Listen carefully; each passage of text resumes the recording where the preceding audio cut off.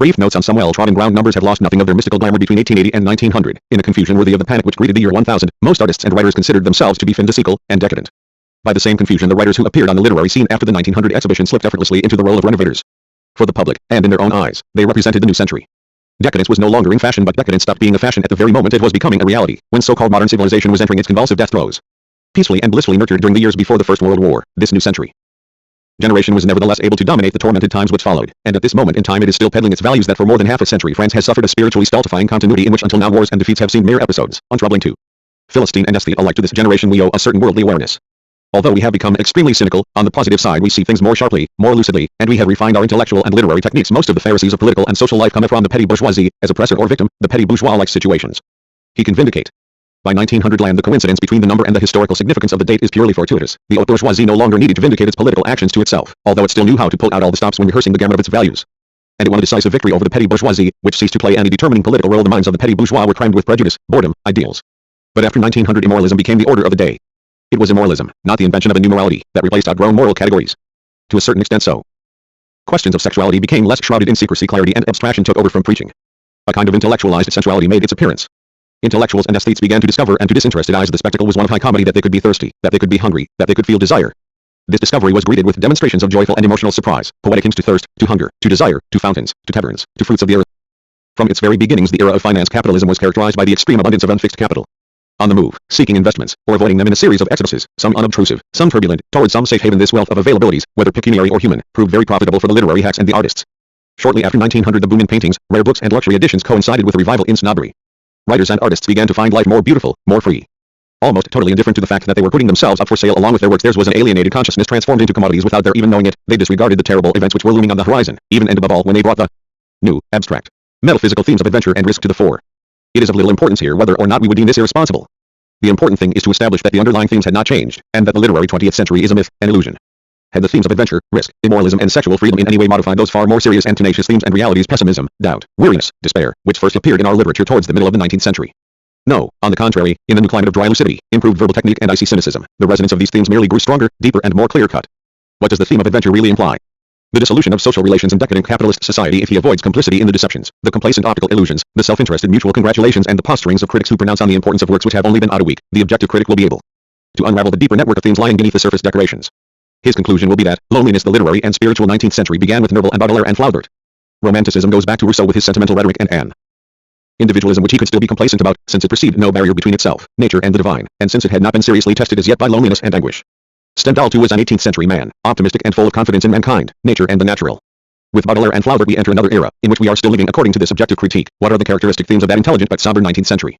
We will limit ourselves to three, only one of which, the third, need concern us here, and all of which are linked by more than one painful thread. The theme of failure and defeat, cf. sentimental education, fuses my heart laid bare, etc. The theme of duality, spleen and ideal, action and dream, flesh and soul, etc. The theme of the marvelous. Under the banner of the marvelous, 19th century literature mounted a sustained attack on everyday life which has continued unabated up to the present day. The aim is to demote it, to discredit it. Although the duality between the marvelous and the everyday is just as painful as the duality between action and dream, the real and the ideal, and although it is an underlying reason for the failures and defeats which so many works deplore, 19th century man seemed to ignore this, and continued obstinately to belittle real life, the world as it is. It was Chateaubriand who invented the Christian marvelous, which was as coldly academic as the antique marvelous had become, constructed as it was of gods borrowed from Homer's Pantheon. Then came Romanticism, which had to make do with a mediocre compendium of witches, ghosts and vampires, of moonlight and ruined castles, of vast petty bourgeois waxworks. It remained for Victor Hugo to invent the most inept brand of the marvelous yet, the moral, which only his extraordinary poetic vitality rescued from total risibility. As you are my witness, mountains clad in the candid purity of ageless snows, I say this man is wicked, exclaims the idle Ducasque, in a sudden burst of moral energy. With Baudelaire, and with him alone, the marvelous takes on a life and intensity which were totally original. This is because he abandons the metaphysical and moral plane to immerse himself in the everyday, which from that moment on he will deprecate, corrode and attack, but on its own level, and as if from within. His insight into man's failures, his duality, his loneliness and ultimate nothingness is not merely intellectual, it is intensely physical. Take for example the painter of modern life, which more than one commentator has singled out as being particularly important. In it Baudelaire announces the presence in each object, even the most familiar, of a second nature, abstract, symbolic. If an impartially minded man were to look through the whole range of French fashions, one after the other from the origins of France to the present day, and if to the illustration representing each age he were to add the philosophical thought which that age was mainly preoccupied by or worried by, a thought which the illustration inevitably reflects, he would see what a deep harmony informs all the branches of history. To Baudelaire the unity of the world appears in the narrow, abstract form of the symbol hidden behind the thing.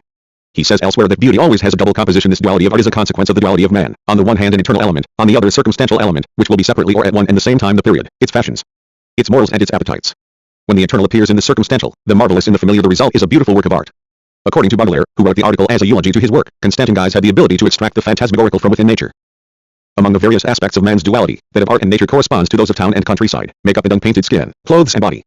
The duality of the eternal and the circumstantial, of spirit and matter, is also the duality of good and evil, of the individual and the crowd. Baudelaire, who did not discover duality and who never pretended to have done so, is mainly concerned with intensifying it until it reveals a sort of unity within its extreme and painful tensions, a confused unity, not conciliation, or synthesis, or supersession, but more of a scholarly confusion where contradictions are resolved through a painful, relentless struggle so intense that it leaves the mind in ruins. What does he expect of the painter of modern life? That he should embrace the hostile crowd, contemplate the stone landscapes of great cities as though they were a new nature at the heart of art and artifice, that he should perceive the eternal in the transitory, and above all in the most fleeting of moments. He wants the artist to confront the everyday, and even if necessary to tear through it to reveal the living spirit enshrouded within, not above, or beyond, but within, and in doing so to liberate something strange, mysterious and bizarre. And then, confusing the most differing categories and groupings, and becoming the first writer to eulogize mental illness, Baudelaire calls on thought itself to supply the shock, the physical spasm which will give birth to the bizarre.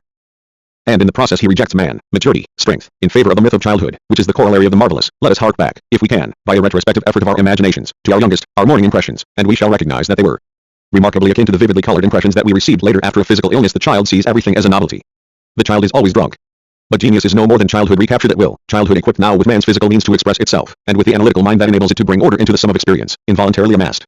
To this deep and joyful curiosity must be attributed that stare, animal-like in its ecstasy, which all children has when confronted with something new. The power of seeing the mystery traced like a watermark beneath the transparent surface of the familiar world is only granted to the visionary. The angel of the bizarre merely brushes the surface of the child's mind, but for the invalid or the convalescent he penetrates the very soul, opening the world up to reveal its secret treasures. Is it an illusion, or is it reality become more real? For Baudelaire, as yet, this is not a question that needs asking. All he asks is the pleasure, the organized confusion of the mind which words can so delightfully supply, particularly words of different natures. These great and beautiful ships with their out-of-work, homesick spiritual and physical pleasure. Baudelaire 11, which demonstrates a kind of dialectic of opposites, always ends abortively, a sketch for lyrical or fairy extravagance, or a pantomime supernatural, dreamlike atmosphere of the great days. That there should be something lulling, even serene, in passion. Regions of 110-112 pure poetry. Or again, cruelty and sensual pleasure are identical. 115 This explains the omission. 1 Have cultivated my hysteria with delight and terror in this confusion, at the basis of which we may discern not an anti-intellectualism, but on the contrary an excess of intellectualism, a cerebralism, an over-excitement of the mind whereby he tried to think the everyday world of the senses instead of merely perceiving it, and so to uncover its second, abstract truth. Words still have power, they are the only remaining support, the last social reality. In Baudelaire may be found all the formulae which were henceforth to become ever-repeated passwords for successive clans of turbulent and neurotic poets, but from his pen they have an honesty which can produce such thoughts as only the brute gets. A proper 114-115 erection of language and writing, considered as magical operations, a magic art. Magic is applied. To 116 Evocation he announces in My Heart Laid Bare, and in his essays on the theater he is careful not to forget drama, the marvelous, the magical, and the 117 Romanesque. When Flaubert set out for the Orient, Flaubert the petty bourgeois who hated the petty bourgeoisie, they all hated and despised one another. He was unaware that the journey would change nothing, that he would end up once more living on his private income in some provincial backwater with his aging mother and with nothing to show for it but oriental bric-a-brac and incipient syphilis, just as Baudelaire, that half-starved bohemian clown, lived with his memories of tropical islands, black women and a pampered childhood. The theme of failure is no less poignant in Flaubert's books and letters than it is in Baudelaire's intimate notebooks. Failure of one love, of one man, sentimental education. Failure of one woman, failure of love itself, Madame Bovary. The contrast between the oriental splendor of Salammbô and the bitter, ludicrous precision of Bouvard and Patucat is a striking example of duality, even though Flaubert's genius was not sufficiently lucid to realize it. Thus it is that Flaubert shares with Baudelaire the thankless distinction of having inaugurated the literary 19th century, but the denunciation of reality and its transposition into literary themes, in particular childhood illness and the dissolution from within of a type of individuality, which corresponds to so-called modern individualism, does not concern us for the moment. The call to unconscious, elemental, primitive forces which were supposedly capable of freeing this individuality from its impasse by offering it a content and a meaning and revealing hidden depths was but one aspect of its decay. After Baudelaire, after Flaubert, literature became increasingly involved in cerebralism and hyper-18 intellectuality. There was no need for Rimbaud to return to childhood. He was a genius as a child, and when he was no longer a child, the genius left him. He never reached maturity, the sphere of distinctions between intelligence and reason, the senses and the mind, things and concepts. It has been said time and time again that Rimbaud, like many children, practiced simple hallucination. He poeticizes the real by directly seeing one thing in the place of another. Where his eyes perceive faces, clouds or landscapes, he sees animals, angels, incredible cities. He casts aside any halfway stages between the thing and the other thing, the image. He eliminates the comparative conjunction which was traditionally used in classical and romantic writing to introduce metaphors, similes and images. With Rimbaud the word image takes on a new meaning, working on two levels, that of the senses and that of the mind or the dream. In this heightened confusion of the abstract and the concrete, symbol and sensation are no longer distinguishable, although Rimbaud's symbols are so intellectually refined that they take on a metaphysical dimension. And he identifies himself boldly with a thing, with a symbol, sweeter than the flesh of sour apples to children. The green water penetrated my pinewood hull, and sometimes I saw what men thought they saw. In this way the poet becomes a seer by a long, prodigious and rational disordering of all the senses. 119-120 The poet splits into two, intolerably, for one is someone 121 and he knows it.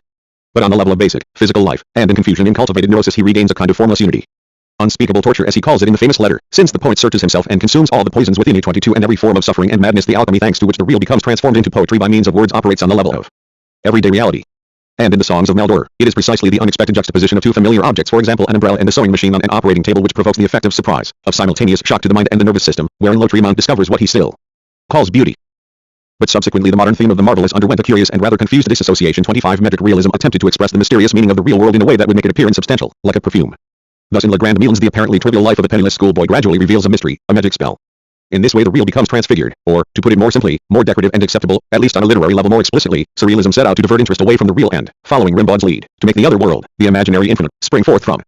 Within the familiar the metric realists had rather reactionary aims, whereas the surrealists thought themselves to be revolutionaries, but both shared a common desire to belittle the real in favor of the magical and the marvelous. This coincidence of aims, this complicity, is very significant. In each case the concerted attack directed against everyday life and human reality is identical. The paths of literary and political reaction and pseudo-revolution have converged. The marvelous is always beautiful, anything marvelous is beautiful, in fact only the marvelous is beautiful, proclaimed Monsieur Breton in the 24 First Manifesto of Surrealism. The tone.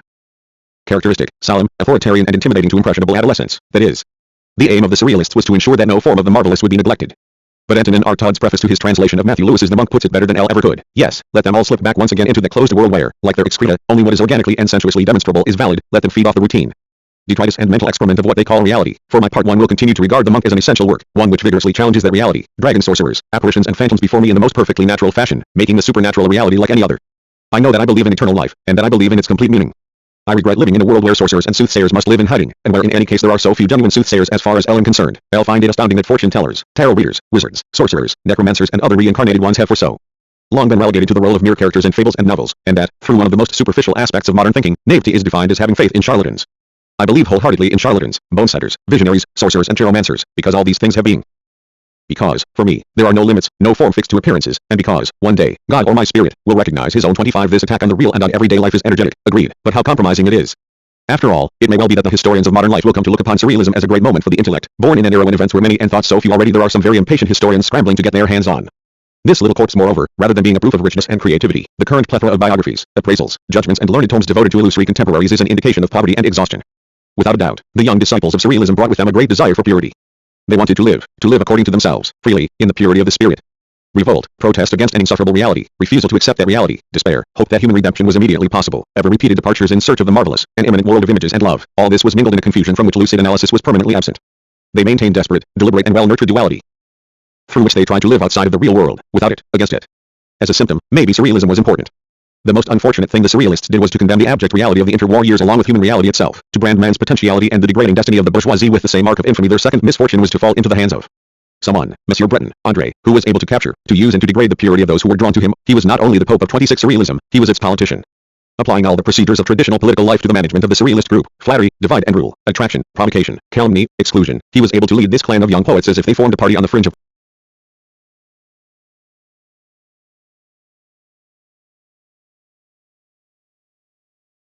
applying all the procedures of traditional political life to the management of the surrealist group, flattery, divide and rule, attraction, provocation, calumny, exclusion, he was able to lead this clan of young poets as if they formed a party on the fringe of political parties. As such, surrealism's allegedly spiritual discoveries were in fact political discoveries, that is to say they were determined according to the needs and perspectives of the group's policies, and to events which 27 were totally external to it. Dadaist anarchism had been born in the disorder which followed an armistice. In this truly revolutionary period, all that was needed to overthrow this established disorder were thought, organization and the sense of a new order. But the anarchist intellectuals failed to realize this. Then, in the post-war years, at the moment Marxist economists, through which they tried to live outside of the real world, without it, against it. As a symptom, maybe surrealism was important. The most unfortunate thing the surrealists did was to condemn the abject reality of the interwar years along with human reality itself, to brand man's potentiality and the degrading destiny of the bourgeoisie with the same mark of infamy. Their second misfortune was to fall into the hands of someone, Monsieur Breton, André, who was able to capture, to use and to degrade the purity of those who were drawn to him. He was not only the Pope of 26 surrealism, he was its politician. Applying all the procedures of traditional political life to the management of the surrealist group, flattery, divide and rule, attraction, provocation, calumny, exclusion, he was able to lead this clan of young poets as if they formed a party on the fringe of political parties. As such, surrealism's allegedly spiritual discoveries were in fact political discoveries, that is to say they were determined according to the needs and perspectives of the group's policies, and to events which 27 were totally external to it. Dadaist anarchism had been born in the disorder which followed the 1918 armistice. In this truly revolutionary period, all that was needed to overthrow this established disorder were thought, organization and the sense of a new order. But the anarchist intellectuals failed to realize this. Then, in the post-war years, at the moment Marxist economists call the period of relative stabilization of capitalism, Monsieur Breton, after having proclaimed, leave everything, leave your life, set out along the highways 28, had the political shrewdness to perceive that there was a general need for a definite doctrine and for a system propped up by logic. The hour had come for a universal call, snobs of the world, unite, as well as for a skillfully organized confusion between permanent revolution and permanent scandal. As the momentary stability of established society continued for a while, the man who had previously adopted the slogan "Art is stupidity" pompously devised the possibility of surrealist art, of surrealist poetry, painting, sculpture, cinema. The hour had also come when the outrages in art could be made socially acceptable and profitable.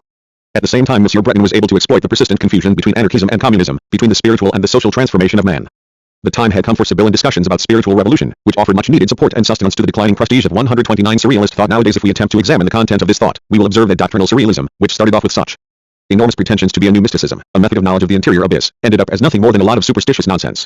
Its only remaining interest is that it was a symptom At one and the same time, surrealism marked the absurd paroxysm disparagement of real life and the stubborn attack on it which had been initiated by 19th century literature, and the end of the methodical surrealism wanted to deal a death blow to directed thought.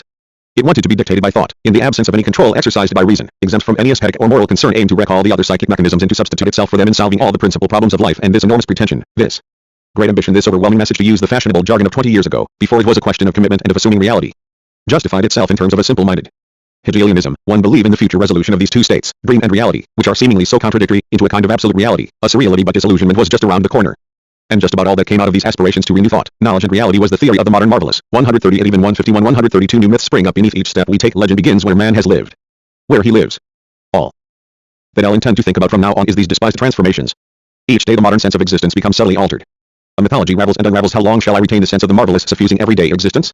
I see it fade away in every man who advances into the world's habits with an increasing ease, who rids himself progressively of the taste and texture of the unwanted, the unthought of. 33 It is you, metaphysical entity of places, who lull children to sleep. It is you who people their dreams. These shores of the unknown, sands shivering with anguish or anticipation, are fringed by the very substance of our minds. A single step into the past is enough for me to rediscover the sensation of strangeness which filled me when I was still a creature of pure wonder. 34 The gateway to mystery swings open at the touch of human weakness, and we have entered the realm of darkness. One false step, one slurred syllable together reveal a man's thoughts.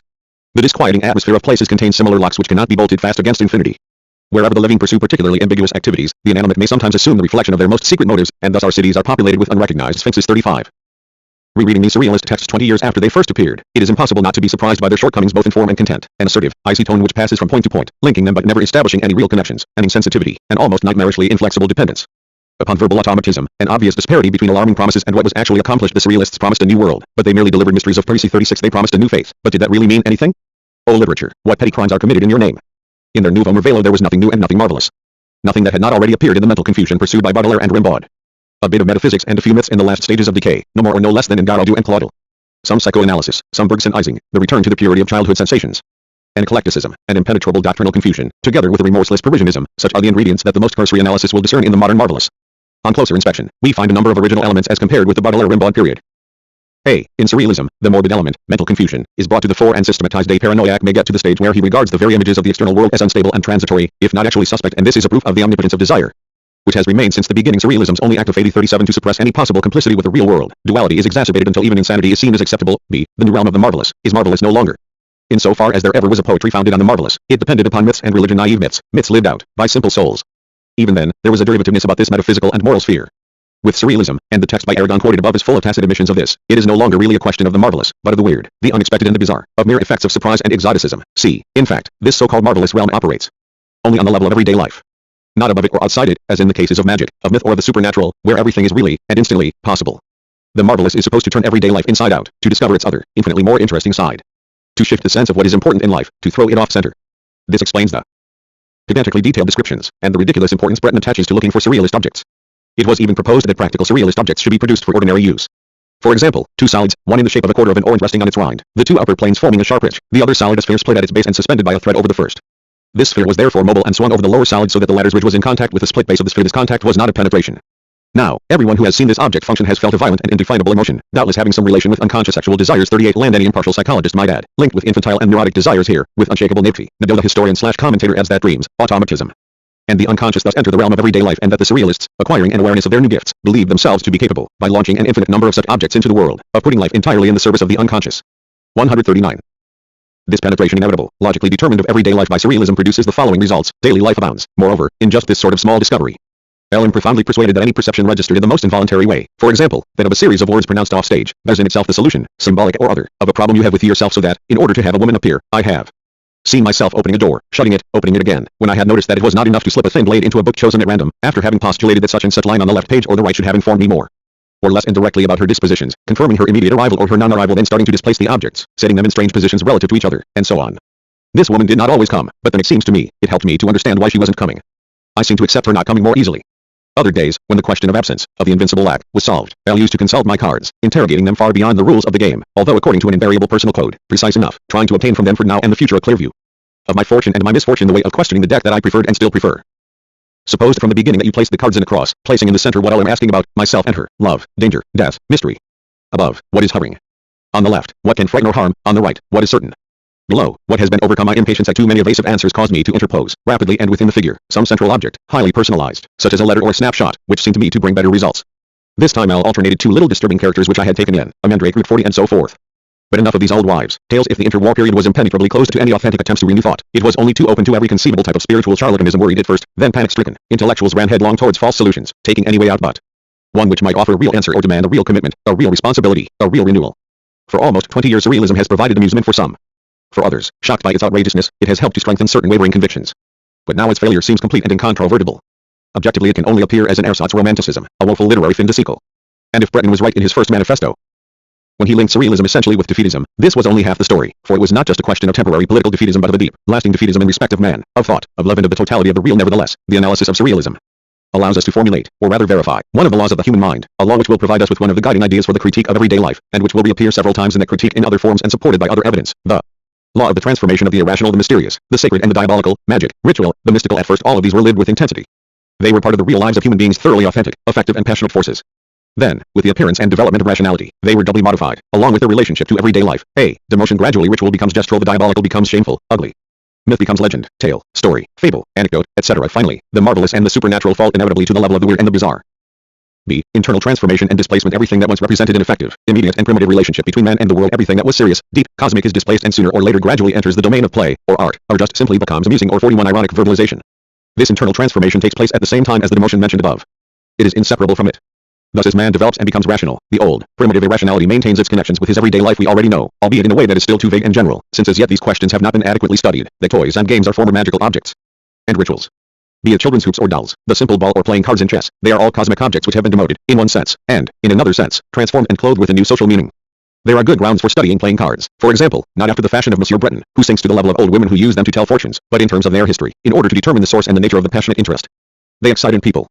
So deep is the fascination and so passionate the involvement of human beings in the various games they play that there must surely be a direct connection between playing games and life itself. It is demonstrable, for example, that games of chance embody the possibility of becoming conscious of, and, in the imagination, dominating a double-sided situation, on the one side, chance and a non-dominated nature, including one's own nature. On the other side, a freedom, but an empty freedom, the freedom to take advantage of chance. This situation is in fact that of everyday life, corresponding exactly to the residue of weakness, powerlessness and irrationality which the now partially rational human being still harbors. By virtue of their use of former magical objects, games of chance are the social expression and the consciousness of this situation, and in a sense a spontaneous criticism of it. Let us return to the weird and the bizarre. What are they?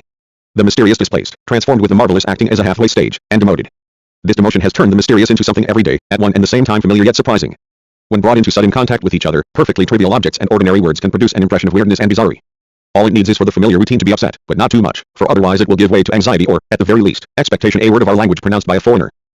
A creaking door which sounds like someone groaning, an unfamiliar expression which passes fleetingly across a familiar face, and we say, how bizarre. Abruptly, familiarity is transformed into something new, but nothing too disconcerting or upsetting. An ambiguous mixture of the known and the unknown which confuses thought and meaning without actually revealing the unknown to the mind or the senses, without producing any real enigmas or problems, without ever really being disturbing or worrying, such is the momentary experience of the bizarre. The bizarre is a mild stimulant for the nerves and the mind, particularly recommended as risk-free for cases of nervous fatigue and mental impotence. It is both a stimulant and a tranquilizer. Its only use is as a spice for banality, a cosmetic for insignificance. It is a pseudo-renewal, obtained by artificially deforming things so that they become both reassuring and surprising. As in so many so-called modern paintings and poems, where although the meaning is quite obvious, well-known objects or ideas are presented in a way which provokes a slight nervous twitch, a feeble jolt from the reassuringly recognizable to the mildly surprising. The bizarre is a shoddy version of the mysterious from which the mystery has disappeared. Oh, women with strange faces, portraits and poems with weird imagery, peculiar objects, all you prove is that there is no more feminine mystery. That mystery has disappeared from our world, that it has degenerated into something public, that it is a game, an art form, that it has lost its ancient glamour founded on terror and wild hope, that it has become mere journalism, mere advertising, mere fashion, a music hall turn, and exhibit. It is most certainly impossible for a viable feeling of life to be based upon the impression of the bizarre. Such a feeling can only have its basis in the consciousness of human power, that power which surrounds us, upon which we live, and in which we participate in all the acts of our everyday lives, and yet which escapes us in such a way that we are unable to live it, so that nearly all our ideas and feelings still come to us from a time when man was weak in the face of nature. But it is extremely revealing that an attempt was made to do this, and that a new feeling of everyday life should have been sought through the weird and the bizarre. This attempt, this game for aesthetes, nevertheless provided a certain criticism of our everyday life, but a clumsy one, equivocal, dangerous and thoroughly negative. Considered as a symptom, it reveals a malfunction, a disorder of the senses and the brain which has become conscious and more or less normal, especially among intellectuals. The physiological functions of the modern man's nervous and cerebral system seem to have fallen victim to an excessively demanding regime, to a kind of hypertension and exhaustion. He has not yet adapted to the conditions of his life, to the speed of its sequences and rhythms, to the, momentarily, excessive abstraction of the frequently erroneous concepts he has so recently acquired. His nerves and senses have not yet been adequately trained by the urban and technical life he leads. Modern concepts are like a kind of electrical supercharge to his brain, the natural consequence of the extreme complexity of these concepts and of the situations in which we struggle, and, to pursue the metaphor, his nerves and senses are frequently short-circuited. And so the modern intellectual, an extreme example and a complete product of this situation, is no longer able to abstract the concept or idea which is both within things and different from them, and to perceive it as on another stage or level of consciousness. In his perception, the abstraction and the thing are mixed together, merged. The concept is like the thing's double distinct, ideal, mysterious. Furthermore, it is a second-rate abstraction, not a way of knowing, a rational element, but a signifying of things, a symbol, a second thing, a facade. The elements of consciousness, its functions or its stages, are at once separated and reunited in a false, confused unity in which their relations, their order and their hierarchy are lost. For a century now this state of mental confusion has been manifesting itself clearly in modern art. It is a state of hysteria, Baudelaire, disordering, Rimbaud, or paranoia, surrealism, but it is an incipient state only, and one compensated for by very real considerations. If it presents no real dangers, this is precisely because it is accepted, deliberate, exploited aesthetically, whereas for the genuine sufferer such states are involuntary, unconscious or resisted.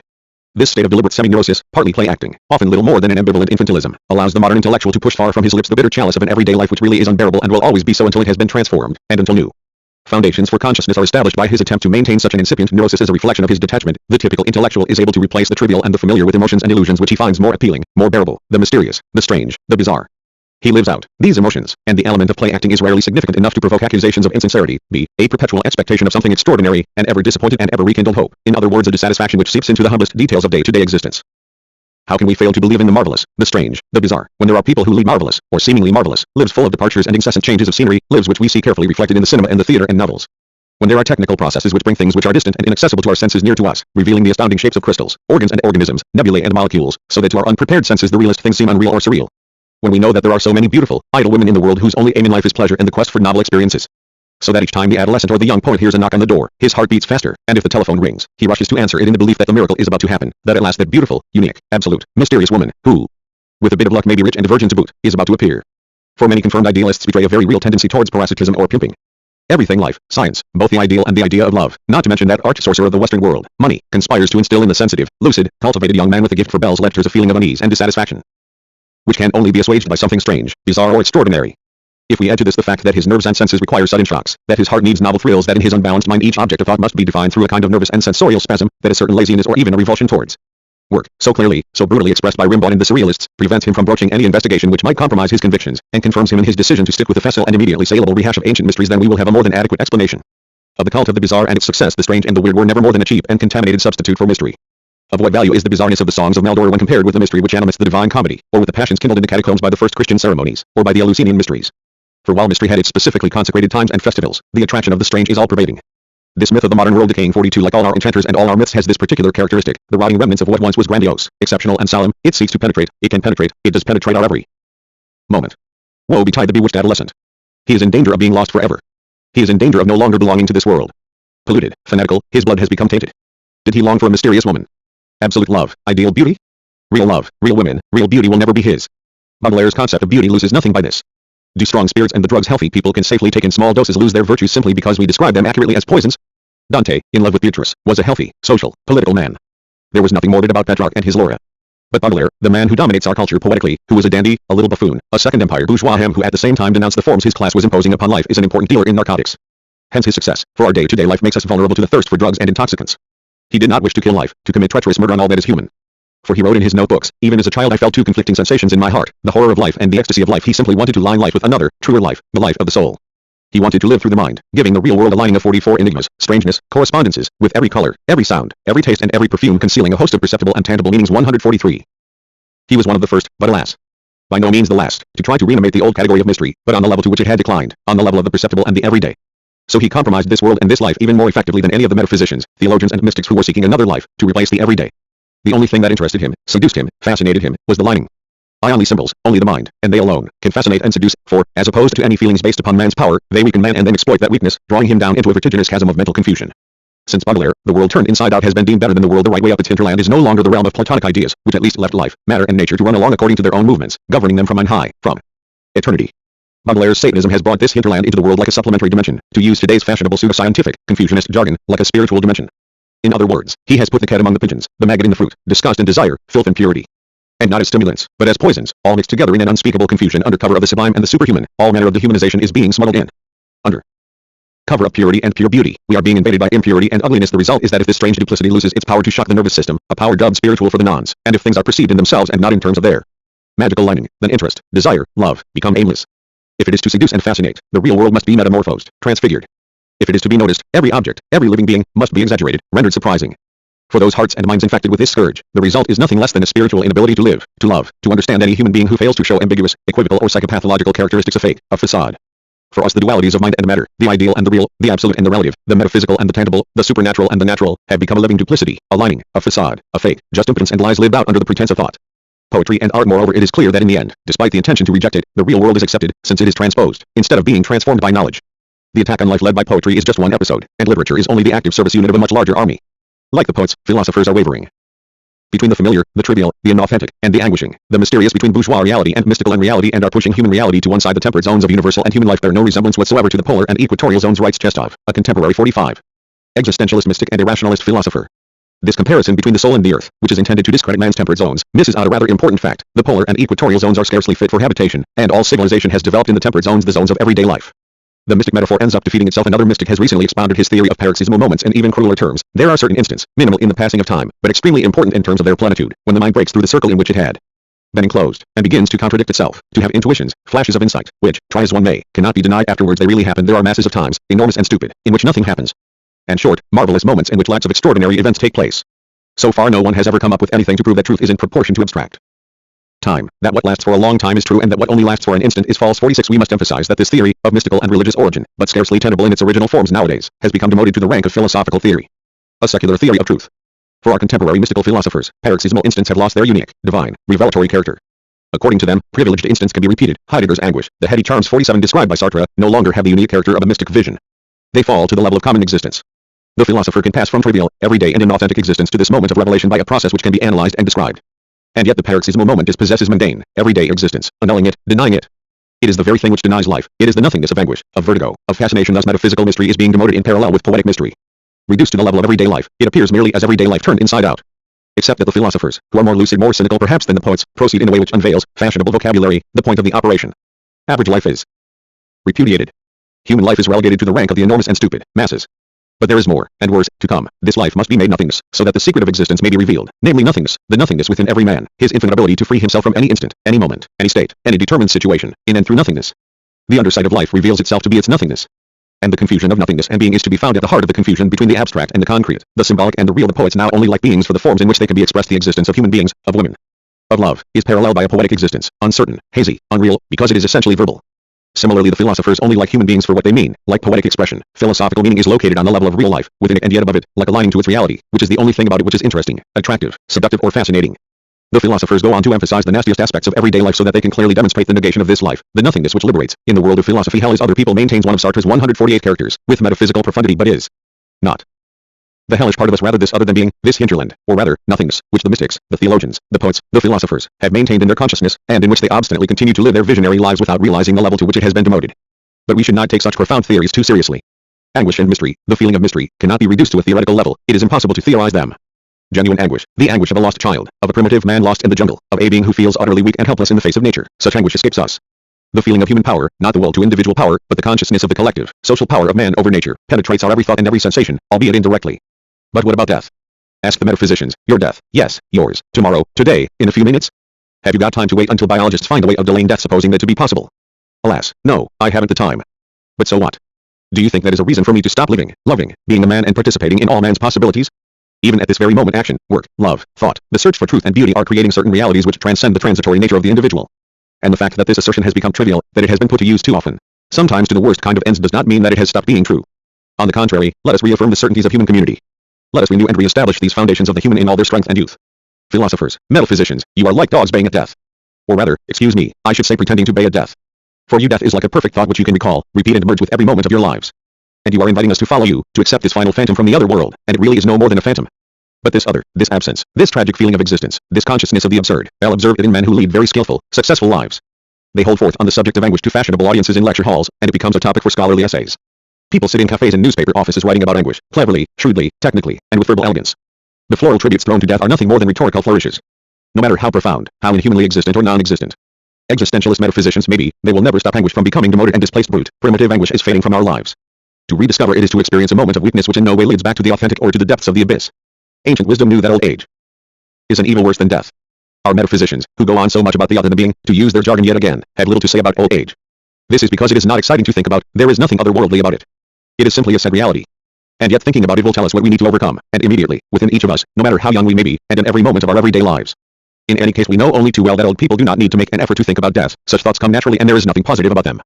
But if young people feel the need to think about death to stimulate their sense of being alive, if they proclaim their youth arrogantly in the belief that the simple fact that they are young suffuses their lives with truth, and if at the same time their youth becomes blighted by the obsessive thought of death, then one can only pity such premature senility. Thus philosophy has joined forces with literature in this great conspiracy against man's everyday life. Even in our so-called modern poets and metaphysicians, most polished verbal and technical games, we can find the elements of a certain criticism of everyday life, but in an indirect form, and always based upon the confusion between the real in human terms and the real in capitalist terms.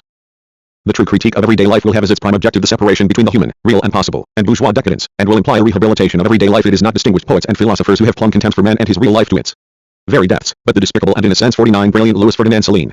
We must reverse this slide into contempt and corruption. To rehabilitate the masses of instance that philosophers condemn to triviality as well as the peoples that poets relegate to the shadows, are related tasks. Is it not in everyday life that man should fulfill his life as a man? The theory of superhuman moments is inhuman. Is it not in day-to-day life, not the life we lead now but a different one, already attainable, that the truth in the body and the soul must be grasped? If a higher life, the life of the spirit, was to be attained in another life, some mystic and magical hidden world, it would be the end of mankind, the proof and proclamation of his failure. Man must be everyday, or he will not be at all, as one of the characters in Jean Castor's novel Les Centre du Monde exclaims, for that's what's important, don't you see, giving up believing in magic. And there comes a moment in every man's life when he's got to throw all the tricks and mumbo-jumbo away for 150. Castor's novel poses a problem. The debate it engages between reason and irrationality grows into a debate between the real and the unreal, between the human and the inhuman, between the mysterious and reality. The title itself is vaguely Kabbalistic, redolent of mysteries to come. Where is the center of the world? Everywhere, nowhere, within us, within each of us perhaps. Could it be the secret, the famous secret of existence which we are supposed to look for night and day, even if we have to go to the ends of the earth to find it? But as soon as we begin reading we see a conflict growing between the attractions of magic, the expectation of a magical sense or aspect of life, and the desire, the necessity, of breaking the spell. And yet the very charm of Castor's book is the childlike magic which, from the start, transforms simple, everyday beings. A pretty girl becomes the Duchess of Montbazon, an old man becomes the old man of the mountain. And the father, the wizard, keeper of the secret and dispenser of good things, what is he really? A former bureaucrat, a poor old man with rheumatism and funny little habits who dies like everyone else, and whose corpse smells bad. Helene is the magic, mysterious woman, the pure feminine myth sought by Raphael, who finds her through a chance encounter, only to lose her again in the disappointment of her realness. Raphael lives in a hermetic and mysterious world, an incomplete being, alone and powerless. Lost. In the society he has rejected, he seeks refuge in a magical world where conflict has been eliminated, where everything is reassuring, and resolves his problems by denying that they exist. He comes down to earth again at the moment of death. Then, as he slides into nothingness, everything he has lived through falls into place according to the perspectives and proportions of the real world. At last he understands, and wants to go on living. Too late, how long the night seemed, and yet it did not become fantastic. The fantastic had happened before. Outside, there was the street, not a meadow full of lunar horses. Everything fantastic was in the poor life he had led here. Death no longer appears as the muse of poets and metaphysicians, the great captain, and she who gives us life, Baudelaire, but as the great disillusionment which puts everything back in place. Are we then condemned to hesitate, to waver between self-deception and awareness, between the illusion that confounds us and the reality which in its way is equally confounding? Jean Castor's book remains a novel about a defeat, an unresolved duality. It fails to resolve the problem of the marvelous, but poses it with a certain lucidity. It is almost a farewell to magic. Such works announce the end of one era and the beginning of a new 151-52. Spiritually, we have not yet left the 19th century. When the new man has finally killed magic, off and buried the rotting corpses of the old myths, when he is on the way towards a coherent unity and consciousness, when he can begin the conquest of his own life, rediscovering or creating greatness in everyday life, and when he can begin knowing it and speaking it, then, and only then will he be in a new era. The knowledge of everyday life, therefore, in the contemporary period, art and philosophy have drawn closer to everyday life, but only to discredit it, under the pretext of giving it a new resonance. This action against life resembles the right-wing critique of institutions and things which was rife during the period of superficial freedom and abstract democracy preceding the collapse of 1940. For several decades Bars, Moores and their disciples, and many others as well, gnawed away at the structure and substance of democracy like termites, from within, both in thought and action. One, they criticized its political economy, even appearing to attack capitalism and trusts in the name of pre-capitalist ideologies and institutions, guilds, the primacy of the spiritual realm, etc. The only real critique was and remains the critique of the left. Why? Because it alone is based upon knowledge. Mystical or metaphysical criticism of everyday life, be it from poets or philosophers, ends up in a reactionary position, even if and above all when its arguments have formal similarities with those of the left. Escape from life or rejection of life, recourse to outmoded or exhausted ways of life, nostalgia for the past or dreams of a superhuman future, these positions are basically identical. This is why extremist, far-left critiques so closely resemble reactionary ones. In France, fortunately, the total, relentless rejection of life and the real world has had neither the time nor the opportunity to reap its harvest of Dead Sea fruits. The total rejection which, according to all available documentary evidence, gave the Hitler Youth movement strength until the very end, allowed and perhaps still allows it to cope with the collapse of its superhuman dreams by giving the collapse the value of the Holocaust. Make the rejection of everyday life, of work, of happiness a mass phenomenon, a malady of the decaying middle classes, a collective neurosis, where in France it was merely an individual phenomenon, and you end up with a Hitlerian mystique at the same time as art, literature and philosophy were attacking everyday life so relentlessly, without discriminating between its two sides, the bourgeois and the human. The world of knowledge was also moving closer to it, but in order to study it as seriously as possible, important discoveries were made in several scientific fields through the study of humble, everyday and, at first glance, insignificant objects. Let us recall the following passage, one of the most extraordinary Marc Bloch ever wrote, and a curiously moving one, even if one does not accept all the conclusions. Nevertheless, in France, three main types of agrarian civilization may be distinguished, which are all closely linked at once to natural conditions and to human history. First, a poor terrain which had been only half-heartedly, and for a long time intermittently, exploited, and the greater part of which up until the 19th century remained unchanged, a system of enclosures. Then two more intensive types of farming, both in principle involving the collective control of plowing, which, given the extent of cultivation, was the only way to maintain the proper balance between arable and pasture necessary if everyone was to survive. Consequently neither was enclosed. The first of these, which we may call northern, invented the plow and is characterized by the particularly strong cohesion between its communities.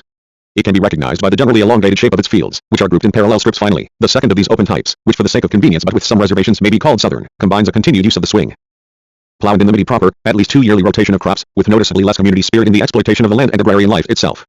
There is nothing to stop us thinking that these sharp contrasts between ways of organizing and thinking in the old rural societies did not have profound repercussions for the evolution of the country overall.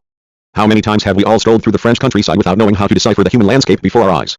We look with the eyes of unskilled aesthetes who confuse natural facts with human facts, who observe the product of human actions, the face that 100 centuries of working the soil have given to our land, as though it were the sea or the sky, where the wake of man's passage quickly fades away. We do not know how to see this reality, so near and so vast, these forms creative labor has produced. City dwellers getting away from it all, intellectuals at a loose end, we wander through the French countryside simply for something to do. We look but we are unable to see. We are caught in a hybrid compromise between aesthetic spectacle and knowledge. When the flight of a bird catches our attention, or the mooing of a cow, or a shepherd boy singing, we think we are being very clever and very concrete. But we are unable to seize the human facts. We fail to see them where they are, namely in humble, familiar, everyday objects, the shape of fields, of plows. Our search for the human takes us too far too deep. We seek it in the clouds or in mysteries, whereas it is waiting for us, besieging us on all sides. We will not find it in myths, although human facts carry with them a long and magnificent procession of legends, tales and songs, poems and dances. All we need do is simply to open our eyes, to leave the dark world of metaphysics and the false depths of the inner life behind, and we will discover the immense human wealth that the humblest facts of everyday life contain. The familiar is not necessarily the known, said Hegel. Let us go farther and say that it is in the most familiar things that the unknown, not the mysterious, is at its richest, and that this rich content of life is still beyond our empty, darkling consciousness, inhabited as it is by impostors, and gorged with the forms of pure reason. With myths and their illusory poetry we have become too sensible for these myths, which imply naivety. We no longer believe in mysteries, but pretend to believe in them. And there is nothing so tiresome as the false naivety, the false stupidity of certain poets who in other respects have all the tactics, the tricks of the trade, the technical subtleties of literature at their fingertips, Claudel, Pierre Emmanuel, etc. But we are not sensible enough to get beyond abstract, formal, metaphysical reason in our lives and in our consciousness of them. Thus we are caught in a state of uncertain transition between old and new reason. And our consciousness is still only a private consciousness, individual and isolated, becoming universal only in its abstract form, thought, deprived of real contact with the real and of any consciousness of its practical and everyday character. We perceive everyday life only in its familiar, trivial, inauthentic guises. How can we avoid the temptation to turn our backs on it? Like the magnificent fruit and the beautiful creatures of temptation which crumble to ashes should we touch them, myths, pure poetry, mysteries, await us with open arms. Who would have thought it possible a century ago that the first hesitant words of infants or the blushes of adolescence or the shape of houses could become the objects of serious scientific study? In so far as the science of man exists, it finds its material in the trivial, the everyday. And it is the science of man, knowledge, which has blazed the trail for our consciousness. At all times and in all circumstances our consciousness is tempted to believe in its own self-sufficiency, its own self-awareness, its ability to possess itself and its objects. Now and again real knowledge teaches it some hard lessons in modesty. And for the foreseeable future such lessons will continue to be necessary, since our consciousness always has its own ways of interpreting the results knowledge itself produces.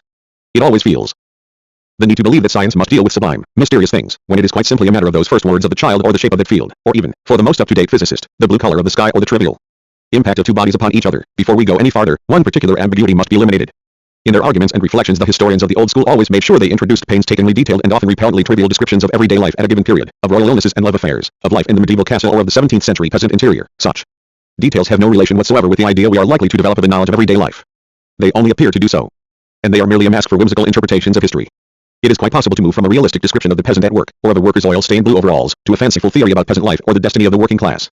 And such sleight of hand is the easiest thing in the world. It is how many philosophical or political tricksters work, substituting the concrete, the apparently concrete, and consequently false, deceptive and mendacious, by an abstraction, consequently a pointless abstraction, and relying solely on well-turned but unconnected and intellectually stagnant phrases.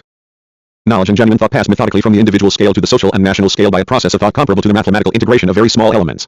Thus they succeed in establishing a scientific notion of the social whole and in particular a scientific theory of social labor. In this way tools, and the way workmen handle them, be they peasants, craftsmen or factory workers, appear like elements, moments in the totality of labor. And we know that this totality of labor has modified and transformed the face of the world. In this context the nation ceases to be an abstraction, a moral person, renin, or a national or racist myth. We have learned how to perceive the face of our nation on the earth, in the landscape, slowly shaped by centuries of work, of patient, humble gestures. The result of these gestures, their totality, is what contains greatness. Of course, details retain their brutal reality. This wheelbarrow is still creaky and cumbersome, this peasant's life is still harsh, and that worker's life is still dull and joyless. Things have not been transfigured, and we do not get carried away by mystical joy. And yet our consciousness of these things becomes transformed and loses its triviality, its banality, since in each thing we see more than itself something else which is there in everyday objects, not in abstract lining but something enfolded within which hitherto we have been unable to see. In fact, if the harshness of peasant life and the squalor of the farmyard, or the sadness of life in a proletarian neighborhood, appear intolerable, they seem even more so once we become aware of the magnificent, grandiose character of the works they have produced by their labor. Our awareness of this contradiction becomes more acute, and we find ourselves faced necessarily with a new imperative, the practical, effective transformation of things as they are guided often unconsciously by these perspectives. The genuinely modern historian has abandoned those lofty spheres in which kings, generals and princes of the church used to parade in their stately robes, uttering nothing but historical statements. Now the historian helps us to enter historical reality by showing us, for example, how the former kings of France turned themselves into large feudal landowners and established the solid foundations on which their grand policy was built by buying fiefs and increasing their ownership of land. Unglamorous facts were actually the more important ones, and for us historians they are more revealing than sensational events. Here the shift from significant facts to the sum total of everyday events corresponds exactly to the shift from appearance to reality and operation, which is as important for science as is the shift from individual elements to the totality. Only the certainty that we are moving from glamorous appearances to the essence saves us from the illusory perspectives with which individuals and groups have viewed themselves throughout their history, allowing us to see the beginnings of a science, rather than a bookish rehearsal of outmoded masquerades. The great scenes on this stage of history have never been representations in the psychological and philosophical meaning of the word, as naive people still believe. They were not the work of naive people, expressing themselves with complete sincerity, and eager to speak the truth. They were more like theatrical performances, and let us not forget the profound link that has always existed between theater, acting, and life itself. Historical scenes have always been cleverly and cunningly staged by certain men who were aiming for specific results. They were acts. Every word, every gesture constitutes an act, and acts must be understood according to their purpose, their results, and not merely in terms of the person speaking and acting, as though he could somehow express or externalize his reality and sincerity. More exactly, words and gestures express an action, and not simply some ready-made internal reality. When men speak, they move forward along their line of action in a force field of possibilities. You need only watch a child to realize that whatever it says is intended to influence you, to obtain a specific result from you, and must therefore be understood in terms of yourself, the moment in time and the intention. It is the very essence of childhood, a weak being seeking to get results from stronger beings whom he sees as being terrible, grandiose, powerful and ridiculous. A keener awareness of everyday life will replace the myths of thought and sincerity and deliberate, proven lies with a richer, more complex idea of thought action. Since words and gestures produce direct results, they must be harnessed not to pure internal consciousness, but to consciousness in movement, active, directed towards specific goals whether spontaneously or deliberately. We always get results by rapidly summing up the situation and the person we wish to influence. The effects we use will always have their share of play acting and artistry, persuasion, seduction, oratorical display, intimidation, histrionics. It is not a question of that ready-made characteristic of sincere people, sincerity, on the one hand, and of lying, planned and plotted by liars on the other. In everyday life or in the full glare of the theater footlights, human beings always behave like mystifiers, who manage to play a role, precisely by exaggerating their own importance. Sometimes the acting is crude, sometimes extremely subtle. And moreover the actor becomes committed, compromised. It is a serious business. The parts must be acted out until the end. They are not pure roles, which an actor can give up when he is tired or when he feels he is acting badly. They extend reality, and are equally as real. Acting explores what is possible. In the abstract. Play acting does not exclude sincerity. On the contrary, it implies it, while at the same time adding something extra, something real, the knowledge of a situation, an action, a result to be obtained. It is precisely in this way that everyday life resembles theater, and that theater is able to resume, condense and represent life.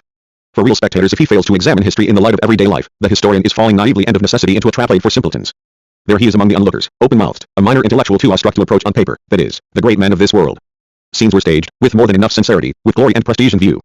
The naive historian is taken in, just as contemporaries where he has no awareness, no irony, no craftsmanship. He is erudite to the nth degree, and yet he is without substance, weight, human consciousness. He is content to churn out the same old historical scenarios event by event. And the anecdotes pile up before him. He is all but ready to start believing in the divine nature of kings while taking care not to deny the importance of the leading players. More profound historical study takes the whole into account, spectators, situations, the canvas of the immense commedia dell'arte. Once the historian and the explorer of human reality realize they have been fooled, and begin consciously linking history and the knowledge of mankind with life, everyday life in the past and in the present, they will have left their naivety behind. Such historians denounce appearances, those appearances which use reality in the way that enables the great men of this world, cleverly to nurture their prestige and present their own reality to its best advantage and hence to perpetuate that reality. Thus bit by bit there is a growing conviction that, in one sense, lavish institutions and grandiose ideas were facades, theatrical costumes on the almost stagnant waters of everyday life. There have been mirages, phosphorescent ripples. These illusions were not without results, since to achieve results was their very raison d'etre. And yet, where is genuine reality to be found? Where do the genuine changes take place? In the unmysterious depths of everyday life. History, psychology and the science of mankind must become a study of everyday life here and there, bit by bit, though sadly sporadic, fragmented and without an overall strategy. This conviction is dawning in the work of certain historians, Marc Bloch, certain geographers, de Mangin, certain psychologists. No one so far has attempted a synthesis. Marxism as critical knowledge of everyday life. Our age is, in a special degree, the age of criticism, and to criticism everything must submit. Religion through its sanctity, and law-giving through its majesty, may seek to exempt themselves from it. But they then awaken suspicion, and cannot claim the sincere respect which reason accords only to that which has been able to sustain the test of free and open examination. But after this magnificent declaration of the rights of human reason, Kant failed to grasp the essential. He was content to criticize pure reason. Thus he remained on that level. Only at certain moments and in certain places does his critique rise to the level of a critique of man. Wishing to eliminate dogmatisms, theologies, and metaphysical systems in favor of the rational order, he failed to discover the human foundations upon which the speculative aberrations he was attacking are founded. This is why after Kant metaphysical explanations enjoyed a new lease of life. His critical tempest turned out to be just a storm in a teacup, a squall which uprooted some weeds only to bring forth others. Why do some men go on pursuing a hidden world, with so conscious and so emotional a determination? They call themselves sincere. They have reduced their innate tendency to posture to a minimum, for it is a function of the philosophical and scientific mind to do so. But we can argue that, despite all their sincerity, their speculations still contain elements of intellectual play. And that the simple idea that the secret of the universe should reveal itself to them, and to them alone, implies an exaggeration of their own importance so extreme as to border on the burlesque, requiring hypocrisy, play acting, even clowning. But just for the moment let us put to one side the consideration of metaphysical thought as dramatic posturing and hypocrisy. Let us just say that they are sincere. Over there I can hear someone crying out to God, but why? He is the son of a merchant, of a parvenu. He is rich, he can live off his private income and dedicate himself to happiness, love, seduction, art. But the truth is that he is incurably bored. And yet he is very gifted, witty, even brilliant. He loves life, and at the same time hates it. All existence makes me anxious, from the smallest net to the mysteries of the incarnation. All life is a plague to me, most of all myself. His thought and his intelligence merely serve to make him anxious about everything. He hates himself, and yet thinks more of himself than of anything else in the world. Basically only one quality exists, the individual, that is the axis of everything. He is walled up within himself, trapped in the framework of his life like the bourgeois with a private income. The intellectual, the literary hack he is, but he values the very things which are destroying him, because he exists through them alone. He possesses everything it is possible to possess: money, property, leisure, talent, thought. And yet he possesses nothing, and knows it, and says it. One believes I am brave enough to doubt everything, to fight against everything. But I am not brave enough to recognize nothing, to possess nothing. He does not even possess his body, his flesh, his desires. His upbringing has killed everything inside him. We should realize that this man's father was not a run-of-the-mill shopkeeper. One lonely, hungry, painful evening, when still a young shepherd watching his flocks on the barren heath beside the sea, he cursed his God, and judged himself accursed and damned. Subsequently, thanks to his dourness and austere inflexibility, he managed to save money and to rise in the social hierarchy. But he carried within himself the consciousness of his sin, of his nothingness. Late in life, through humility, through shyness, he married, and terrorized, his servant. Sometimes he would take his son into an unlit room and talk to him in passionate terms about the world, ships, ports, faraway countries. At the same time he taught him to fear sin, to recognize sin within himself.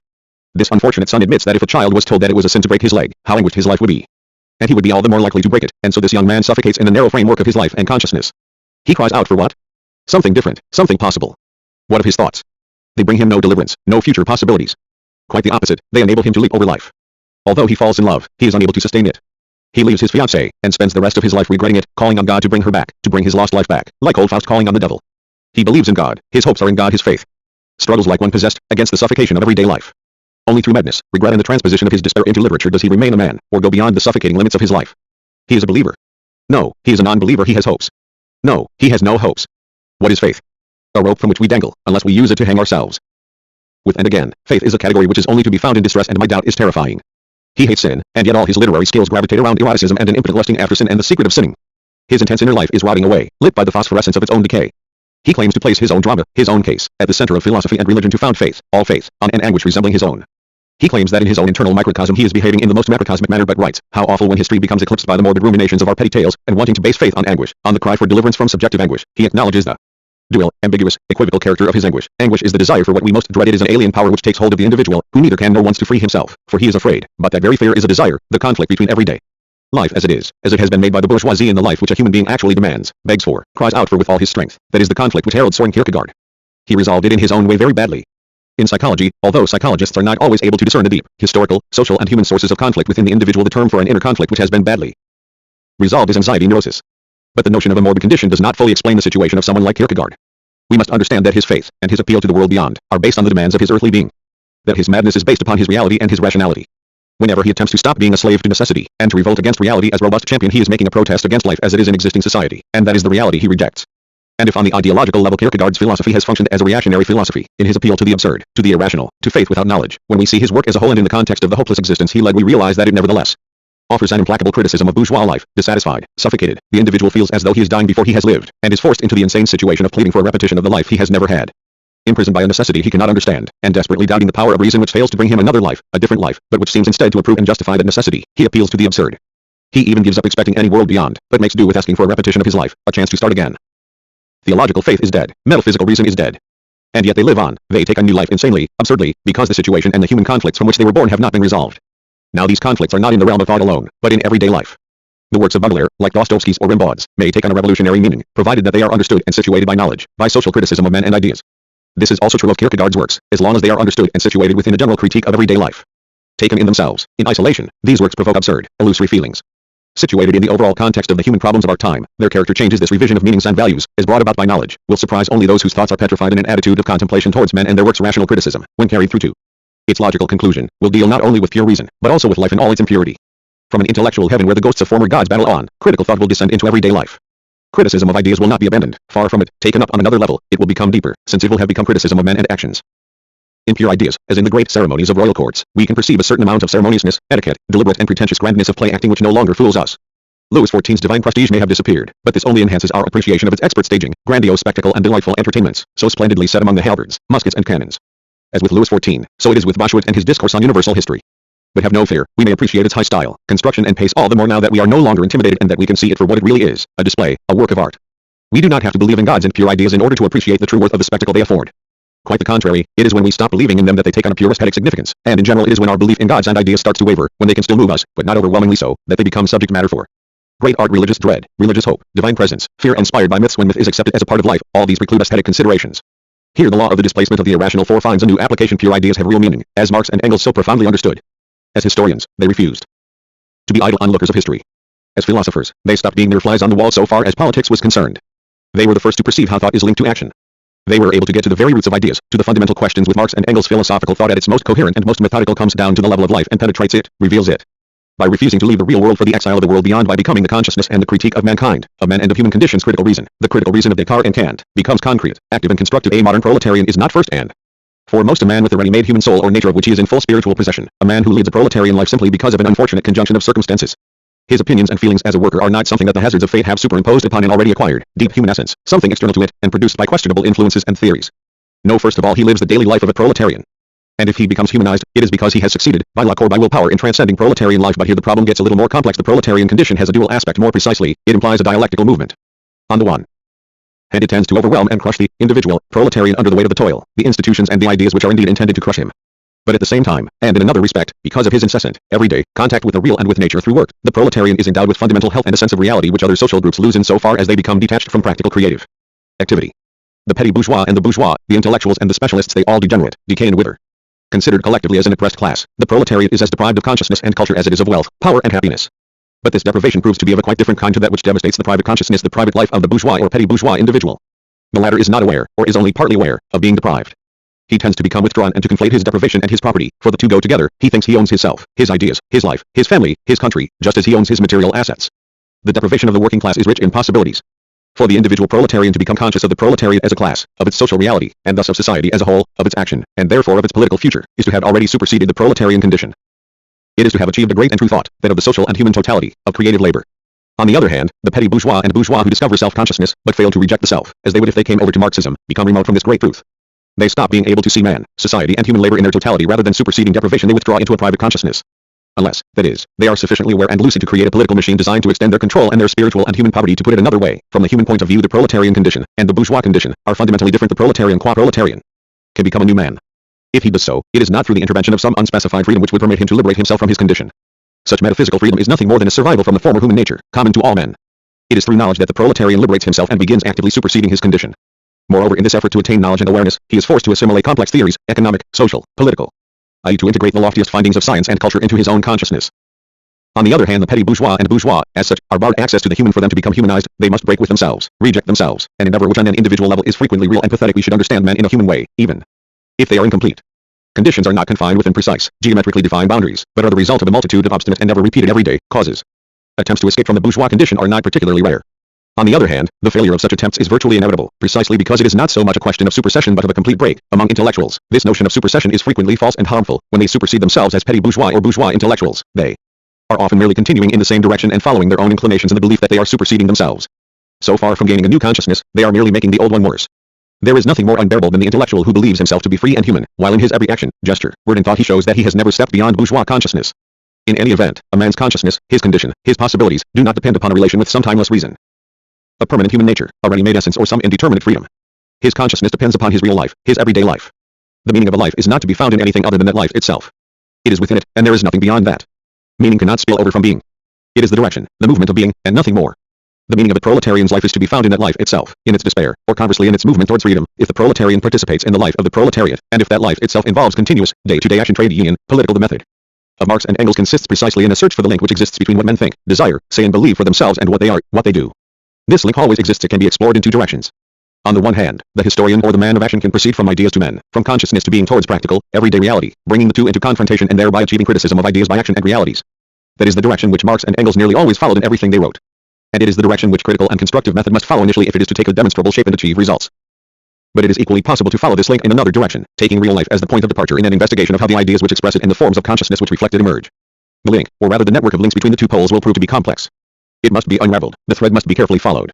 In this way we can arrive at a criticism of life by ideas which in a sense extends and completes the first procedure. Let us return to our earlier example. As soon as we stop being taken in by the spectacle of the royal court of Louis XIV, we can start looking for the social, political and economic realities which that spectacle concealed. We first move from ideology's appearances, but somehow real, pretenses, but effective ones, to the more concrete, and thus more human, underlying realities. Then, by moving in the opposite, complementary direction, we will at first seek to grasp and to reconstitute the real life of that period, and to rediscover how the men who led that life could subscribe to certain forms of consciousness, certain prestigious ideologies, and find them valid despite their remoteness from their real lives. The contrast between ideas and life, the complex relationship between them, will then entail not just criticism of ideas by life but also, and more specifically, criticism of life by ideas, criticism of the real life of 17th century peasants, craftsmen, country squires or bourgeois by reference to The representations of the world and of themselves that they found acceptable. What does the fact that they accepted the divine right of kings without too much opposition tell us about their real lives? Why did all the pomp which was part and parcel of royal power prove so effective? What did this effectiveness correspond to in men's lives? How did those illusions which were formulated into ideas by official spokesmen take shape in the depths of the social sediments and strata, in the heart of the macecil? How and why did they accept them? In this instance, criticism of life consists in studying the margin which separates what men are from what they think they are, what they live from what they think. It re-examines the notion of mystification more deeply. Most ideologies have been mystifications insofar as they have succeeded at certain periods in making men accept certain illusions, certain appearances, and in introducing those appearances into real life and making them effective there. We must first denounce mystifications, and then proceed to a study of how they could have begun, of how they were able to impose themselves, and of how ideological transposition can operate in men's consciousness. For ideologies and mystifications are based upon real life, yet at the same time they disguise or transpose that real life. A complete understanding of mystification presupposes that the link between ideas and the real has been followed in both directions, thus incorporating criticism of life by its own consciousness of itself. When a proletarian believes that he is simply a citizen comparable to every other citizen, or that he is destined to work because it is written for all eternity that every man must earn his bread with the sweat of his brow, he is being mystified. But how, and why?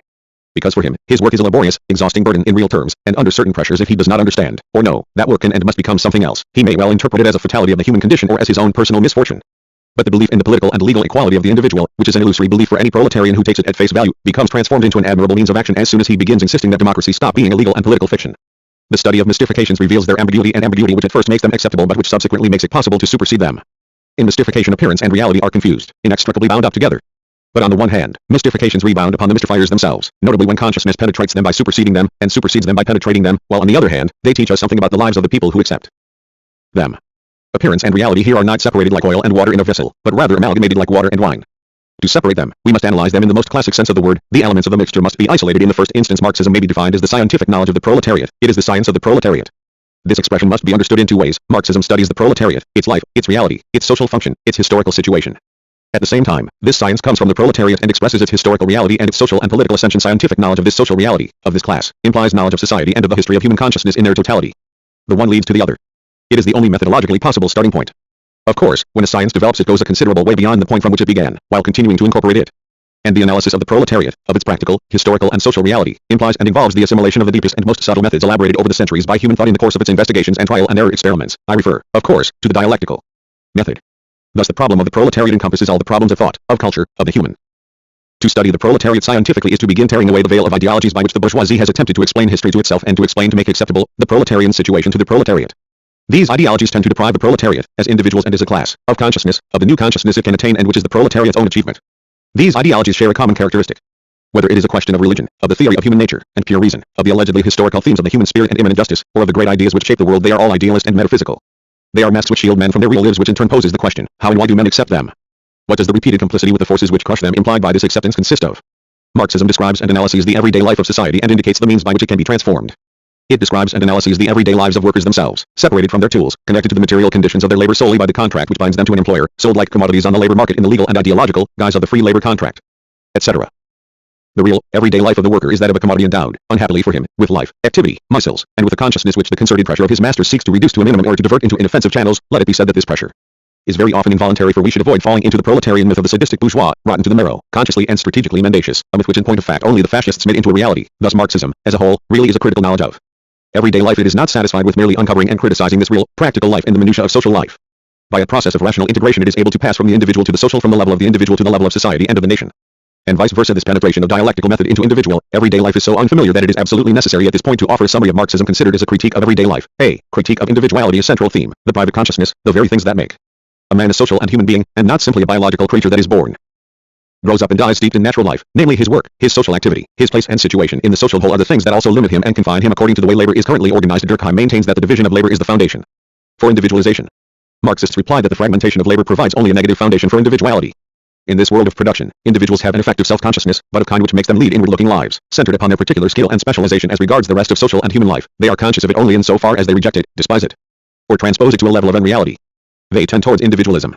Now if human individuality must consist in a specific relationship between single beings and the universal, reason, society, culture, the world, then there can be no question here of real individuality, but merely of an abstract, empty, negative form of individualism. This form, with its minimal content, is what may be called the private consciousness. It is a self-consciousness, but limited, restricted, negative and formal. Separated from the conditions in which it could flourish or even exist, it believes itself to be self-sufficient, and aspires to be so. It is in the process of degenerating. And the expression currently in use to designate the everyday life of individuals in this social structure, private life, sums this up perfectly.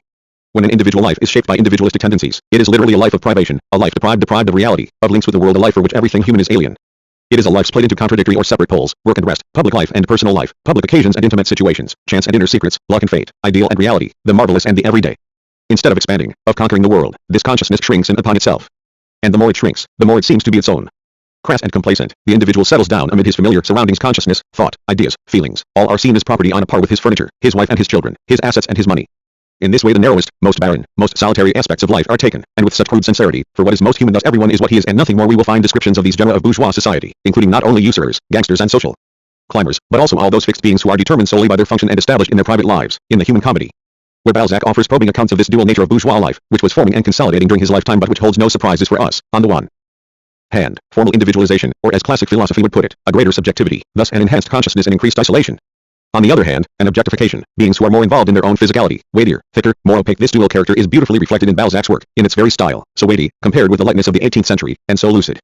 This dual character also corresponds to the dual character of bourgeois society, progressive in terms of technology, thought, consciousness but otherwise retrogressive, and finally it corresponds to the dual character of capital, a brutal objective reality which eludes human will and drags it along towards a predestined fate, for as long as human thought and action, straining towards another order, cannot reverse it, and yet at the same time an abstraction, an unreality, a complex of signs and concepts. Before Balzac, in that epoch of human consciousness in the ascendant which bears the name the phenomenology of spirit, Hegel had ironically described abstract animal specialists, experts, imprisoned in a narrow field of practice or thought, and nowadays we are still struggling with this deep, in other words, everyday contradiction. What makes each of us a human being also turns that human being into something inhuman, more biological than truly human. This organization smothers the individual, dividing him and stunting his development at the very moment it is striving to create him as a human individual.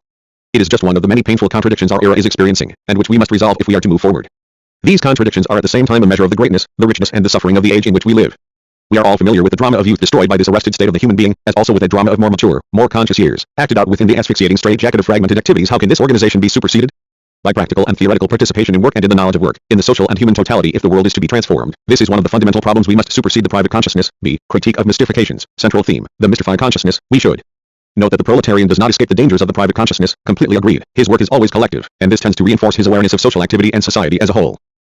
However, the tasks of workers in workshops or even in factories are generally fragmented. The most tangibly collective work, assembly line work, is also the most exhausting. Human contacts tend to be established after work, outside the factory, in cafes, sports teams, etc. Thus the forms in which these contacts are established are precisely those of the individualistic bourgeoisie, family, press, cinema, etc. Although the material conditions of modern production tend to form a social and human consciousness whose first stage is class consciousness, there is nothing inevitable about this formation. It is not spontaneous. The theory of proletarian spontaneity came from intellectuals who had studied the proletariat. Consciousness must be gained over and over again through action and struggle, as well as through organizations whose role is to penetrate everyday life and to introduce a new, more elevated element. From unions to sports and cultural organizations in life, there are no absolute boundaries. The proletariat no more has a ready-made essence, soul or consciousness, clearly separate from bourgeois realities, than does humanity taken as a whole. Hence the role of knowledge is both action and theory, and so the bourgeoisie can exert permanent, and to a certain extent successful, pressures upon the proletariat and influence which tends to split it up into individuals. Individualism is not simply a theory, but also a fact and a class weapon. It is not simply through its ideas and its conception of the world that the bourgeoisie exerts this influence. Admittedly, its theoretical individualism, its social atomism are by no means ineffectual, but the way it actually organizes everyday life, leisure, family life, etc., is infinitely more important. Paradoxically, or apparently so, the bourgeoisie is a class of individualists. Its theory of social atomism tends to represent society as a collection of juxtaposed atoms, breaking the social body down into separate elements, fictitious, dead, inert elements, pure individuals. This representation is nothing more than an ideology, that is a means of action, an efficient illusion, and the consciousness of the average bourgeois, and above all of the petty bourgeois, is taken in by it. Not so the governmental, political and police arms of the bourgeoisie. On the political level, the bourgeoisie understands perfectly about masses and classes. Those who effectively represent the bourgeoisie are kept very well informed, thanks to the class's political practice and Machiavellianism, thanks, in other words, in the absence of guidance from general philosophy, to the police. Moreover, this representation in no way stops the most individualistic social groups from having been or actually being classes, or masses, objectively, historically and socially. There is a remarkable image in Nietzsche which expresses this paradoxical situation well. Typically the middle classes are individualistic social groups made up of human sand. Each grain is quite distinct and separable, and taken together they form a mass, indeed the heaviest and most impenetrable of masses. A sandbag can stop bullets. What is comical about this is that each grain of human sand thinks itself to be not only distinct, but infinitely original. But nothing is more like a grain of sand than another grain of sand. Bourgeois individualism implies the dreary, ludicrous repetition of individuals who are curiously similar in their way of being themselves and of keeping themselves to themselves, in their speech, their gestures, their everyday habits, meal times, rest times, entertainments, fashions, ideas, expressions, any objective anthropology or scientific description of the contemporary man will have to begin with this obvious paradox which constitutes the comical mystery of bourgeois life in the modern world. Mystifying ideologies presuppose and imply the private consciousness. The individual who is deprived of human reality is also deprived of truth.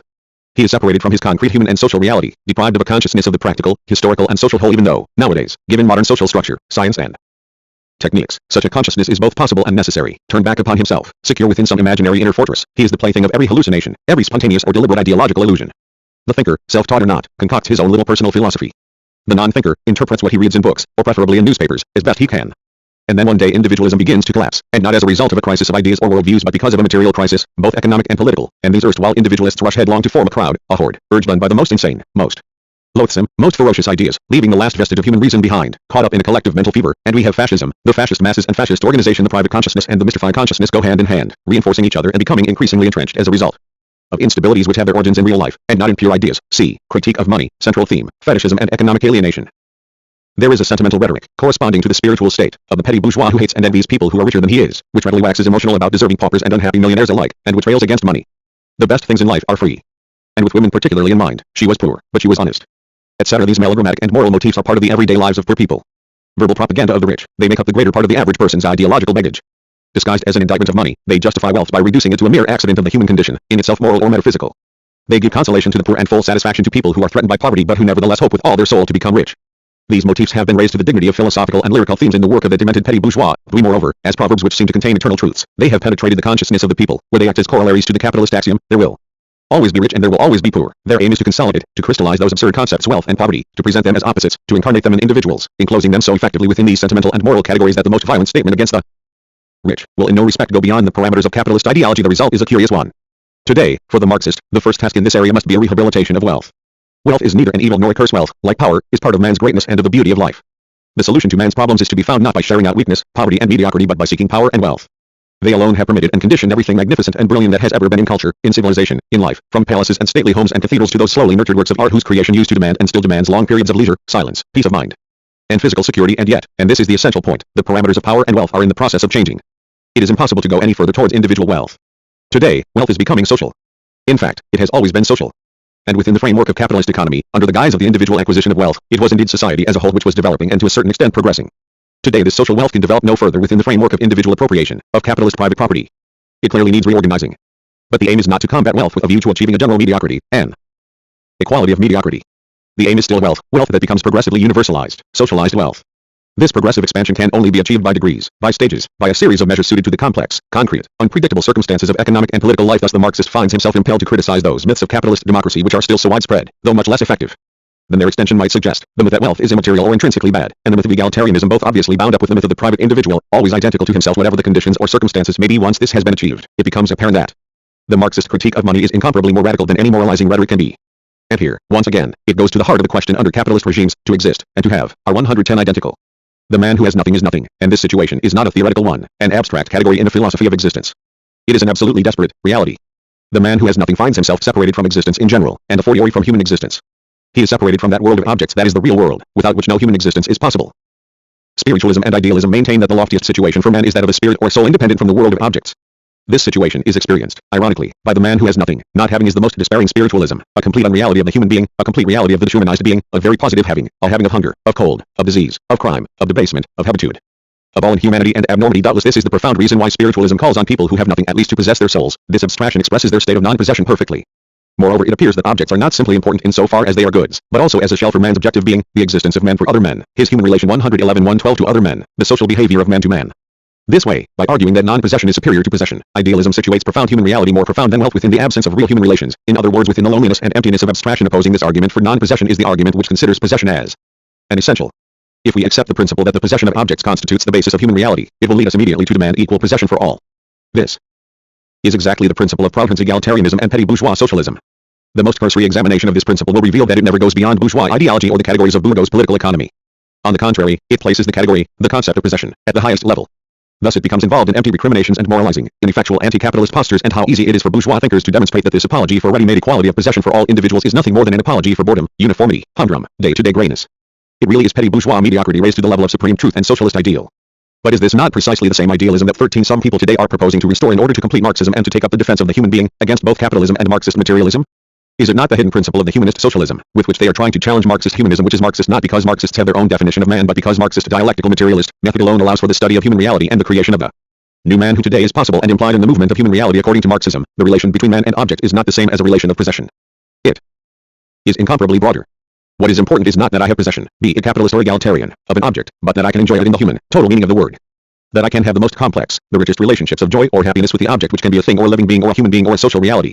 Moreover, it is by means of this object, within, in and through it, that I'll enter into a complex network of human relations apropos of love. The term to possess, for example to possess a woman, brings with it a long procession of feelings, aspirations, prejudices, myths and paroxysmal moments. Still too frequently the myth of possession is countered by the myth of non-possession, according to which love is just a function, and an essential activity which does not involve the human being in his totality. So that promiscuity, infidelity, the absence of jealousy, become signs of freedom, of the new love, of the emancipated feminine personality. This myth of non-possession remains firmly within the abstract category of the private individual, allegedly endowed with an inner being that is inaccessible and indifferent to external activities. The dialectical truth may be formulated roughly as follows: a man's, or a woman's, relationship will be richer, more human, more complex, more joyful, but also possibly more deeply painful, with someone who is free than with someone who allows him or herself to be possessed. At last, relationships will be humanized, and in the process will do away with those zones of indifference perpetuated as much by myths of possession as by myths of non-possession, either of accomplished and complete possession or of the inadmissibility of possession.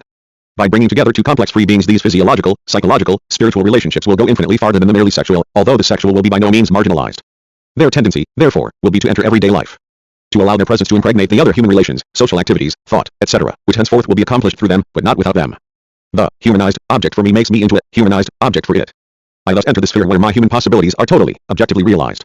The object then will have accomplished the totality of its functions as an object, whereas Proudhon declares that possession is a social functione. 14 The Marxist theory of the object expressly supersedes this kind of socialism and moves in the direction of concrete, total humanism, affirming with Marx that, what is interesting in a function, however, is not to exclude the other person, but to 115 affirm and to realize the forces of my own being, which is possible only by the other person, with the other person and in the other person. In the social domain, capitalist theory and practice end up producing a mass of individuals deprived of any rights over objects of social importance such as large factories, large businesses, works of art, the spaces in which rest and leisure take on superior value and meaning, mountains, the sea, the air, etc. On the other hand, the socialist topology for possession as a social function creates some very strange illusions. For example, it might lead one to compare large social buildings, gigantic factories, palatial public edifices with the pyramids of Egypt, for which the pharaohs sacrificed innumerable slaves. The proletariat will appear to be making a decisive step towards freedom whenever it shares in the profits of a business, or becomes a shareholder, or has a vote in the nomination of a management committee, etc. The possession of a minuscule square inch of property will be seen as a liberation of the individual and of the sum total of individuals, the proletariat, the people in the first place. This kind of socialism omits an essential distinction, the distinction between consumer goods and the social means of production. Consumer goods, the objects linked to my everyday life, this pen, this glass, these clothes, etc. are obviously mine and should stay so. The question is not one of taking my objects away from me, but on the contrary of giving me more of them.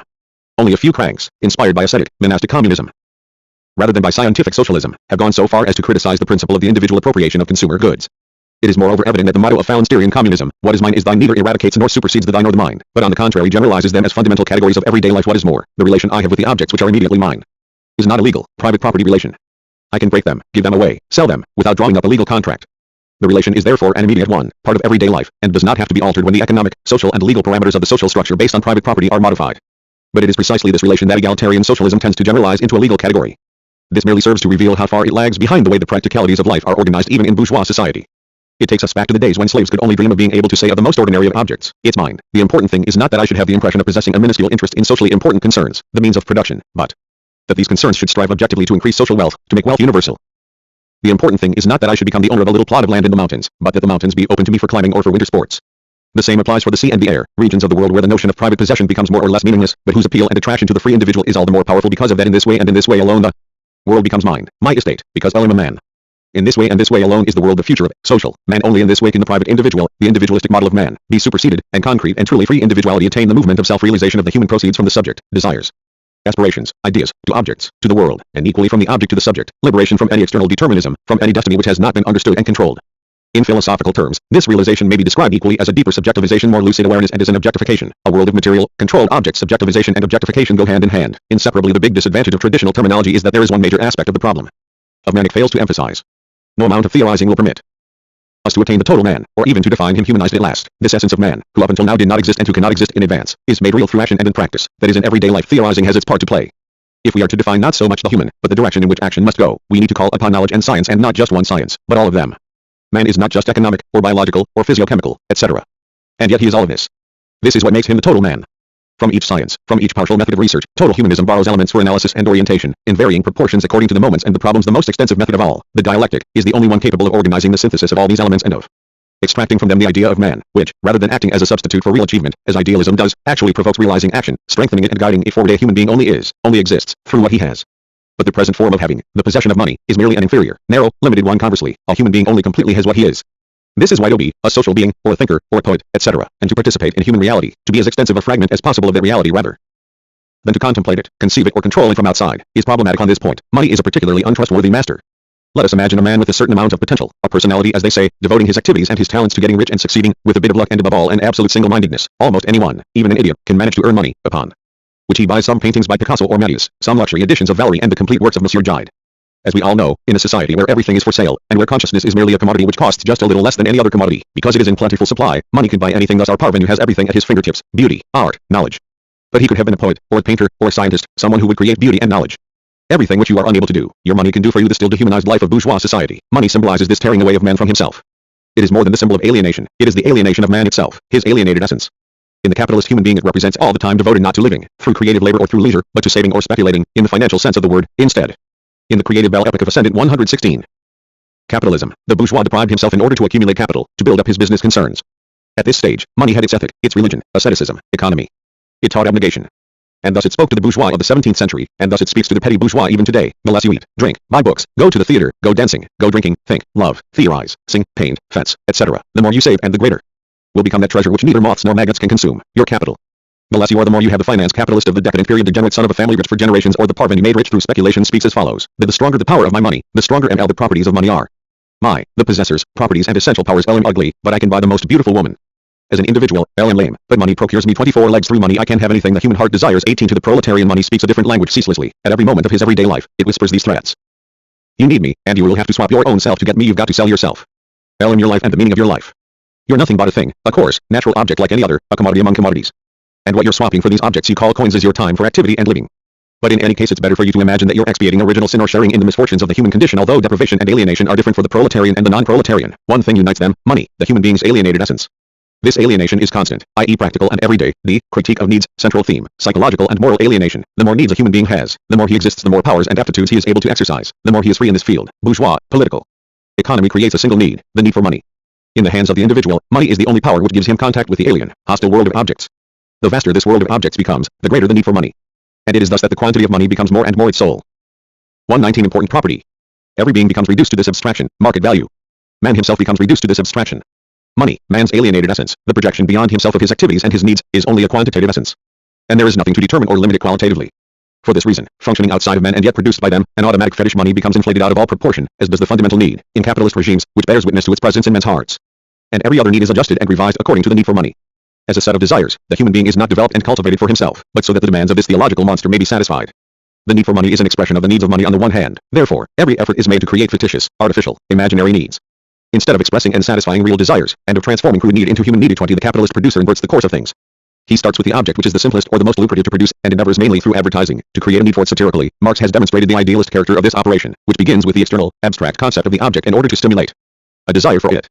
This idealism culminates in fantasy, whims, the bizarre, as in the decadent aesthetic, for example. Like the eunuch who panders to his rich master's every desire, or the priest who exploits every imperfection, every weak spot in the human heart and mind in order to preach about heaven, the producer becomes the pimp for the individual and his own self. He places himself at the disposal of his neighbor's most depraved fancies, panders to his needs, excites unhealthy appetites in him, and pounces on every weakness, so that he can then demand the money for his labor of love. But at the same time, for all those unable to pay, needs die, degenerate, become more simple. As a result, the worker stops feeling the simplest needs, which are also the most difficult needs for workers to satisfy, the need for space, for fresh air and freedom, for solitude or contemplation. Man the proletarian 121 reverts once more to living in a cave, but the cave is now polluted by the mephitic and pestilential breath of civilization. Moreover, the worker has no more than a precarious right to live in it, for it is for him an alien power that can be daily withdrawn and from which, should he fail to pay, he can be evicted at any time. He actually has to pay for this mortuary. 22. So man sinks even lower than an animal. Needs and feelings no longer exist in a human form. They no longer even exist in a dehumanized form, therefore not even in animal form. Not only does man cease to have human needs, but he loses his animal needs, to move about, to have contacts with beings of the same species. It is a state of affairs that the bourgeois economist finds eminently satisfactory. It means that all is well in the capitalist economy. Money reigns. Everyone serves it in their particular way, according to the position they hold in human nature. The bourgeois worship it in a refined, even artistic, way, while the workers, homage is humble and austere. The human being's many needs and desires have their foundation in biological life, in instincts. Subsequently social life transforms them, giving this biological content a new form.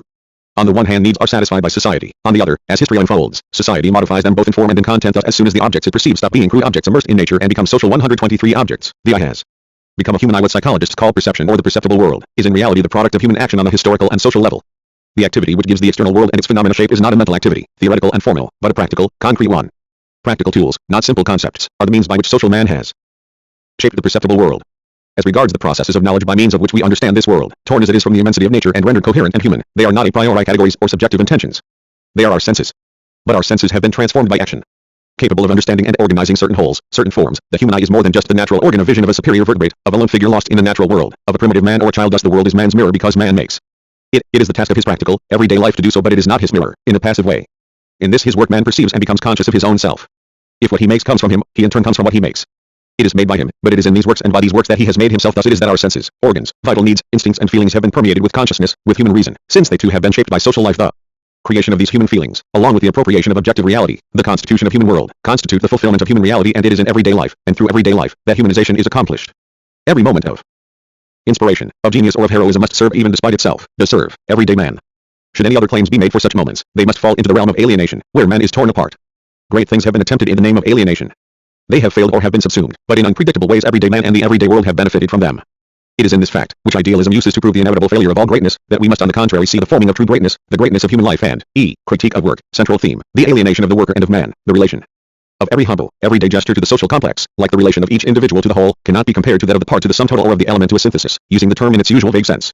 Mathematical integration would be a better way of explaining the transfer from one scale of greatness to another, implying as it does a qualitative leap without the sense that the differential element, the gesture, the individual, and the totality are radically heterogeneous within the parameters of private property. This relation of the differential element to the whole is both disguised and distorted.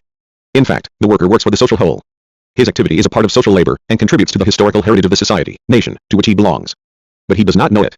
He thinks he is working for the boss, and he is indeed working for the boss. He provides him with a profit. In this way the portion of the social value of his labor which does not come back to him in the form of wages is retained by the boss, surplus value. The only direct relations the worker has are with the boss. He is ignorant of the overall or total phenomena involved. He does not know that the totality of surplus value goes to the bosses as a group or capitalist class. He does not know, at least, not spontaneously, that the sum total of wages go to the proletarian class. He is even more ignorant of the fact that the way the sum total is distributed, surplus value, wages, products, rates of profit, purchasing power, etc. obey certain laws. Integration takes place beyond the will of individuals, outside of their private consciousness. The individual capitalist is just as ignorant of the laws of capitalism as the individual proletarian.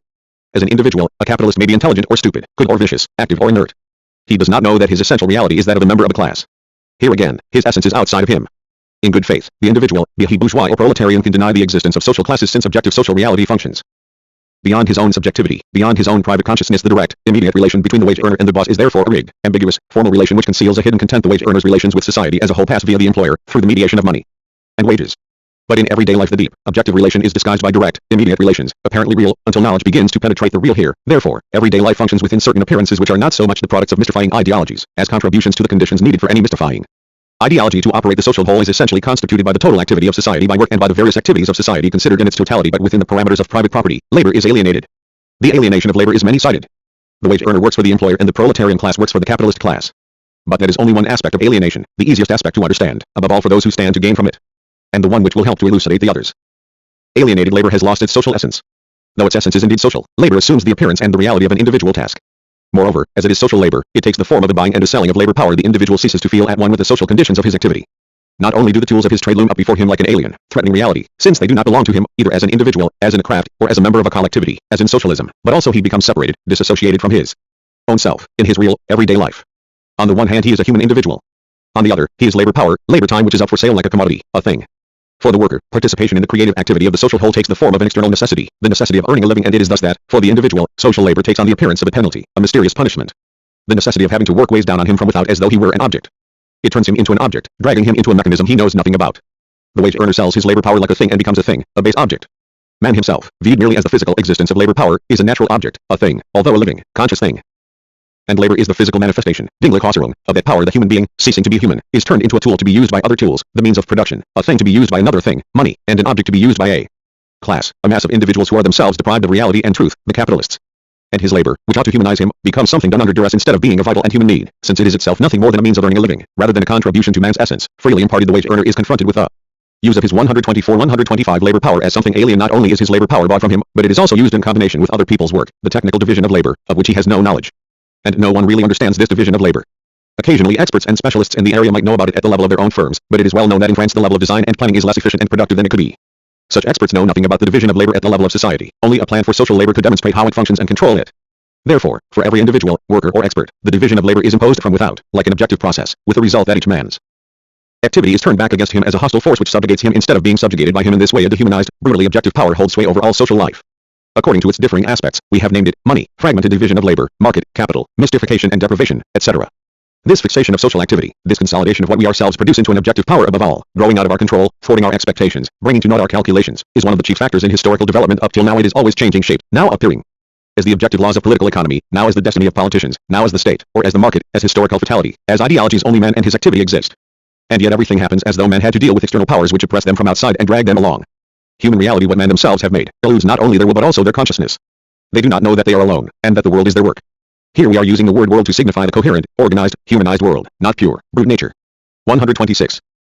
There is a name for this fixing of human activity within an alien reality which is at one and the same time crudely material and yet abstract. Alienation. Just as the creative activity of the human world is not theoretical but practical, a constant, everyday activity rather than an exceptional 1. So too alienation is constant and everyday. Alienation is not a theory, an idea or an abstraction. It is rather that the theories, the ideas or the pure abstractions which induce man to obliterate his living existence in favor of absolute truth, and to define himself by a theory, or reduce himself to abstractions, are part of human alienation. Alienation appears in day-to-day life, the life of the proletarian and even of the petty bourgeois and the capitalist, the difference being that capitalists collaborate with alienation's dehumanizing power, in every attitude which tears every man away from what he is and what he can do in art, in the moral sphere, in religion. Criticism will reveal alienation. Certain gestures, certain words, certain actions, seem to come from an alien being in the general, human sense of the term. It is not me, a man, who has spoken, but him, the artificial being, presumptuous, angel or devil, superman or criminal, created within me to stop me from being myself and from following the lines of force whereby action achieves more reality.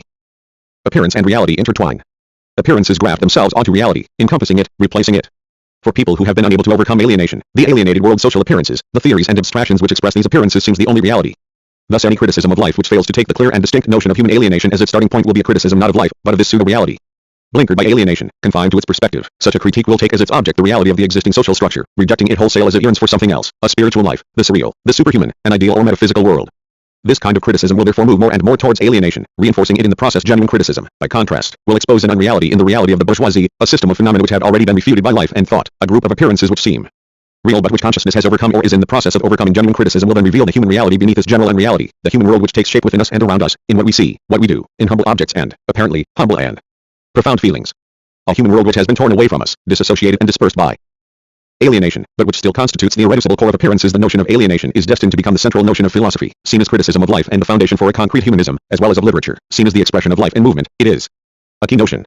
It replaces outmoded ideological centers of interest, by a new interest in individual and social man. It enables us to discover how man, every man, gives into illusions in which he thinks he can discover and possess his own self, and the self-inflicted anguish which ensues. Or how he struggles to bring to light his core of human reality.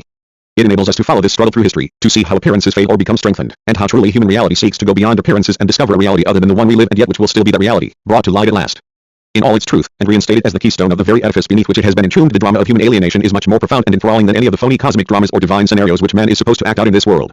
The drama of alienation is dialectical. Through the manifold forms of his labor, man has made himself real by realizing a human world. He is inseparable from this other self, his creation, his mirror, his statue, his body. The totality of objects and human products taken together form an integral part of human reality. On this level, objects are not simply means or implements. By producing them, men are working to create the human. They think they are molding an object, a series of objects, and it is man himself they are creating. But in this dialectical relation of man to himself, the relation between the human world and human consciousness, a new element emerges to confuse the situation and halt its development. As he strives to control nature and create his world, man conjures himself up a new nature. Certain of man's products function in relation to human reality like some impenetrable nature, underminated, oppressing his consciousness and will from without. Of course, this can only be an appearance. Products of human activity cannot have the same characteristics as brute, material things. And yet this appearance too is a reality. Commodities, money, capital, the state, legal, economic and political institutions, ideologies all function as though they were realities external to man. In a sense, they are realities, with their own laws. And yet, they are purely human products. Thus the human being develops through this other self, half fact, half fiction, which becomes intimately involved with the human world, in its process of formation. Analysis must therefore distinguish between the real human world, on the one hand, the totality of human works and their reciprocal action upon man, and, on the other, the unreality of alienation. But this unreality appears to be infinitely more real than anything authentically human. And this appearance contributes to alienation. It becomes real, and as a result a great abstract idea or a certain form of the state seems infinitely more important than humble, everyday feeling or work born of man's hands. Thus the real is taken for the unreal, and vice versa. Moreover, this illusion has a real, solid basis, for it is not a theoretical illusion. It is a practical illusion, with its basis in everyday life and in the way everyday life is organized. This real and this unreal are not speculative categories but categories of life, of practical activity, historical and even tragic categories. If the human is the fundamental reality of history, the inhuman is reduced to an appearance, a manifestation of man's becoming. And yet how well we know the terrible reality of the inhuman. Only a concrete dialectic which demonstrates the unity of essence and appearance, of the real and the unreal, unity in the process of becoming, in which the two poles merge and act one upon the other, capable of giving a meaning to the human and the inhuman in history. Man attains his own reality, creates himself through, within and by means of his opposite, his alienation, the inhuman. It is through the inhuman that he has slowly built the human world. This humble, everyday, human world has been taken as a crude facade for certain sublime realities. We know today that these higher realities were simply the manifestation, the appearance, of man's attempt to create his own reality in everyday life by possessing the monstrous power, peculiar to alienation, of absorbing human reality, of crushing it and throwing it off center, so to speak. Now it has reached its moment of highest intensity, the conflict between what is apparent and what is real is about to be resolved through a progress in consciousness and activity. Alienation, now made conscious, and thus rejected as mere appearance and superseded, will give way to an authentic human reality, stripped of its facade, and liberated. Critique of freedom, central theme, man's power over nature and over his own nature. What does freedom consist in? According to Article 6 of the 1793 Constitution, liberty is the power which belongs to man to do anything that does not harm the rights of others. And the Declaration of the Rights of Man of 1791 maintains that liberty consists in being able to do anything which does not harm others. 27 Quoting these texts gives Marx the opportunity of directing his irony against the idols of the bourgeoisie. The limits within which each individual can move without harming others are determined by law, just as the boundary between two fields is determined by a stake. The liberty we are here dealing with is that of man as an isolated monad who is withdrawn into himself, but the right of man to freedom is not based on the association of man with man, but rather on the separation of man from man. It is the right of this separation, the right of the restricted individual, restricted to himself. 28 It is therefore the right of the private individual, and in its practical application consists essentially of the right to private property. Article 16 of the 1793 Constitution. So this bourgeois definition of freedom has something narrow and sordid about it. Yet its partisans see it as noble and profound. It protects the rights of individual conscience, of inner freedom of the personality. And it is not entirely false, insofar as the way the lives of individuals have been organized has allowed certain privileged people to develop an intellectually rigorous or morally sincere conscience. But when we consider the sum total of results, the sum total of private lives, formed and established within the parameters of this bourgeois freedom, it is easy to see that its nobility and profundity are part and parcel of the process of mystification. Even at best, freedom defined in this way is totally negative. One must never do anything for fear of encroaching upon one's neighbor, even if he needs help. When it attempts to be active and positive, this freedom becomes the art of twisting the moral or legal law, of interfering cunningly in other people's lives and property. But since by definition intermediate relations cannot be organized and work to all intents and purposes haphazardly, any positive attempts to be free become nothing more than the skillful exploitation of chance in relations founded on money, markets, sales, inheritances, etc., and the skillful use of money according to the whim of the free individual. The Marxist definition of freedom is concrete and dialectical. The realm of freedom is established progressively by the development of human powers as an end in itself. 29 The definition of freedom thus begins with the power man increasingly has over nature, and over his own nature, over himself and the products of his activity. It is not a ready-made freedom. It cannot be defined metaphysically by an all or nothing, absolute freedom or absolute necessity. It is won progressively by social man. For power, or, more exactly, the sum total of powers which constitute freedom belong to human beings grouped together in a society, and not to the isolated individual in the first place. Then, freedom must be won. It is arrived at through a process of becoming. There are therefore degrees of freedom. In the same way, to take a comparison from a political problem which is not unconnected with the general problem of freedom, there are degrees of democracy, more democracy, less democracy, a development in democracy. In the second place, the freedom of the individual is founded upon that of his social group, his nation, his class. There can be no freedom for the individual in a subservient nation or class. Only in a free society will the individual be free to realize his full potential. In the third place, there are freedoms, political and human, both on the social and the individual level, rather than freedom in general. All freedoms imply the exercise of effective power. Freedom of expression, effective participation in the running of the social whole, these are political freedoms.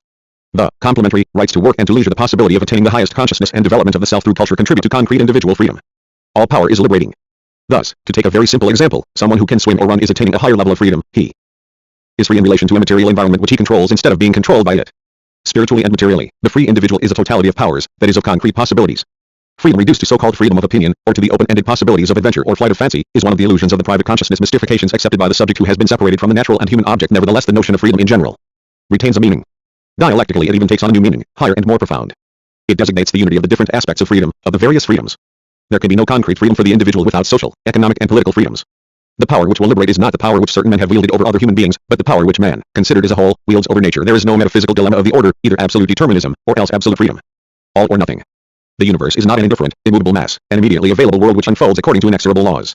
Such a vision, which deprives man of the world, has a name which situates it in the history of thought and which demonstrates how much and by what means we have superseded it. It is called mechanism. This vision served a purpose.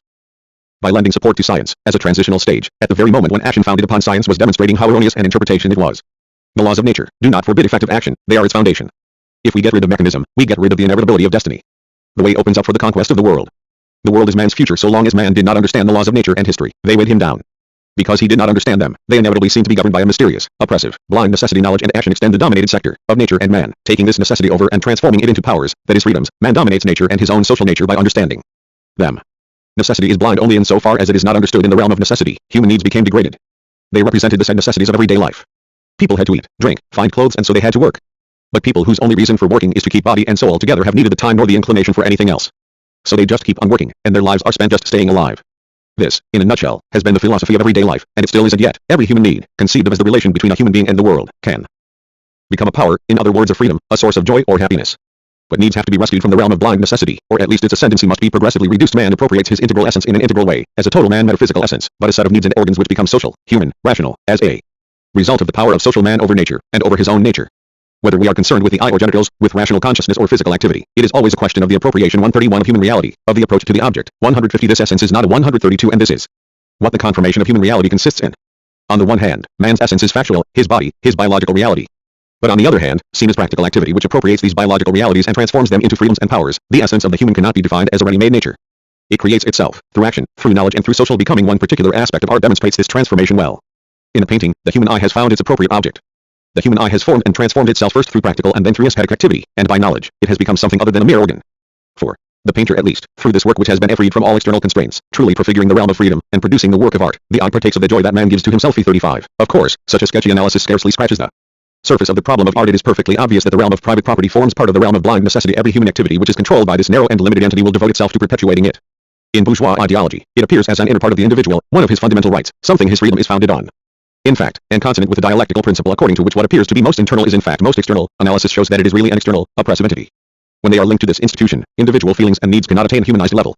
An object is only ours when we have it. Therefore all the physical and intellectual senses have been replaced by the simple estrangement of all these senses. The sense of having. Marx transforms this observation about human poverty into something hopeful, for he adds, so that it might give birth to its inner wealth. Human nature had to be reduced to this absolute poverty. The realm of blind necessity is retreating before the combined onslaught of knowledge and action. 134. Moreover, 135. Liberated from sordid necessity, needs per se are becoming suffused with reason, social life, joy and happiness. Moreover, people are having to spend less time working in order to satisfy these needs. In the past, only the subjection of the masses allowed the upper classes that freedom which is to be found beyond the sphere of material production. In our era, especially in our era, the condition which restricted creative leisure and spiritual activities to the oppressors has disappeared. It is a complex dialectic. Needs are becoming more extensive, more numerous, but because the productive forces are broadening, this extension of needs may imply their humanization, a reduction in the number of hours worked to satisfy immediate needs, a reduction of the time spent at work generally, a universalization, both of wealth and of leisure. If, in a sense, the realm of natural necessity is growing more extensive, since the needs of modern man are tending towards a greater complexity than those of primitive man, then the realm of freedom will only become greater and more profoundly rooted in nature as a result. Nevertheless, first and foremost, A. The associated producers must govern the human metabolism with nature in a rational way, bringing it under their collective control instead of being dominated by it as a blind power. B. The material and moral parameters of practical, everyday, life, which are determined by private property, must be transformed. C. Through activities devoted to satisfying and controlling immediate necessities, there must be a growth in the sphere of the true realm of freedom, the development of human powers, as an end in itself, which all begins beyond it, though it can only flourish with this realm of necessity as its basis. 37. This sphere, this spiritual domain of man, consists in the first place in a social and rational organization of free leisure. As Marx asserts in Capital, the reduction of the working day is the basic requisite. 156-138. The development of Marxist thought. But in that case, one may say, Marxism already offers a complete critical knowledge of everyday life. Though the significance of the work of Marx and Engels is still far from being clearly elucidated, two obstacles have hindered a deeper elaboration of Marxist thought. Some take Marx's and Engels' texts literally, seeing each text in isolation, without link, without unity, rather than attempting to grasp and extend the evolution of the thought they contain. In this way certain Marxists have lost sight of its dynamic, living character. Although they are conversant with the texts, such theoreticians have become bogged down in literal exegeses which add nothing to Marxist thought, even though they are preferable, admittedly, to the flights of fancy of people who write or talk about Marxism without knowing anything about it. This is doctrine about thought in movement and about movement in things, and they immobilize it. They are thus incapable of reconstructing the work of Marx and Engels in the integrality of its meaning. On the other hand, attempts to develop Marxism freely have too often involved deliberate modifications of its most solidly established foundations. The genuine line of development of Marxist thought avoids both these dead ends, literal dogmatism and the allegedly free revision of first principles. Dialectical materialism develops as a method of thinking which is neither empty nor formally separable from its object, an academic and scholastic way of conceiving method. Instead it elaborates both itself and its content at the same time. Before Marxist humanism could be fully reinstated, there were some fairly widespread errors which had to be refuted. Marx and Engels began their work with philosophical research, then moved on to economics and political action. Some philosophers rather than economists concentrated exclusively upon the philosophical works. Conversely, others see Marx's economic works as eclipsing his philosophical works. In fact, for a long time there was a widely held but fallacious theory that Marx's economics and politics had eliminated his philosophy. The fact that economic science and political action had superseded speculative philosophy fostered the false conclusion that Marx had abandoned any conception of the philosophical world. This narrow, one-sided position was based on a traditional mistranslation. In the economic and political works of Marx and Engels, philosophy appears oft haben. But there is no verb in French which translates this Hegelian term exactly. It means at the same time to abolish something, as it was, and to raise it to a higher level. From the first French translator of Hegel, Vera, onwards, the dialectical term often has been repeatedly translated and traduced by the word supremer. The word depasser, which is used nowadays, while nearer in meaning, still falls short of rendering the double movement Hegel's verb signifies. It fails to show clearly that the reality which has been oft haben, the dialectical moment which has been superseded as such, takes on in the process of being superseded a new reality, higher, more profound. Thus the philosophy must be rediscovered in the economy and the politics, and not as an eliminated stage, but on the contrary as a moment and an essential element, which indeed only acquires its full importance in the higher reality. Gradually the certainty has been reached that the dialectical method is an essential element of scientific sociology, indeed of all scientific thought, but there is still more progress to be made. It still remains to be demonstrated clearly that this dialectical method is not one that is formally separated from philosophical research and then subsequently applied to economic or social data. The dialectical method contains and implies a scientific, philosophical and human content. Thus philosophy ceases to be speculative and systematic. On the one hand it opens itself up to science, and on the other to the totality of human reality. Not only does it become committed, a vague, abstract term, but it also becomes rationally, dialectically, articulated with the sciences and with the movement of scientific thought, with the human and with the movement of human reality, in other words with the action which transforms this reality, with the knowledge of its laws, that is, precisely, its movement. As starting point we are still dealing with philosophy and with an overall conception of man and the world, but in a renewed sense, concrete, dynamic philosophy, linked to practical action as well as to knowledge and thus implying the effort to supersede all the limitations of life and thought, to organize a whole, to bring to the fore the idea of the total man. In this way Marxism, a philosophy and a method, a humanism, an economic science, a political science, can be reconstructed in all its integrality. In this way and this way alone have certain major notions which had to be rediscovered and brought to light become apparent in Marx's works, the notion of alienation, of fascism and of mystification. This preparatory work was absolutely vital if the methodical study of human reality was to continue, and if certain equally vital questions concerning concrete humanism were to be tackled. The first principles and fundamental ideas which enable us to formulate and resolve these problems effectively are implicit in the work of Marx and Engels, provided this work is taken as a whole and understood in terms of its basic tendency. It is nevertheless true that the ideas in question are not dealt with comprehensively in the classic texts of Marxism, and that therefore they need not only clarifying but also developing. Thus Marxism develops as a living whole, in economic, political and also philosophical research, without, however, ever emerging either as an orthodoxy or scholasticism or, alternatively, as a shapeless eclecticism where economy and philosophy meet lies the theory of fetishism. Money, currency, commodities, capital, are nothing more than relations between human beings, between individual, qualitative human tasks. And yet these relations take on the appearance and the form of things external to human beings. The appearance becomes reality. Because men believe that these fetishes exist outside of themselves, they really do function like objective things. Human activities are swept along and torn from their own reality and consciousness, and become subservient to these things. Humanly speaking, someone who thinks only of getting rich is living his life subjected to a thing, namely money. But more than this, the proletarian, whose life is used as a means for the accumulation of capital, is thrown to the mercy of an external power on the one hand. Therefore, the economist observes facts. Using induction and deduction, that is the procedures proper to the experimental sciences, he establishes laws to explain these facts, the law of value, of prices, of money, etc. The dialectical analysis of reality enables him to grasp the moments and the stages, the contradictions, the movements of this economic and social reality. It appears to be, and in one sense is, a reality independent of human consciousness and human will, developing according to a natural and objective process, but in another sense, nothing else exists but human consciousness and human will. Only, they are alienated. And alienated not merely in the domain of ideas or intuitions, but also in the domain of practical life. The theory of economic fetishism is fundamental because it enables us to understand the shift from human activities, individual, qualitative tasks, to economic things. It also enables us to understand why economic and social truth is not immediate, how and why all the questions in this domain are veiled with a social mystery, namely, because economic things, fetishes, envelop and disguise the human relations which constitute them. When we handle money we forget, we no longer realize, that it is merely crystallized labor, and that it represents human labor and nothing else. A deadly illusion endows it with an external existence. The theory of fetishism demonstrates the economic, everyday basis of the philosophical theories of mystification and alienation. We say of goods that are sold, that they are alienated. We say of someone enslaved, that he has alienated his freedom. In its most extreme sense, the word designates the situation of people who have become estranged from themselves through mental illness. More generally, at certain stages of its development, human activity spawns relations which masquerade as things. Now these things and the way they function are beyond the grasp of action or consciousness, and permit interpretations, bizarre hypotheses and pseudo-explanations which are as remote from reality and truth as they could possibly be, ideologies, and that is precisely what human alienation consists in: man torn from his self, from nature, from his own nature, from his consciousness, dragged down and dehumanized by his own social products. This explains how there can be such a thing as a social mystery. Society becomes a mechanism and an organism which ceases to be comprehensible to the very people who participate in it and who maintain it through their labor. Men are what they do, and think according to what they are. And yet they are ignorant of what they do and what they are. Their own works and their own reality are beyond their grasp. Man has been unable to avoid this alienation. It has imposed itself in everyday life, in social relations more complex than the immediate relations of kinship and primitive economy. Man has developed and has raised himself above the animal and biological condition of his lowly beginnings via socio-economic fetishism and self-alienation. No other way has been open to him. The human has been formed through dehumanization dialectically. The division between the human and itself was and remains as deep, as tragic, as necessary as the division between man and nature. The one is the corollary of the other. Man, a being of nature, forever united inseparably with nature, struggles against it. He dominates it and imagines he can separate himself from it, through abstraction, through self-consciousness, something only attained by painful effort. Thus it is through the theological and metaphysical alienation which has allowed man to believe himself outside of nature and the world, through idealism itself, that we have successfully dominated nature. It is in contradiction and painful division, in the struggle against nature and against his own self, that man becomes what he can become. Now the time of rediscovered, recognized unity is beginning, but at a higher level. Once more man recognizes himself as a being in nature, but now possessed of power and a consciousness which the immense and painful effort has afforded. Division, alienation, fetishism, mystification, deprivation, the formation of the total man, these philosophical ideas make up an organic, living whole. Man, his thought and his reality have developed dialectically. Dialectical method, the expression of all real processes, controls, organizes and illuminates this complex of ideas and confers on it the rigor of concrete logic. Moreover, fetishism is equally a scientific theory, resulting from an analysis of data, from a series of inductions and deductions in the domain of economic science. Thus Marxism cannot be reduced to being simply a prized conscience of the world. When Marxists maintain that they are philosophers as well, what they mean is that they are not only philosophers, but something more, intellectuals on the one hand, men of action on the other. And this is where they part company with those philosophers who perpetuate the old tradition of metaphysical speculation. Marxism cannot be compared to a description of the modern world, to a phenomenology of economic essences. Without the work of the natural and social sciences, without the demystifying influence of action, consciousness, the philosophers would come to an abrupt halt and become ensnared in alienation and mystification. Consciousness cannot free itself from existing illusions by its own strength alone. It will either atrophy in antiquated interpretations of the social structures inherited from the past, or else construct new ideological interpretations. Man is an infinitely complex being, and his knowledge entails a multitude of aspects, investigations, techniques, all organically linked by dialectical method. In the days when people wrote studies about human nature, moralists used to moan that there was not much left to say.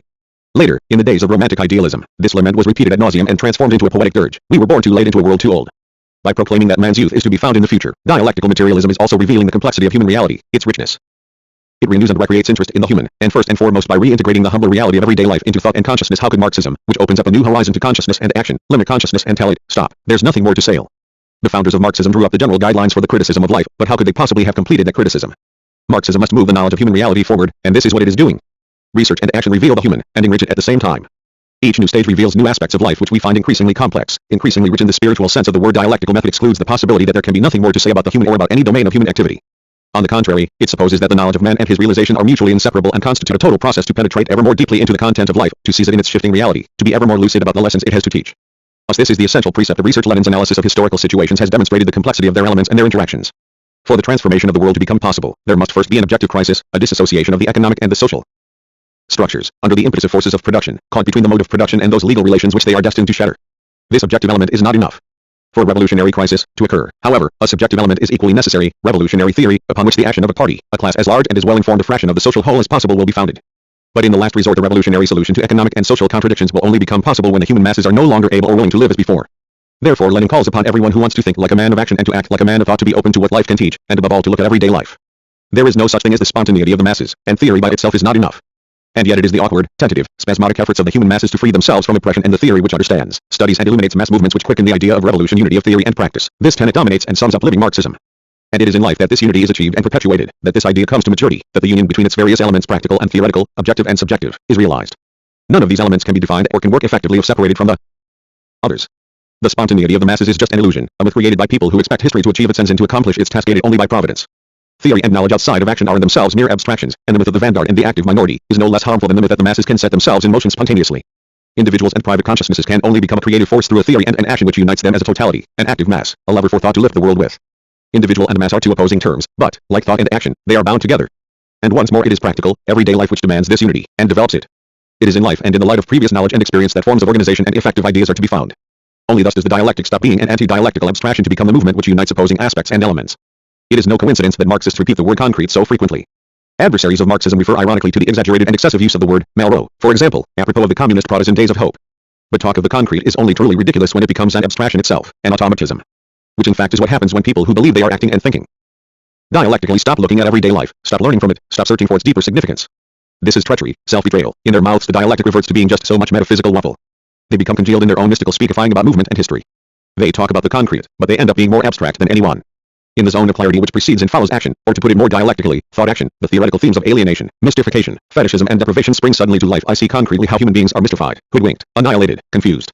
When I'll fight this many-sided alienation practically, I am better able to perceive how certain acts, certain words, split me from myself to feed the vampire of the non-human, that substance which is, precisely, nothing, because from the point of view of the human, it is other, the negation of the human cast to the winds and into the valley of death. Alienation I know it is there whenever I sing a love song or recite a poem, whenever I handle a banknote or enter a shop, whenever I glance at a poster or read a newspaper. At the very moment the human is defined as having possessions, I know it is there, dispossessing the human. I thus grasp how alienation substitutes a false greatness for the real weaknesses of man, and false weakness for his true greatness. Bombastic language, abstractions, deductions, every devilish device to vaporize man's will and man's thoughts, all vouchsafe me a glimpse of alienation in action. This is not to say that I am able to separate what is human from the inhuman simply by thinking about it. The task is much more difficult. The division within the self and the waste of self are too deep-seated. If I have learned to think or to love, it is in and through the words, gestures, expressions and songs of 30 centuries of human alienation. How can I come to grips with myself, or how can we retrieve ourselves once more? If I stay on my guard and strip myself of everything suspect, I am left naked, dry as dust, reduced to existing like someone who refuses to be hoodwinked by anything. And what will become of me and my wariness? Nothing. Alienation is an ordeal that our era must undergo. There is no means of escaping it. Only later will future human beings, freed from alienation, know and see clearly what was dehumanized and what was worthwhile about the times we live in. We are still learning to think via metaphysical, abstract, alienated forms of thought. The danger of dogmatic, speculative, systematic and abstract attitudes lies ever in wait for us. How long will it take to create a dialectical consciousness, as long as our consciousness still feels it necessary to rise above its own self, in the metaphysical way in order to think dialectically? It is impossible to fix a date. It may need generations before the dialectic can penetrate life by means of the regenerated culture and is for love which for nearly all of us oscillates between coarse biological need and the fine abstractions of passion's rhetoric. What is there to say, and so our entire life is caught up in alienation, and will only be restored to itself slowly, through an immense effort of thought, consciousness, and action, creation. The word commitment to the world, committed thought, etc. has had its day as a philosophical slogan. It had a certain meaning. The abstract intellectual, moving about in unreality, felt the need to commit himself to life, to action. He ended up with action for action's sake, commitment for the sake of commitment. As great a folly as art for art's sake, or thought for thought's sake. A new alienation, the ludicrous situation of the thinker who wants to commit himself and suddenly realizes that he was already committed in the first place. Today it is much more a question of becoming decommitted from a singularly ambiguous, confused and equivocal era. From a many-faceted alienation we need to gain control. Committed people are up to their eyes in the mire, the nauseating quagmire of the time they live in, and they will never pull themselves free, never reclaim that time, and eventually will even cease understanding it. They are still grappling with the hoary problem of the intellectual who decides to leave his ivory tower. How many times have we heard that old tale? This intellectual gets involved with life, wanders through the world, and discovers that thought is not everything. So, making an extra effort, he flirts with action, going on about commitment amid applause and self-congratulation. But deep within him there is an unresolved contradiction. He wants to remain available while appearing to be committed. So he cheats, goes into reverse, starts play acting. 1 step forward and 2 steps back. Most of the important intellectuals of the inter-warriors were actors in this hackneyed old drama, but there were some who, less arrogantly and without cheating, really did become committed, and who nowadays are faced with the opposite problem, to decommit themselves, not from action, not from militant thought, but from all the limited and immediate ways the times we live in are perceived. Then, taking the lessons of action into account, to take control of our era by grasping it in its totality, action and action alone can guide critical thinking, because it detects deception and because it is deception which deflects us from action. Many people might be tempted to see this guiding role in the investigation of life and human reality as falling to literature, for literature's importance is today much exaggerated. But literature itself needs to be confronted with life, to be thought out and criticized in the name of human reality, and enriched by action. Only the establishment of action's unassailable primacy, though it will certainly contribute much to literature, can assign its real place, which is neither first nor last. Literature does not deserve to be held in excessively high esteem, but nor does it deserve the fate of being degraded by resentful, disappointed people. The idolatry of literature can only end in disappointment, whatever its function may be, testimony or aesthetic pleasure, or something else. Again, it has only one. It is puerile to expect the practice of literature, taken in itself, to throw any decisive light on life and human reality. Literature cannot bring us salvation, because it needs to be saved itself. Immobilized in the cliches of poetic Byzantinism or the Roman noir, it too needs new men who will state simply and without bias what was hateful or disgusting about our era, what was good, joyful and sturdy, and by what means human beings managed to go on loving life and hoping for the future. Action and action alone can bring this healthiness and this elementary equilibrium, this ability to grasp life in its varied aspects, without being deliberately gloomy or abstractly optimistic. Action alone can supersede the aesthetic or theoretic attitudes which allow people to see in the real only what they want to see: degradation, humiliation, stupidity, or conversely joy and greatness. Left, right and center, either looking at life on the black side or through rose-tinted glasses. Action is defined by Marxism of the world, by a political party which strives to guide the great human masses and carry them along in its path, has as its aim a new type of human being. This new man thinks, but on the level of the real, on an equal footing with the real. He thus has no need to come out of his own thoughts in order to belong to reality and commit himself. Neither anguished like the self-centered intellectual, nor self-satisfied like the bourgeois, he can avoid this old dilemma, anguish or thoughtless self-satisfaction, because what he loves about the real today and about life at the present moment are the possibilities they offer, and not simply the fait accompli which can be easily grasped and which can only disappoint.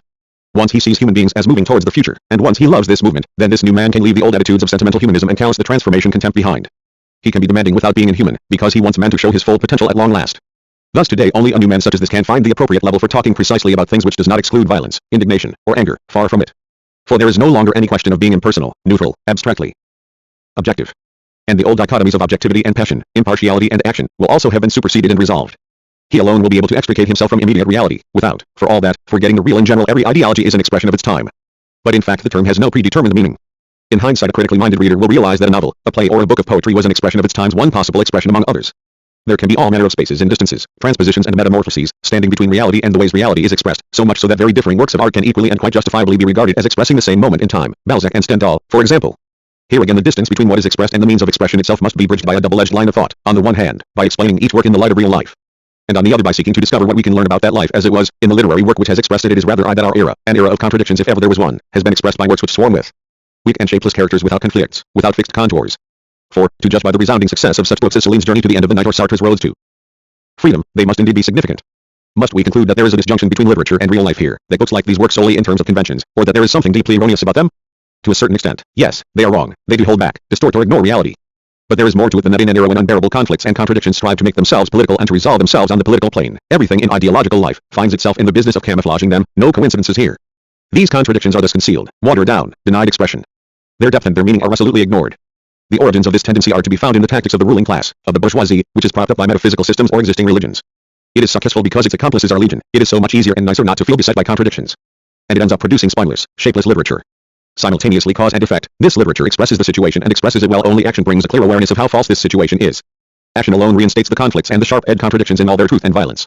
It gives us back the world in all its truth. Thus action alone will enable literature to become renewed. By giving it something it cannot attain unaided, a living awareness of human reality and its movement. Old metaphysical reason deliberately excluded the irrational from its definitions and its sphere of influence. As a result, it ignored individuality, instincts, passion, practical action and imagination, the living being in his entirety. Abstract reason could thus approach the irrational only by such indirect and rather ineffectual means as the moralizing sermon.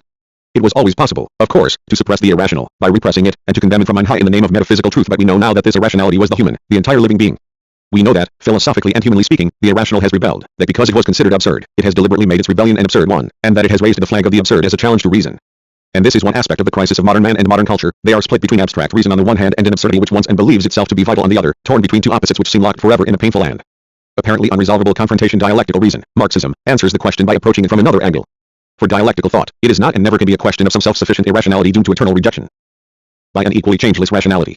The irrational can only be relative, momentary. It is whatever has not been subsumed, organized and categorized by active reason. More precisely, we must distinguish between two aspects of the irrational. A. The irrational as such, in other words the sum total of the magical creations, ideological interpretations and fictions about the world that human weakness has produced. This irrational is nothing, since in truth it is other to man, his alienation. It is nothing in itself, although on a human level it has been appallingly active. In Jaw 1 we demonstrated the important law according to which this irrationality evolves. After a series of transformations and displacements it installs itself under a new form in the life of rational man. And it is in life and through everyday life that this displacement and transformation of the irrational take place. B. So far from constituting something irrational beyond the control of reason, the entirety of the human being's needs and instincts, his passions, vital activities are the very basis and the content of dialectical reason. These vital activities are already involved in the processes by which they become the needs and the capabilities of a being of nature, with the ability to understand and control that nature that is a rational being. In so far as they are part of man's practical activities, they form the first step in his struggle to control nature. They are thus very much a part of a dialectical process, and therefore rational, and even instrumental in the creation of concrete reason, and yet this process is a process of becoming, a process yet to be brought to completion. Human needs and activities do not contain a certain amount of ready-made dialectical reason, which would in any case be meaningless. It therefore rests with methodically worked out rational thought, dialectical thought, to get to know this rich human raw material, and to win recognition from it in turn. It must study and organize this material, and thus contribute to the process whereby man's lives produce living reason, and become rational without being irremediably opaque and irreducible to reason. Human raw material is a given. It is a mixture of the irrationality generated by alienation, which is far from being completely elucidated and categorized, and the potential rationality of instincts, needs and activity of all kinds. This human material is a fact of everyday life. To pursue the analysis of everyday life and distinguish as far as possible between its various elements, critical knowledge and action must work together, although according to this definition human raw material offers no opacity, no absolute resistance to knowledge and action, since this is precisely where their content and their base of operations are located. It is nevertheless ambiguous. If on the one hand everyday life reveals the forces which work for and against man, on the other hand it has always been possible to erect the immediate as a barrier to wider and more far-reaching ways of seeing. It is in the name of the immediate demands, immediate needs, etc. that people have opposed and continue to oppose wider visions, wider solutions to their problems. The immediate, the given human raw material of at one and the same time reveals everyday life and disguises the deepest of realities, both implying them and concealing them. Thus the task facing active, constructive, critical thought becomes clear, to penetrate ever deeper into human raw material, into the immediate which is a fact of everyday life, and to resolve their ambiguities. Here is a major problem which Marxists know well, to find a link between the immediate and the solutions Marxism proposes, so giving the immediate a positive function as practical and historical intermediary between theory and reality. This is an essential problem for action, but it is equally so for humanist philosophy, to link the idea of the human to the human as it is. The problem is always a new one, its terms of reference are constantly changing. Merely to formulate it requires an ever-watchful lucidity and a method that is both rigorous and flexible. Let us try to look more closely at certain characteristics of given human raw material. There is an average general standard, specific to every region, to every country, to every moment of life and civilization. This standard of living is both a historical and a practical fact. It is based upon the technical characteristics of the economy, the level of material development, the social power of production, but also upon the extent to which the working masses can resist the pressure exerted by their adversaries in the theory of wages. This average standard of living helps to determine the lowest living wage, acceptable at any given moment. In other words, to determine the value of labor power as sold on the market.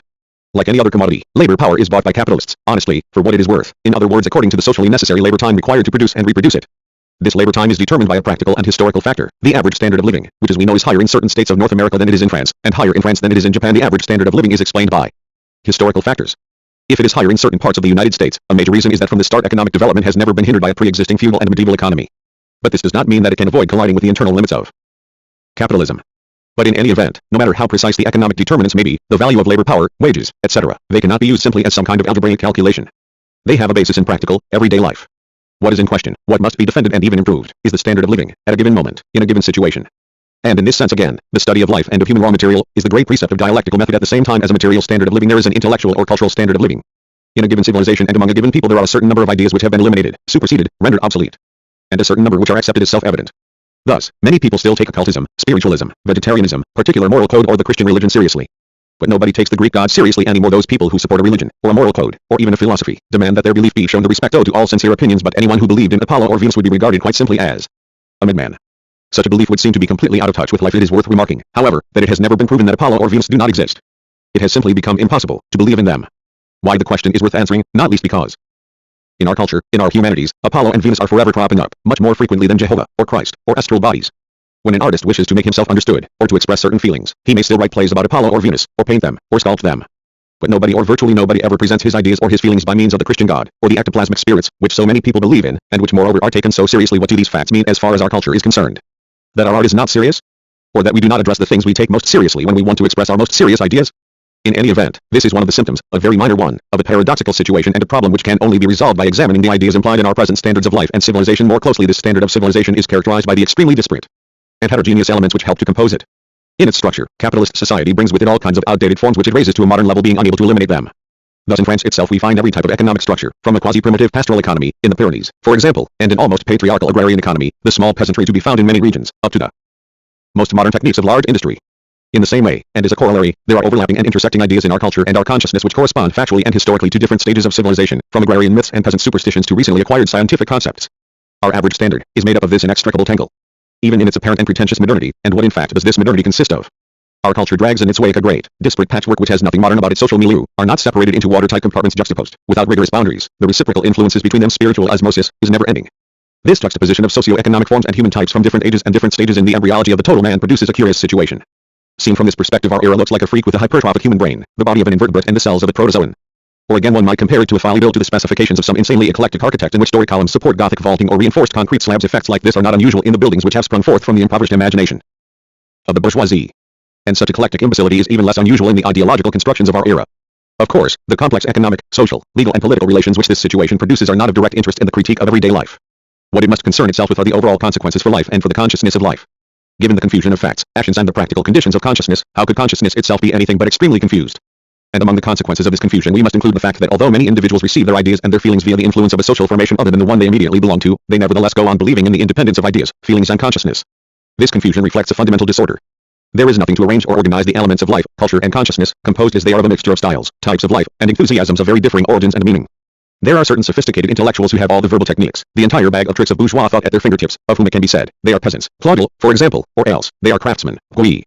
The one fair is the other, the verbal techniques of the era of advanced literary styles are merely a vehicle for agrarian myths or the craft ethic. And vice versa, there can never be any question of denying anything that exists the right to exist. It is the movement within whatever exists which transforms the world, past, present or future, and not theories about what should be rejected and what should be preserved. The essential thing here is to denounce confusion with all its baggage of bad faith, guilty conscience, ideological duplicity, trickery and trumpery. Now this confusion is lived, in other words it intervenes in life and in the consciousness of life. It explains how that ideological representative of the most backward peasants and their myths, Monsieur Jean Jonot, has managed to be so popular, even with the younger generation in industrial towns, even with mechanics. But it has paved the way for many more paradoxes and sophistries. Here is a simple example. One can consider that in the West, and in advanced countries, a certain knowledge of the world and even of biological reality has become part of the average consciousness, of normal culture, to use the very equivocal and confused term employed by sociologists. Various rather vague notions about health, sport, heredity, have been vulgarized, as they say, and in this way an average stock of knowledge has been formed, although it is unequally distributed between the various groups and classes. In this way more or less scientific notions about heredity have merged in the average consciousness with old models of peasant origin, and old group and class prejudices. This vulgarization of science at its most modern has paved the way, in certain countries at least, for the propagation of a scientifically false theory, racism, which has all too easily permeated the masses. If it is indeed true that the beginning and the end of all knowledge is practical activity, then one may well ask oneself how it can be that during our era of high technology and advanced scientific knowledge the practical lives of human beings can still be so blind and so indecisive. How does such an obvious contrast between a science proud of its triumphs and the humiliation and uncertainty of human lives come about? If all power originates in action, where do life's weaknesses and uncertainties, and its triviality come from? How can practical, everyday life form the basis of human thought, power and splendor, when it is apparently so impoverished, so lowly, so blind, that we still feel the need to dress it up in illusions, decorations, lavish costumes, or at the very least in weird and bizarre disguises, before we can accept it? The analysis of the organic and ideological confusion of our era offers an initial answer to these questions, and admittedly this diversity contributes to the richness of our consciousness and our culture. Still we must grasp it, define it, categorize its elements, for what we have inherited from past and superseded eras is precisely a shapeless and irrational mass of notions and feelings, a rich but hitherto inextricable muddle. Only a vast inventory of the elements of our culture, in other words of our consciousness of life, will enable us to see clearly. This endeavor cannot be undertaken, it cannot even be conceived with any method other than the Marxist dialectic. It can have meaning only in and through dialectical materialism. The philosophers, theologians, sociologists and literary hacks all accept the ideas and feelings that are passed on to them, and on that level their criticisms are abstract and timeless. They are unable to situate the elements of our consciousness in historical time, by linking them to successive social formations, to fashions and ways of life. They can describe, but they cannot understand, much less judge and criticize effectively. Only Marxist social criticism is capable of uncovering the genesis of representations and feelings. It reveals their conditions, their practical functions, the way they work, and analyses the relative proportions of appearance and reality, the amount of play acting and the amount of human that they have contained in the past and that they contain today. It can make links between each representation, each symbol, each myth, each concept, and a specific human era. It can trace the interactions of the social milieu and in this way understand our composite and heterogeneous consciousness of life. Consciousness of life, can those words be right? Are we conscious of our own lives? The words which spring to our lips, the ideas and images at our disposal, are they of a kind to allow us a true consciousness of our lives? No. Our lives are still unrealized, and our consciousness is false. It is not only our consciousness which is false, it is only false because our lives are still alienated. False representations bring with them a false consciousness of what an unrealized life is. In other words, they do not bring an awareness of the non-realization, of the degree of non-realization, of human life. They present it as either realized, which leads to vulgar or moral satisfaction, or unrealizable, which leads to anguish or the desire for a different life. More precisely, nowadays, we do not know how we live. And at the end of our lives, we scarcely know how we have lived them. And how bitter this unhappy consciousness is while we are trying to live. At the moment we are living, religion, morality, literature and familiar words impose upon us an official image of ourselves. The individual's private consciousness is complemented by a public consciousness. They interact and support one another. The private consciousness refers across to the public consciousness and vice versa. The one is meaningless without the other. The one is as real and as unreal as the other. For the private individual, the public consciousness contains the most basic social elements that individualism can adapt to. And at the same time it is laden with deceptive words, mystifying ideas and images. In the public consciousness the private consciousness finds justifications, ready-made explanations, compensations. Individual life oscillates between the one and the other. The famous dialogue between the L and ego is simply that between the private and the public in the same individual. And in this divided, riven, torn consciousness the questions posed by one fragment are answered by the other together. The fragments take on the appearance of a self-sufficient whole. When the private man is secretly worried, his public consciousness assures him that there is no need to be, that everything is fine, that really he is happy, or, conversely, that owing to totally external circumstances, nothing can be done, that he will be unhappy throughout eternity. It eliminates the very need to ask questions. The private man never really asks himself how he lives, for he thinks he knows it in advance. He thinks that he owns life like just one more possession. He believes that happiness can be held in the hand, the pounds, shillings and pence of the great capital asset, life. The critique of everyday life will propose the undertaking of a vast survey, to be called, How We Live. We could begin this survey by attempting to reconstruct the real life of a number of individuals, comparing their real lives with their consciousness of them, their interpretations of them, using a variety of research techniques. How were these private individuals formed? Under what influences? How did they choose their path in life, their profession? How did they get married? How and why did they have children? How and why did they act in such and such a situation in their lives? A survey of this kind would be fairly difficult to carry out, although some newspapers and reviews have already collected and published confidential information of the most intimate kind, if only for publicity purposes, but it would shed much unexpected light upon individual lives in our age. It would be fascinating to compare the results with religious, moral, political and philosophical ideas which are still in circulation, and especially with the individualism which is even more widespread in behavior than it is in theory methodically carried out. This survey would at long last supplant the ramblings of philosophers or novelists, including those who get emotional about beings and harshly lucid about existence with solidly established human truths. In all likelihood it would help to shift our centers of interest, revealing the part played by alienation, fictions, chance and fate in the real life and death of man. The documentation we have collected so far, some of which will be published in the Critique of Everyday Life, demonstrates the existence in today's social life of some largely unknown sectors, and all the more so inasmuch as the dominant ideologies suggest ideas which appear to explain and schematize them. This survey should not be limited to a certain number of individual lives taken in their totality, but should examine the details of everyday life as minutely as possible. For example, a day in the life of an individual, any day, no matter how trivial a trivial day in our lives. What do we make of it? It is likely that the survey would reveal that, taken socially, examined in the light of the hidden social side of individual triviality, this trivial day would have nothing trivial about it at all. During the day at work or a holiday, we each enter into relations with a certain number of social things whose nature we do not understand, but which we support by our active participation. Without realizing it, we are caught up in a certain number of social mechanisms. One question we can ask ourselves, for example, is how the average man in his ordinary, day-to-day life relates to the large corporations. Where does he encounter them? How does he perceive them and imagine them? Theory reveals a complex structure here. In what ways does he move within it? And how does this structure appear to him from morning till night? Taken more broadly and more generally, this survey of everyday life would become a survey of French life, and specifically French forms of life as compared with the specific forms of other nations. How have the different milieux of the French nation organized their everyday life? How do these different social groups use their money? How do they organize their budget? How do they spend their time? What are their leisure activities? In what forms do they act out their sociability, their solitude, their family life, their love life, their culture? Going on the as yet incomplete documentation we have collected, it would appear that genuine revelations may be expected. The survey would reveal how the Frenchman has long been one of the most exploited members of the capitalist universe, and how the bourgeoisie which has exploited him has been one of the shrewdest, alternating between deceit and brutality, and always very modern, very much in touch with all the tactics of the class struggle, particularly and precisely when it indiscriminately uses either the nation or the individual to deny that the struggle exists, using precise cases and examples. The survey would demonstrate how this deceitful pressure results in the debasement both of the social structure, agriculture or industry, and of individual, everyday life. It would thus contribute towards dispelling certain harmful myths. For example, the economic myth of France's natural wealth, the cultural and spiritual myths of the inherent lucidity and spontaneous moderation of French thought. By demonstrating concretely what is true and what is false about them, it would also contribute towards the critique of a number of illusions which are particularly disastrous for France. Is it not surprising and fascinating that at the harshest, most oppressive moment of high capitalism, so many of the French should have believed and should go on believing that they are free, and that in the name of their freedom a certain and apparently large number of them are still rushing headlong into slavery? What can be the meaning of the stubborn and persistent success of this mystification? What can examining the lives of private individuals teach us about it, and what can it teach us about the real lives of these individuals? In the name of freedom and individuality, we are told, the French have been abandoned. Just think of the situation of French youth. This extraordinary observation was made by Drey La Rochelle, and the conclusions he attempted to draw from it were equally extraordinary. We know what became of him. The fact is that the private individual suffers from the kind of spiritual abandonment which makes it easy for the whole gamut of phony spiritual powers to tout their false solutions and vow to rid consciousness and life of their sickness. It will probably never be possible to complete this picture of French life. But it would take but a few polls to counter the gloomy aspects of the situation, and to reveal the healthy, restorative side of our national life, its real possibilities and genuinely creative elements on a completely different level. The study of everyday life would dispel several literary and philosophical myths whose curiousness is one decadent tendency among many. For example, the myth of human solitude. There is ample evidence to show that for the vast majority of human beings, immersed as they are in natural life or undifferentiated social life, being alone is a need, and something to be achieved.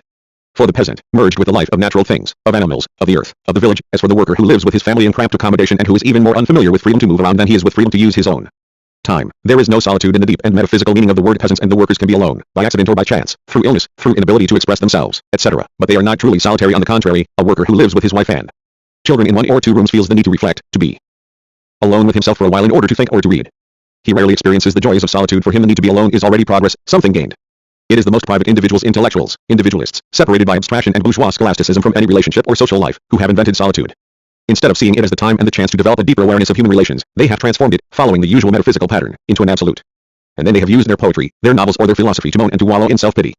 At the limits of the private consciousness and in the human nothingness of their existence, they have rebelled in vain against the metaphysical alienation which their own attitude towards life helps to maintain. For them, the fiction of solitude becomes reality.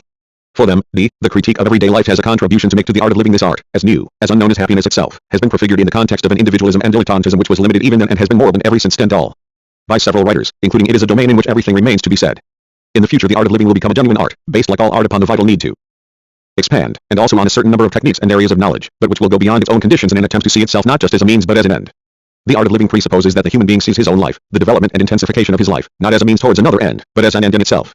It presupposes that life as a whole, everyday life, should become a work of art, and the joy that man gives to himself is with every genuine art. This will not be reducible to a few cheap formulas, a few gadgets to help us organize our time, our comfort, or our pleasure more efficiently. Recipes and techniques for increasing happiness and pleasure are part of the baggage of bourgeois wisdom, a shallow wisdom which will never bring satisfaction. The genuine art of living implies a human reality, both individual and social, incomparably broader than this. The art of living implies the end of alienation and will contribute towards it. From one point of view, life strikes us like some immense anthill, swarming with obscure, blind, anonymous beings and actions, and from another we see it shining with the splendor and glamour which certain individuals and certain actions confer on it. We must not avoid the fact that the latter view is produced by the former, and expresses it, that the contrast between the two is only momentary, and that up until now everyday life has been alienated in such a way that its own reality has been torn from it, placed outside, and even turned against it in any event. This contrast cannot go on permanently deceiving us. Its drama, with the condemnation of life as its theme, cannot be an absolute one. It is merely a passing contradiction. A problem. This problem, which is none other than the problem of man, can only be posed and then resolved by dialectical method. Should we admit for one moment that it is otherwise, and that the plebeian substance of day-to-day living and the higher moments of life are forever separated, and that the two cannot be grasped as a unity and made to become a part of life, then it will be the human that we are condemning. Notes written one Sunday in the French countryside. Some fairly precise documents exist which allow us to travel back in our minds to the origins of our civilization, not to prehistory nor to the so-called primitive era, but to a more recent age, the dawn of Greek civilization, for example, or Roman, or medieval. We can imagine villages and rural landscapes which scarcely differ from those we can see in modern Greece, southern Italy, or even in certain parts of the south of France. Let us conjure up this country life which in more ways than one has continued into the present day. In Greece, country folk had their festivals and religious ceremonies. The dates for these festivals were fixed by the country calendar. It seems that the religious season par excellence was winter, which in our rural areas is still the time for late night gatherings. In the classical period which followed the archaic period, some of the most important festivals in Greece were still celebrated at the beginning of winter, or at the end, the Pianespis, in autumn, the Anthisteria, when spring came, the Phallusis, a festival for the local goddess in which all the inhabitants of the village participated, lying on swaths of reeds and vine leaves and eating the aiailos, bread made from the new corn. These country festivals consisted essentially of a large meal. The peasants feasted, lying on the iot6 abeg or swaths, and in specific places, near woods, mountains, springs, rivers. Everyone brought a contribution to the communal meal. Each village constituted a community, a large family of people linked by blood, a way of life, and also by a practical discipline and a fairly strict collective organization of work, dates when tasks were performed, etc. About the system of property we know nothing very precise or very certain, but we can be sure that at the beginning it had not yet disassociated the peasant community. The neighboring villages in each canton came to the main festivals, as they do to this day in the fairs and votive festivals, still celebrated in French rural areas. During the feasts there was much merrymaking, dancing, masquerades in which boys and girls changed clothes or dressed up in animal skins or masks, simultaneous marriages for an entire new generation, races and other sports, beauty contests, mock tournaments, exchanging comical taunts and insults. Neighboring and rival communities, men and women, associated by competing guilds, would try to outdo each other. The festivities would end in scuffles and orgies. Peasant celebrations tightened social links and at the same time gave rein to all the desires which had been pent up by collective discipline and the necessities of everyday work. In celebrating, each member of the community went beyond himself, so to speak, and in one fell swoop through all that was energetic, pleasurable and possible from nature, food, social life and his own body and mind. Festival differed from everyday life only in the explosion of forces which had been slowly accumulated in and via everyday life itself. We must imagine rough peasants, full of joviality and vitality, and fairly poor. For these celebrations they make great sacrifices, in the practical sense of the word. In one day they devour all the provisions and stocks it has taken them months to accumulate generously. They welcome guests and strangers. It is the day of excess. Anything goes. This exuberance, this enormous orgy of eating and drinking, with no limits, no rules, is not without a deep sense of foreboding. Should a disaster happen, too harsh a winter or too dry a summer, a storm or an epidemic, then the community will regret this feast day when it devoured its own substance and denied its own conditions. How can the need for exaltation on both an individual and collective level, the need for a few hours of complete, intense living, be reconciled with foreboding and fear? Men know how weak they still are when confronted with nature. How can this contradiction be borne? Festival is a risk, a wager on the future. What is there to be won, and what to lose? In those days when human beings lived, so to speak, on the level of nature and natural life, in its elemental violence, its uncomplicated freshness and also its ignorance, they imagined nature via their own preoccupations, fears and desires. Conversely and simultaneously they still defined and understood their basic humanity through the phenomena of nature, animals and plants, the heavens or the bowels of the earth. Already witches and magicians existed, with spells, rituals and gestures which were intended precisely to console weak humanity with the illusion of having direct power over nature. Nature, so familiar and yet so terrifying. Rural communities associated nature specifically with human joyfulness. Nature was peopled with mysterious powers, powers that were human and close, yet at the same time fantastic, distant and dangerous, distinct but at the same time merged in a recondite unity. When its festivals were successfully held, it was felt to be because nature and its powers had been good, favorable, regular, bringing rain and sunshine, heat and cold, the seasons and their allotted tasks, according to their expected favorable cycle, birds, coming and going with the seasons, appeared as magic and prophetic signs of this order. Thus when the community gathered to carry out this simple action of eating and drinking, the event was attended by a sense of magnificence which intensified the feeling of joy. By celebrating, the community was welcoming nature and was rejoicing in its gifts. More than this, it was associating nature with the human community, binding the two together. The regular place given in the country calendar to festivals and specific tasks represented the regularity of human actions, their punctual accomplishment, and appeared to guarantee and assure the regularity of the seasons. Very soon, if not from the start, peasant festivals became eminently important. They represented not only joy, communion, participation in Dionysiac life, but also a cooperation with the natural order. Simultaneous marriages represented the fertility of nature while at the same time ensuring it and fixing it firmly, as if to shape and tie down the future in advance. In this way certain polyvalent rituals had a magical aspect, a symbolic aspect and an aspect of play. In the primitive stages the latter was subordinated, but later it came to the fore, displacing the irrational aspects of the action. The seesaw, for example, was at one and the same time a game bringing the sexes together, a fertility ritual and a symbolic action, so the sacrifices which everyone had to make for the festival, gifts, contributions from each family and each household appeared as a down payment for the future. To refuse to participate would have been to set oneself apart from the community and to risk interrupting the normal, fertile course of nature and human life. It would have been to invite bad luck, starting with the magic curses of the people who collected the contributions. To this day in the French countryside, during certain festivals children or young people or poor people still exercise the last remaining privileges of the old peasant communities by going from house to house collecting money, eggs, flour, sugar for the feast. Anyone who refuses is cursed ritually according to traditional formulas: drought for their land, sickness for their flocks. The Greek word, ou, 6 which gives us that word so characteristic of our religions and ideologies, symbol, means initially to pay one's share, hence, to participate in the magic action. In the effectiveness of the ritual it would be perfectly clear to the members of the rural community that the larger the gift, the more effective it would be. Festivals were a way of assuring the future, and the more active the participation in them, the larger the amount of blessings in return, the greater the prestige, the influence, the power. Thus through their gifts to the community, the wealthy, once private property had become differentiated, could make their wealth accepted, and were able to consolidate it. The very fact that they gained social prestige enabled them to become even wealthier. Landowners became both powerful and blessed and hated. They controlled the good fortune and the power of the community. At this point the object of study for the sociologist seems to shift. We move from the level of magic to the level of the social mystery, that is religion. From man's relationship to nature to the formation of differentiated, divided human society, where all community is fictitious, so originally the human order and the natural order seemed interwoven, joined by a mysterious link, but which for those simple peasants seemed the most immediate, the most natural thing in their world. If the peasant tradition was strict to the point of routine, it was only because all change threatens order. Also, human activity tends to become codified practice, so that festivals, and even the gestures and speech of everyday life, became ritualized. Perhaps this sums up how magic developed, or even how it was born, and how solemn and sacred gestures became generalized, taking their elements from day-to-day life, but transposing them to the level of an imaginary effectiveness. In such conditions the festive meal became a sacred meal in a holy place, a cosmic and efficacious action. The union of the sexes also became a magical act which challenged nature in its entirety, which could be blessed or blighted, prefiguring problems or happiness to come. And the gift, the offering, the contribution to the celebration, became a sacrifice in the mystic sense of the word, an insurance for the future, an exchange of favors with obscure forces, future benefits secured by means of present hardship. The association of nature with man means first and foremost the earth.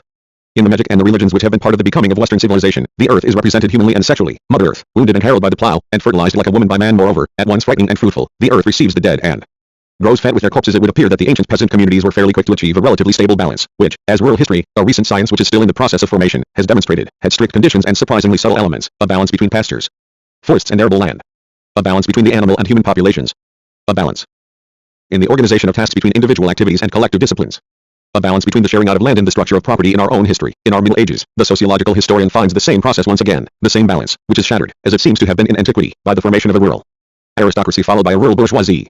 This natural and human balance, achieved and preserved by a peasant wisdom, by a set of techniques and a spontaneous skill which astounds the historian, appeared to be the supreme good, divine, marvelous, fragile. It was precisely in order to maintain this balance that the peasant community clung firmly to its own traditions and reinforced the role of magic and ritual to preserve this order, the peasant order. For every class, every social formation has its order and its idea of order. Man cooperated with nature. He maintained and regulated its energies, both by his real work and by the fictitious effectiveness of his magic. But from the very moment they became prosperous, communities were faced with a serious danger. They needed children to renew the community generation by generation, children who would be initiated into its tasks and its secrets, receiving and passing on the communal heritage. Too many or too few births would endanger the balance, too many mouths to feed, or not enough arms to plow the land, and famine would engulf the community. By virtue of illusion which ethnographers discover in many places, the deep cause of which, in other words the practical cause, seems as far as our present knowledge can tell to be very simple and everywhere the same, and number of souls was part of the order as conceived by these peasants. Births and deaths were governed by the cosmic law, and remained regular so long as that law remained undisturbed. The number of human beings was determined by nature, thus every birth was a reincarnation, a soul was taken from the group's available stock, and came back to life. Souls were immortal, even if their existence beyond the living group remained shadowy and vague. This notion of the soul overdetermines even more ancient representations, including perhaps that of the double, of that other which is still a human being, and it is the earth, who bears and fosters all living things and receives from man libation to quicken her seed anew, who supplies the souls. Following one of their most ancient traditions, the Athenians of the classical era still scattered seeds on newly closed tombs just as we bring flowers in the earth, their temporary home. Mother entombed the dead continued to participate in the order of things, in the regularity of the seasons and of human activities. Strange phantoms, they went on moving and leaving as they made their preparations to be born again. They were still part of the order, and they could disturb it. By dint of honors, of funereal rites which guaranteed order and were a part of order, by dint of libations and sacrifices, the community sought the favor of its dead, and in these offerings, the fruits of the earth, wine, foliage, flowers, or wheat cakes played an essential role. The rural community was therefore also community with the dead, and festivals for the dead found a place amidst the festivals for the living. In man's state of weakness in the face of nature, disquiet appeared alongside joy, ever more defined, ever stronger, until it became anxiety, and anxiety too had its funeral festivals and its celebrations. And the wealthy, land-owning families, which were such a burden on the community, always tried to justify themselves by appealing to the past, to real or fictitious ancestors, heroes, dragon killers, founders or pseudo-founders of cities, inventors of new techniques. Funeral festivals became the privileged festivals of dead kings and heroes. Dionysiac joy gave way to terror. Human life was torn apart as it embarked upon its harsh and inevitable journey into alienation. Certainly, right from the start, festivals contrasted violently with everyday life, but they were not separate from it. They were like everyday life, but more intense. And the moments of that life, the practical community, food, the relation with nature, in other words, work, were reunited, amplified, magnified in the festival. Man, still immersed in an immediate natural life, lived, mined, sang, danced his relation with nature and the cosmic order as his elementary and confused thoughts represented it. On the same level as nature, man was also on the same level as himself. His thoughts, the forms of beauty, wisdom, madness, frenzy and tranquility which were available to him. In his reality, he lived and achieved all his potential. Feeling no deep conflict with himself, he could give himself up, in that magnificent state of balance which was the peasant community, to his own spontaneous vitality. No aspect of himself, of his energy, his instinct, was left unused. Perhaps he was basic and elementary, but at least he lived without being fundamentally repressed. And maybe he sometimes died appeased. The pure nature that some writers applaud is in fact this peasant life at a highly evolved stage, and in point of fact at only very rare moments and places in history has it achieved a successful, happy, balanced form. In most cases, the continuation of a nomadic, bellicose way of life, or poor soil, or a bad climate, or, furthermore, and especially, social crises and the rapid formation of brutally dominant castes, have dragged social life down dead ends, nearly always precipitating its decline. The balance of the community was threatened on two fronts. In nature, by all manner of catastrophes, and even more by the fear produced when acts were no longer ritualized and performed in order to maintain and celebrate life, but merely for the sake of their sacred form and for the sake of the magical power that form was supposed to exert. In social life, through ever more differentiation and inequality, the simultaneous emergence of families isolated from the community, of private property outside of the collective systems, and of the power which certain families and certain individuals wielded over the community, destroyed that community from within. The crisis of the community, its dislocation, the distress of most of its members, went hand in hand with technical progress and social differentiation. It is hard for us to imagine the astonishment with which the members of old communities must have greeted these social changes which were happening around them and which they were unable to comprehend. Let us not forget that by the gifts and sacrifices they made in proportion to their wealth and influence, the chiefs became increasingly powerful while at the same time still appearing to be the embodiment of the community's own power. Those who were breaking up the community seemed to be strengthening its deep reality. They were enslaving the community while appearing to be its servants, and in a sense they were serving it, in that they defended it, that they stood for technical progress, and that they alone had access to ideas, thought, wisdom, prudence, a sense of responsibility, of potentially rational foresight. The social process was now masked by its own conditions. How was it possible not to attribute it to mysterious causes, external to everyday life, to original sins, supernatural punishments, and incomprehensible destiny? The developing social mystery, the reality which escaped men's consciousness, although they were its authors and actors, was destined to become a religious mystery. And religion now superimposed itself upon magic, but without destroying it. Chiefs and kings contrived to receive the blessing of the communities they oppressed, that is the blessing of its gods. In a curious but perennial mixture of illusion and reality, they maintain both the cosmic order, by virtue of their magical functions, and the human order, by virtue of their political functions. But in these quiet little towns and villages which sit at the junctions of ancient tracks that have crossed the French countryside for thousands of years, how does one become a public figure, someone respected, such as a town or regional councillor, or a member of parliament, nowadays? If there are no urban centers nearby, and if the workers' parties have no influence, then even today it is only via the church, charitable organizations, the commune, sports societies, or the fire department that a parvenu manages to become accepted and to consolidate his support and his influence.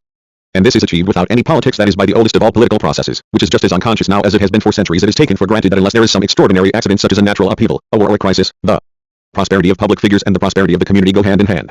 The one produces the other. Everyone in the village or the canton benefits, through gifts, charitable donations, and because the important peasant or tradesman makes work for the poor.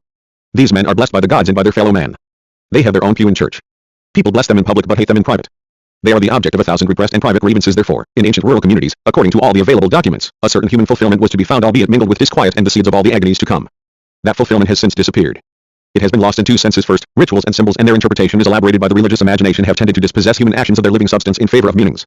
Secondly, social life has improved, but has changed its structure in the process. From being on a horizontal level, so to speak, on the level of natural life and the world, it has become pyramidal, with chiefs, kings, a state, ideas, abstractions, at its apex. Symbols have become more and more abstract. In its own way, like money, but on the political level, the state is also in a sense a realized abstraction, endowed with effective power which is ever more real. At first rituals conjured up the confused powers of nature, the hidden side, of things and human beings, then mythical heroes, then increasingly elaborate gods. Later, however, they came to center on a spiritual power, that is a realized abstraction, the God of the universal religions. At the same time, the theories justifying the power of political chiefs and kings have become more and more abstract. And at the same time too, century after century, genuine knowledge and thought, implying logical abstraction, science, have appeared to be progressing and advancing in line with ideologies, whereas these are two different and possibly incompatible levels of human consciousness. The result for our rural areas has been a deprivation of everyday life on a vast scale, by religion, by abstraction, by the life of the mind, by distant and mysterious political life. Bit by bit everything which formerly contributed to the elementary splendor of everyday life, its innocent, native grandeur, has been stripped from it and made to appear as something beyond its own self. Progress has been real, and in certain aspects immense, but it has been dearly paid, and yet it is still there, this innocent life, so very near, but impoverished and humiliated, both strong and pathetic, creative but threatened, producing the future but beset with foreboding about all the imponderables that future has in store. It is still there, not unchanged, but degraded rather, humiliated, while in other respects, and proportionally, science and consciousness have progressed. Take for example an ordinary village in France. The network of roads and paths, fences and hedgerows, encloses a land which is by no means unworkable, a docile, easy land which rises and falls almost imperceptibly as if with the breath of the distant mountains. Scattered farms, and then, around the church and the graveyard, a few houses grouped together, the village. A green land. Meadows, their brooks full with autumn rain. The village still huddles closely around its dead. The living still bring their floral tributes to the dear departed. Many people believe that it is the right thing to do to put cheap and nasty metal and glass mementos on the graves. Ritual has become hideously commercialized. The graceful tributes of fruits of the earth which sustain the life of the dead, linking them with the living and preparing for their return to life, have been replaced by a sacrifice of money which is made once and for all a way of settling one's conscience concerning the dead person, of making him permanently harmless. It is true that some people may think that what they inherit from the dead is somehow a settling of accounts, but they too can have pangs of conscience. Some visit the graves of the dead. I'm just off to say hello to my poor departed husband, said Mmex as she made her way jauntily to the graveyard where her spouse lay at rest. These are people who apparently believe that the dear departed are simultaneously and at one and the same time in heaven, or hell, and here, under these stones and this ground, under these artificial flowers. In this consecrated fold, they experience the feeling of a living presence instead of the terrifying reality. The horror of death. Their cold breast is flooded with a cruel, sweet emotion. Many of them believe in ghosts, in phantoms, in spirits. Yet instead of preparing the return of their dead to the light of day and the community with love, terror and respect, they simply relegate them to oblivion. Fresh corpses get visited. The others, the old ones, lie forgotten as in a communal grave. The myth of the community and its dead goes on, but demoted, weakened, deprived of warmth, linked to vague, abstract affirmations about souls which can never be translated into tangible acts. The winter solstice is still an important date. But the great solar myth of the god who is reborn to fill the earth with new and burning life has become just a sentimental, vaguely charming series of images. Little family portrait. What remains of ritual and myth? A date, a vague impression of birth, of hope, of grandiose drama. The idea of an all-powerful god who is nevertheless mysteriously destined to be born and to die. And then theological abstractions, sublimations relegated inaccessibly to the background. And then those childish but touching pictures. The animals, the manger, the wise men and their star, inseparably linked to the cosmic, human infant. Every time spring arrives, processions intended to confirm the regularity of the season and the fertility of the fields go round the village, winding drearily along through the paths between the fields. Drearily, plunged in an immense boredom which is like an ultimate sacrifice, people give up the time, put up with the inconvenience. All the Dionysiac joy has gone out of this ritual, which is known arrogantly as rogation days. It is a request for fine weather and a rich harvest. Actually, nobody believes that prayers can be really effective, but many still believe that not to attend or to stop the ritual completely would be bad luck. Prudently they take precautions. The negative side of the traditional ritual has completely annihilated the positive one, which was joy in human community. In this same village, in the same springtime, pious hands still hang garlands on sacred trees and occasionally, on the roadside crosses which have long dispossessed old Hecate of her domain. And when war comes, and drought, the peasants bemoan their fate, saying, everything's gone haywire. They see cosmic order and human order as inextricably linked, as in the original agrarian myth, and they do not easily understand the specifically human means by which order, a coherent, rational order, can be re-established. The mystical notion of sacrifice lives on more or less everywhere. If anyone tried to forget it, there would be wars and social dramas to revitalize it. But age has not favored it. And now sacrifices are only vaguely felt to be sacred. Parents make sacrifices to bring up their children. People also sacrifice part of the present for the future, by saving from their earnings and investing them, or by taking out insurance. Meanwhile they continue preparing for the future by negotiating with the supernatural donations, charity, offerings of personal suffering, of merits achieved in the eyes of men and gods. For repayment proportional to the hardship involved, there is one special little item which every well-off and God-fearing family budgets for. Charity. By private gifts and public donations the God-fearing can relieve their consciences of any residual qualms they might feel, and can also justify themselves to other people they are contributing to the permanence of their order, while at the same time reducing poor people's resentment and making their lot a little easier. Sacrifice has several meanings and several aims, some conscious, others unconscious, some selfish, others altruistic, and collectors and apologists for charity will quote one or other of these aims as circumstances demand it. It is well known that wars are a punishment for people's sinfulness, indolence and cruelty. And so is defeat. This Christian mystique, originally a peasant mythology, was made official under the Vichy regime. The poor should make sacrifices by working a lot, and the rich by giving a little. What are sacrifices? Spiritual investments. Their worth is a function of the effort they cost, that is the amount of hardship people are prepared to put up with in their fear of the future. Unfortunately, statistics concerning the amounts charities receive are never made public. What material they would provide for the study of everyday life across the classes and social groups. It is very possible that both in cash and in kind, the poor give more than the rich. Their uncertainties, their fears for the future and their generosity too, are they not greater? Moreover, anyone who has nothing to give, or is unwilling to give, can always placate the mysterious powers by offering up their wishes, their sufferings, their hearts and their minds. The uncertainties peasants feel about nature become superimposed as religion was superimposed upon magic, by the disquiet of several other social groups about human, economic and political circumstances, ignorance of the laws of sociology, the inability to act without dependence on political lies and strategies, along with a sort of direct contamination from myths and rituals, fosters and perpetuates the idea of fate and predestination. Masses of individuals, each believing himself to be free and lucid, entire groups react to human circumstances in the same way that country folk responded to the circumstances of nature. They accept wars and crises as inevitable, pleading with their gods to bring these calamities to an end, thanking or cursing the heavenly powers that be, and in life itself, in everyday life, ancient gestures, rituals as old as time itself, continue unchanged except for the fact that this life has been stripped of its beauty. Only the dust of words remains, to gestures. Because rituals and feelings, prayers and magic spells, blessings, curses, have been detached from life, they have become abstract and inner, to use the terminology of self-justification. Convictions have become weaker, sacrifices shallower, less intense. People cope, badly, with a smaller outlay. Pleasures have become weaker and weaker. The only thing that has not diminished is the old disquiet, that feeling of weakness, that foreboding. But what was formerly a sense of disquiet has become worry, anguish. Religion, ethics, metaphysics, these are merely the spiritual and inner festivals of human anguish, ways of channeling the black waters of anxiety. And towards what abyss? And if beauty has disappeared from everyday life, what of its great mystical heroes? No, the mystic hero is virtually extinct. Everything is calculated on a cut-price basis. A penny for heaven, a little bit more, but as little as possible. To pacify the poor, whose real power is visibly on the increase, and yet, the more meaningless gestures become, the more solemn they are. And the more solemn they are, the more ludicrous, sparking off life's revenges, laughter and parody. And now let us go for a moment into the little village church, surrounded by its graveyard. I hesitate on its humble, unadorned threshold, held back by a kind of apprehension.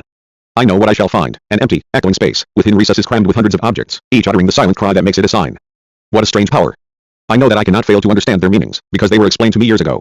It is impossible to close your eyes and your ears to these symbols. They occupy you, they preoccupy you immediately, insistent, insidious, and the more so for their simplicity. Already a feeling of disquiet, suppressed anger, mingled with a reluctant but tenacious memories of a childhood and adolescence shaped by Christianity. Suppressed anger is another aspect of the power, the nascent fascination of the sacred object. It is impossible to free myself from it. For me this space can never be just like any other space. But precisely because I feel this obscure emotion I can begin to understand its obscure causes. So I must not despair. The fight goes on, and I know that the country church is small and dark, despite its whitewashed walls. A sickly light filters through the grimy little panes of its narrow windows. Small, dark, mysterious, a bit like a cave. An ambiguous perfume its familiar side, damp. Its strange side, incense hits the nostrils. The mystical, faraway splendor of the incense penetrates the ordinary smell of must and mold. Already inhaling the perfume of the Orient, I want to inhale it despite myself, to identify it. Unalloyed it would be overpowering, but here its mystical appeal is tainted with something mundane, and now I can begin to make out the colored or gilded objects and signs which surround the faithful and impose their presence upon them around the vault, above the choir, a clumsy but inspired artist has painted a border festooned with stars, in silver and gold, on a blue background. This humble decoration on the vault is the church's way of offering undisputable proof that it sums up the cosmic order. That the God who made the heavens is housed within it, but now time has almost erased it. I forgot to check whether it is turned eastward towards Jerusalem and the sunrise. And this lamp, shining dimly on the end of a wire hanging from the center of the building's vaguely cross-shaped structure, what does it signify? Is it the light of the sun or the eternal light of the spirit? Is it the mind of man which must remain ever wakeful until the tragic final curtain? Ah. Now here's something better, or more precise. In a relatively wide, deep recess, a chapel, two painted wooden statuettes face to face, St. Blasius and St. Roch. The region we are in has a long pastoral tradition. St. Blasius and St. Roch are the little patron saints of cattle and sheep. The inhabitants of P have been crafty enough to obtain the protection of both saints simultaneously. At the back of the recess a rather sketchy painting, a fresco or painting on wood, impossible to tell in the half-light, portrays the two saints in shepherd smocks, their dogs at their feet, and carrying crooks which are drawn to look vaguely like bishops' croziers. The damp has obliterated patches of sky, bits of meadow. Around the chapel, a low railing. Beyond the railing, coins, roughly folded notes, offerings, sacrifices. On their name days, the peasants burn a few bristles from the tails of diseased cows under their patron saints' noses. In another, smaller recess, on a plinth, the statuette of a little patron saint of the family, St. Anthony, who helps to find lost property. At his feet, a simple collection box. The saint's right toe is discolored and worn down by the kisses of his supplicants, but here, sovereign and placatory, on the right of the high altar, here is the Great Mother, who distanced herself from the earth in the celestial mystery of a virginity made fruitful by God alone, the Father of all things. Eternal Virgin, yet at the same time the Divine Mother of all men, and also known by such attractive names as the Gates of Heaven, the Morning Star, the Ivory Tower, and the Consolation of the Afflicted. God is remote and terrible is the Father. The Virgin Mother is near. Absolute Mother, Absolute Virgin, she conjures up mysteriously and poetically the feminine totality. Mother, she receives her children. Virgin, she reassures, for a virginity which has not been surrendered to anyone belongs to everyone. Great God is in the process of formation, or revival, but reduced by a prudent theology to the rank of mediator. It is she who attracts the most wishes, the most support, the most prayers on the other side of the altar, Joseph holding a golden lily, the lowly church presence. The absolute, human family, lit by the stars and the cosmos above and flanked by the two guardians of the regularity and the fertility of herds and flocks, the mother whose infinite purity renders her universal the earthly, fictitious husband, naive and hesitant the real, heavenly husband, the fearsome creative power that leads the drama, and her divine son. The heavenly family is visited by earthly families, who offer it their good luck and their misfortunes in homage. It gives them a magnified image of themselves. The heavenly and the earthly are joined, the human is still mingled with the heavenly, and in the tabernacle, power united with goodness, fearsome despite the abstraction in which he has draped himself, a circle of something white, light and dry, without taste or perfume, God, in a threatening offering. Should a sacrilege be committed? The stories they tell in their pious conversations and their parish newspapers, of the host bleeding and speaking, of sudden deaths and unexpected conversions. Should a sacrilege be committed, the world might collapse into nothingness. The firmament, that solid vault which supports the stars, might crumble. Fearful angels would trump forth the end of time. For if God does not accomplish all that he is perfectly capable of as cosmic Father, vain, vindictive Creator, Lord of Heaven, Master of good and evil, throne of glory built upon azure, gold and banknotes, it is because he is also the Son, controlling himself, checking his justice and his wrath, and showing himself to be equally and at one and the same time very good, very mild, very brotherly towards the little human families which crawl along in this vale of tears. If this church offers us the world and the human drama in resume, it also gives us history. I can see Joan of Arc in her suit of armor. The tricolor spreads its folds around her painted plaster breastplate. A plaque carries the names of the dead of the last war, the Great War, as the old men have long called it. O Church, O Holy Church. When Elle finally managed to escape from your control, Elle asked myself where your power came from. Now I can see through your sordid secrets, all the more obvious here for being without the beguiling adornments of art. How naive people were to believe that they could get rid of you with a few sacrilegious protests. How holy men must have laughed at the free thinkers, while pretending to be deeply shocked and making sure to retaliate at the earliest opportunity. Now I can see the fearful depths, the fearful reality of human alienation. O Holy Church, for centuries you have tapped and accumulated every illusion, every fiction, every vain hope, every frustration. You have garnered them in your houses like some precious harvest, and each generation, each era, each age of man adds something new to them. And now before my very eyes I see the terrors of human childhood, the worries of adolescence, the hopes and misgivings which greet adulthood, even the terrors and despair of old age, for it costs you nothing to say that the evening of the world is nigh and that man is already old and will perish without realizing his potential. There are men who withdraw slightly from life so as to control it, using skills amassed by over more than 20 centuries of experience. And precisely because they have sacrificed themselves to the utmost, these men appear to be sacred. Many of them believe they are sacred, and perhaps in a sense some of them are indeed sacred. From the newborn babe's first breath to the dying man's last sigh they are there, ministering to questioning children, frightened virgins and tormented adolescents, to the anxieties of the destitute and even to the sufferings of the powerful. Whenever man experiences a moment of weakness, there they are. For their old, ever more skillful tactics, for the spiritual body of the church, everything is grist to the mill, including doubts and heresies, and even attacks. The church is nothing more and nothing less than the unlimited ability to absorb and accumulate the inhuman. Recently they have made their position more flexible, but I know that this is merely an attempt to absorb the enemy. Having condemned modernism a dozen times, the church now wants to be modern. Her craftiest followers will say, they are already saying it, that she embodies man's progress towards the divine, his centuries-old effort to transcend himself, and gradual divine revelation. But no, you are nothing more than man's alienation, the self torn asunder, a magic spell. I can read the message unadorned on the walls of this country church. They sum up your history, which is the history of human poverty. All your strategies are here in miniature, all the skills with which you have controlled and preserved the massive dehumanization which weighs men down, growing larger and larger like some living monster. You have served Roman emperors, feudal lords, absolute monarchs, a triumphant bourgeoisie. You were always on the side of the strongest, not without some craftily reticent maneuvers to prove how independent and superior you were, but by appearing to stand up for the weak you ended up being the strongest of all. And now you have the gall to take up the cause of man, promising to turn yesterday's slave into tomorrow's master. No. The trick is too obvious, and above all the task is too great. Until now the Holy Church has always been able to digest everything, but for the first time her mighty stomach may prove not strong enough. And she knows it. And she is afraid and she wants to be everywhere, double dealing, treble dealing, winning on all the tables. But people can see it, and people know it, so what is to become of this accumulation of every conceivable myth and empty abstraction, of this extraordinary apparatus which combines the flaws of every state that ever was without even the virtue of some connection to the life of any one people or any one nation? Sunday morning the bell has already rung twice, the first time slow and inoffensive, the second hurried, threatening, domineering. Away in the distant meadows, its reverberations have a melancholy sound. Closer at hand, in the narrow streets of the apparently deserted village, it is something else again. It is the voice of the Eternal Father thundering down from the top of the belfry onto a barnyard of squat houses, scouring them, encircling every corner, every head, catching everyone by the ears, vibrating inside their skulls and their very bones.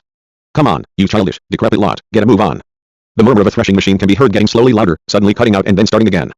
The godless are working on this holy day through the open door and the clear window panes, a soft, tawny sunlight redolent of October, and the grape harvest floods the still empty church. Its beams dispel the Christian mystery which must have half light. I can hear cockerels crowing, and the sound is astonishing. Across the cold paving glides a black shape, the folds in its dress completely immobile. A widow. It's a widow. Everything about her signals it.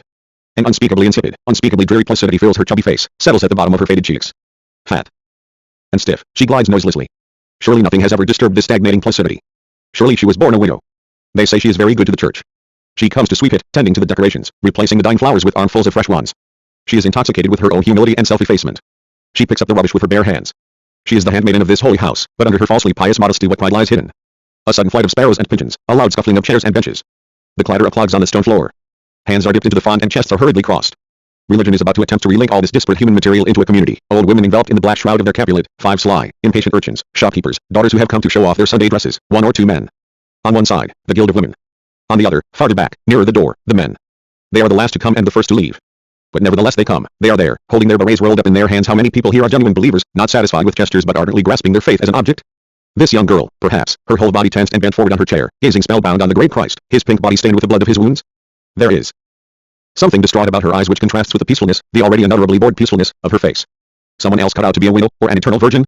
With what sacrifices is she purchasing this piece of the true believer, innocently confident in an earthly and heavenly future, a little soul in the arms of the Father, a little lamb beneath the shepherd's crook? Contemptible, unfought for peace. Whatever deprivations and conflicts may exist, they are placidly ignored, disdained. Childishness is prolonged, cultivated even a premature annihilation. I recognize you, despicable piece of my childhood. But what torments it takes just to be free, just to destroy these ashes. They say that the true believer must always experience conflict, that faith is born of anguish. But what anguish? Yes, maybe the anguish which lies bowed down and rotting in its own peacefulness, where the deepest deprivations are indistinguishable from mystical certainties. And yet surely they know that when it becomes clear that faith does not even exist, that it is an illusion, that there is nothing to have faith in, that there is only nothingness, then anguish is born in its place. And that once faith is gone it leaves the blood contaminated with nothingness. Then anyone who has been alienated and dehumanized by his childhood faith will begin a desperate quest for a pathway, a link with life. But his lost illusions still obsess him. His need for faith fills him with anguish, and he tries in vain to keep unbelieving. What a pack of lies. It is faith which produces anguish, like a painful scar. Nothingness activated mass begins, mundane, reduced to its bare essentials, with no grand organ, cannon's kiss or plume verdure basically. This Catholic mass revives the oldest form of dramatic art, tragedy, an audience which participates in the action, a choir which responds to the protagonist, who conjures up the founder of the community, his life, his destiny and the inevitable catastrophe, the sacrifice and death of the hero. In the ceremony, the hero comes back to life and the participants identify with him. Through him they can reform a community which is both cosmic and human. In a sense the Catholic model turns out to be richer, more complex than tragedy. What a poetic drama, where anyone watching who is not insensitive or immune is challenged, gripped if only by the style and flow of imagery, forced to participate, drawn on by the senses even into the realm of theological meanings. And here in this country church there is not even music, nor the magnificence and mystique of stained glass and sumptuous ceremony. What a combination, the art of fascination and the art of control. And until now there has been nothing to compare with its versatility. Mass for marriage, mass for the dead, mass for soldiers and mass to bless the coming battle, high mass in cathedrals, and one day I will describe a cathedral, in minute detail. Low mass in suburban and village churches, yes, wherever something of man is born or dies, wherever there is something vulnerable, like a child, like love, or something threatened, like a soldier, like a peasant, there will the divine tragedy be acted out. A bench and an upturned crate make as good a stage as the most extravagant marble altar. On the other hand, the pathos is less than in high tragedy, and less perceptible. Despite the scope of the subject, the drama is far from perfect. Too many abstractions have had to be included, too many symbols piled one upon the other, too many gestures for their own sake. The falling quality is inevitable. In the first place, the foreign language, while helping to reinforce the mystery, limits the number of dramatic effects available. It is true that the sermon in French comes just at the right time to compensate for this. The rhythm is slow. The audience is bored to tears by the respectful abstraction of it all. Religion will end in boredom. And to offer boredom to the Lord is hardly a living sacrifice. Yet as I write these lines, I wonder if I'm not making a crude mistake. Magic has always gone hand in hand with emotion, hope and terror, and still does. But are there such things as religious emotions? Probably no more so than there is a psychological state, consciousness or thought without an object that could be called faith. These are ideological fictions. Surely religion, like theology, metaphysics, ceremonies, academic literature and official poets, has always been boring. This has never been a hindrance, because one of the aims of spiritual discipline and asceticism has always been precisely to disguise and to transfigure this living boredom. The divine tragedy is overladen with riches. The journey the solemn words and gestures of the protagonist take us on is too long. Here too, as in the church itself, the listener, his suspicions aroused, discovers the secretions, the accumulated sediments of centuries. In a minute we shall be in the market stall in Alexandria, where some wily Kabbalists are discussing mystical names and entities with a bearded Jew who has just arrived from Athens. In initio ad verbum, for the moment we are in the age of kings and princes. Armed with their pikes and with a great roar, the infantry are setting off in a cloud of dust behind the war chariots, wheels bristling with sharp blades, and the high priest invokes the divine names, Dis, Sabaoth, Lord of hosts. Did Judith murmur these words as she carried away Holofernes' head in her bag, his eyes closed in the voluptuousness of death? Yes, God was always on the side of the strongest, since victory proved whose side God was on, and defeat was explained as the wages of his wrath. How childish, simple and profound divine mystification is. Lord of hosts, Lord of armies. But what armies, and armed with? What arms? But hush. We mustn't be flippant. Pay attention. Introito ad alter Dei, qui litificat juventutem. What magnificent poetry. The God who makes my youth rejoice, really moving, really splendid, isn't it, this marriage of youth and eternity? Doesn't anyone here think about the young people who have been burdened, sickened, poisoned, by the filter of the absolute, the venom of sin and the yearning for the dreary peace of innocence? What can these words mean to these people? Have they discovered how to avoid mental torture? Can I have been the last of the faithful? I mustn't get annoyed. I merely want to understand their secrets. Et verbum caro factum est, more abstractions, more symbols, but this time with the fascinating information that they are now merged with life. The word, the mysterious, holy, magic word of words, is made flesh. Does that mean that speech takes the form of a tongue, or a mouth? Maybe. And now the priest turns towards the audience and begins making grander gestures. He is ageless, young rather than old. The son of a peasant, one can tell from his face. A slight figure in a tight black robe, but amplified by the alb and surplice. A long, pale countenance, bony and bluish with beard. A shy man, with little authority in the village. They say he has a weak chest, and that he's under his sister's thumb. But here he is another man. He becomes assured, imposing almost too much so. Some of his gestures seem to be lifting some enormous but meaningless weight up towards heaven, and it's rather comical. Now the moment for the holy meal has come. Time once more for the most venerable of these rituals. Will the bread and wine reanimate the faithful once again, restoring their oneness with nature and humanity? But how cold it all is, and how dried up. Where's the joy? Where are the overflowing cups and the huge, consecrated loaves of bread? Only the priest gets to eat and drink, consuming the principles of life in the form of the two basics, bread and wine. Then, to a couple of old women in black and a mystical young girl, he will hand out an insipid symbol of infinity. So this is what the holy meal has been reduced to, torn away from community to be accomplished by those who mediate between us and the absolute. Torn away from the life of the senses and from real festivity to become symbolic, abstract, distant. Transferred entirely to another plane, a spiritual and interior plane, apparently. But where is the human community for these people in black? I see filing back to their seats, their eyes half closed, their hands clasped piously together, absorbed in the dreariness of what their mouths and their souls have just tasted. A caricature of a community. Profound? Inner? Not these dehumanized beings are self-absorbed from the moment they are born to the moment they die, and the only community they know is fictitious and abstract. I remember a time when I hated them because I still loved them. My adolescence was drawing to a close, an adolescence which had lived through more than one season in hell. Hatching fiendish plans of revenge, I continued going to church and mixing with priests. Even the most terrible acts of violence seemed too tame, too simple. My friends made do with various small sacrilegious gestures which to me seemed meaningless. It was the time when Breton tied a crucifix to the lavatory chain in his toilet and thought he was exterminating Christianity. I thought about vaster but no less naive ventures. I studied the history of the church in the hope of ferreting out a vintage heresy I could resurrect, an indestructible, indigestible heresy with which to torpedo the church. Jansen's? Too dry, too terribly 18th century petty bourgeois, and as far as boredom goes, his Augustinus beats even the Summa Theologiae. Only one heresy appealed to me. Everyone can see for themselves how far the Holy Ghost is absent from the church. It appears only in the dubious shape of a pigeon, or as an excellent teacher of modern languages. So I started planning a revival of the cult of the Holy Ghost, making it as much a living presence as the other personalities in the Holy Trinity. I wanted to show that the incarnation of the Son was not enough to save the world, which is obvious, and to proclaim the imminent arrival and incarnation of the Holy Ghost. As a prophet of the Holy Ghost, I would have carried my ardent prediction into the very bosom of the church, in the name of a neglected dogma. I would have paid anything, made any sacrifice, order to spread this heresy, and the best of it was that I didn't even believe in it. I wanted revenge so much, I would even have been willing to become a martyr one fine day, in an effort to think clearly, which from this distance may seem facile, even comical. I understood that my whole satanic venture was just another way of perpetuating mystical themes.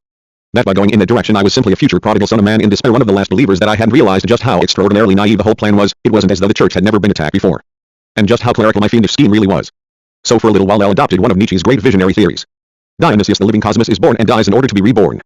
The eternal recurrence, the great year, the periodic return of things, which so many wise men and philosophers have sensed are not and cannot be simply a dry, frigid theory. The universe, the whole, is a God who becomes and exceeds to consciousness within man. He is a whole, but dismembered into fragments which also like him know suffering and joy. Through the torments of his cosmic journey, through the tortures of human consciousness, his eternal destiny moves on with each new cycle towards the joy of supreme consciousness, and at the same time towards the tragic catastrophe, the death of the planets and the stars, the Ice Age or the gigantic atomic cataclysm. The God's destiny is accomplished. And because the God creative energy cannot end, he is reborn. He starts again. Spring of springtimes and everlasting joy. Sunrise, immense procession of resurrections, ascension of life, and also pain, immortal death of all forms and all past moments, winters and old age, cataclysms and massacres, a billion tragedies in the cosmic tragedy, since the sufferings of Dionysius could be identified with Christ on the cross, since all the symbols of art and religion must take on a new meaning in Dionysius. I dreamt of a total celebration, a mass and a tragedy, intense and absolute, extraordinarily poetic and powerfully dramatic, which would rejoice in the tragic destiny of nature, finite and infinite, divine and human, joyful and harrowing. Zarathustra would have been merely the prophet and the herald of this superhuman celebration, this offering and supreme sacrifice of man to the absolute. Such are the difficulties we face when we try to liberate ourselves from mistakes, from our predilection for illusory greatness, for self-effacement, for the sacrifice of man, the cruelest and most Rigors of self-examinations will always unearth some hidden radical of alienation, of the perverse pleasure alienation of the self affords. To conclude these notes, I would like to sum up briefly what dialectical method can bring to such chaos. A. It allows us to re-establish order and reason in ideas using Marxist method. Every cultivated and truly modern man will soon be able to look at the irksome and incomprehensible mumbo-jumbo of our towns and villages, our churches and our works of art, and read them out loud, like an open book. B. Marxist method enables us to understand the secrets, the obscure aspects of the social mystery, and of history. Thus Catholicism appears in its historical truth as a movement rather than a doctrine, a vast movement, thoroughly skilled in the art of assimilation, which never creates anything new but in which nothing is ever lost, particularly the oldest and most tenacious myths, which for various reasons go on being accepted or being seen as acceptable by the vast majority, agrarian myths. The mystifying skill of this movement can be measured by the fact that it has been able to disguise itself as a rigid dogmatism. In fact, it is exactly the opposite, like a crafty child who slides along while insisting he is sitting still. And this disguise is a cover for its press gang tactics. Anyone who criticizes Catholic dogmatism, in the name of free thinking and independent individuality, is being ridiculously naive. This movement taps human weakness and helplessness. To be absolutely exact, it capitalizes on them. Where does it get its universality from? From its ability to live with all the myths and rituals it has taken from the various social formations, to superimpose them and overdetermine them, and to churn them back in the guise of doctrinal rigor. This unstructured syncretism has been working unceasingly since the death of Christ up until the present day, and it is obviously the Church, in its role as a social and political organism, which props it up. C. The problem of the human cannot be resolved by inventing new rituals, be they spiritual or material, mystical or aesthetic, public or private. That path, which is the one nearly all our philosophers and men of letters have followed, is the path of alienation. The Church has tapped and accumulated all human, or rather inhuman alienation. Its power comes from the fact that it penetrates everyday life. On the one hand, it has created a dehumanized ceremonial and official magnificence, an extra-national state, and abstract theory. On the other, it has produced an extremely subtle and precise psychological and moral technique in every act of one's immediate life. No matter how insignificant, religion can be present, in the internalized form of a ritual or in the external form of the priest who listens, understands, advises, reprimands, or pardons past religion and past moral doctrines, which deep down are always religious, tell us what we must do, according to them, in an everyday life which seems all the more derelict, uncertain and humiliated for the fact that the life of the mind, of knowledge, of art, of the state, is getting more and more vast, more elevated and more ritualized. We spend each day of our lives crawling along at ground level, while the superior moments fly away into the far reaches of the stratosphere. Religion snowballs as a result of all the practical helplessness of human beings, constituting an immense obstacle. It is there in life's most infinitesimal detail, knowing the weaknesses and provoking them, breathing in the positive substance of everyday life and concentrating its negative aspects. At each everyday event, at each emotive, disturbing moment when something begins or when something ends, religion will raise its head. It reassures, consoles, and above all supplies an attitude, a way to behave. It tells us what we must do, in its view, but until now no one has offered an alternative, when faced with death or birth. It provides a ceremonial. It relieves people not only of the embarrassment of not knowing what to do and what to say, but also of the fear and remorse their embarrassment produces, as though all misfortunes, past, present or future, were in any way their fault. It gives everyone the impression of doing something. The ritual gesture when a funeral procession goes by, words of insult, an adieu when we part, a wish, a propitious phrase of greeting or thanks, all such everyday attitudes still come down to us from magic and religion. They are really religious, or potentially so. And that is where in the end the secret of religion's strength lies. In this way the illusion by which religion deceives us, that vain and ever-broken promise of community, of the power to act, tends to be born again with every action in our everyday lives.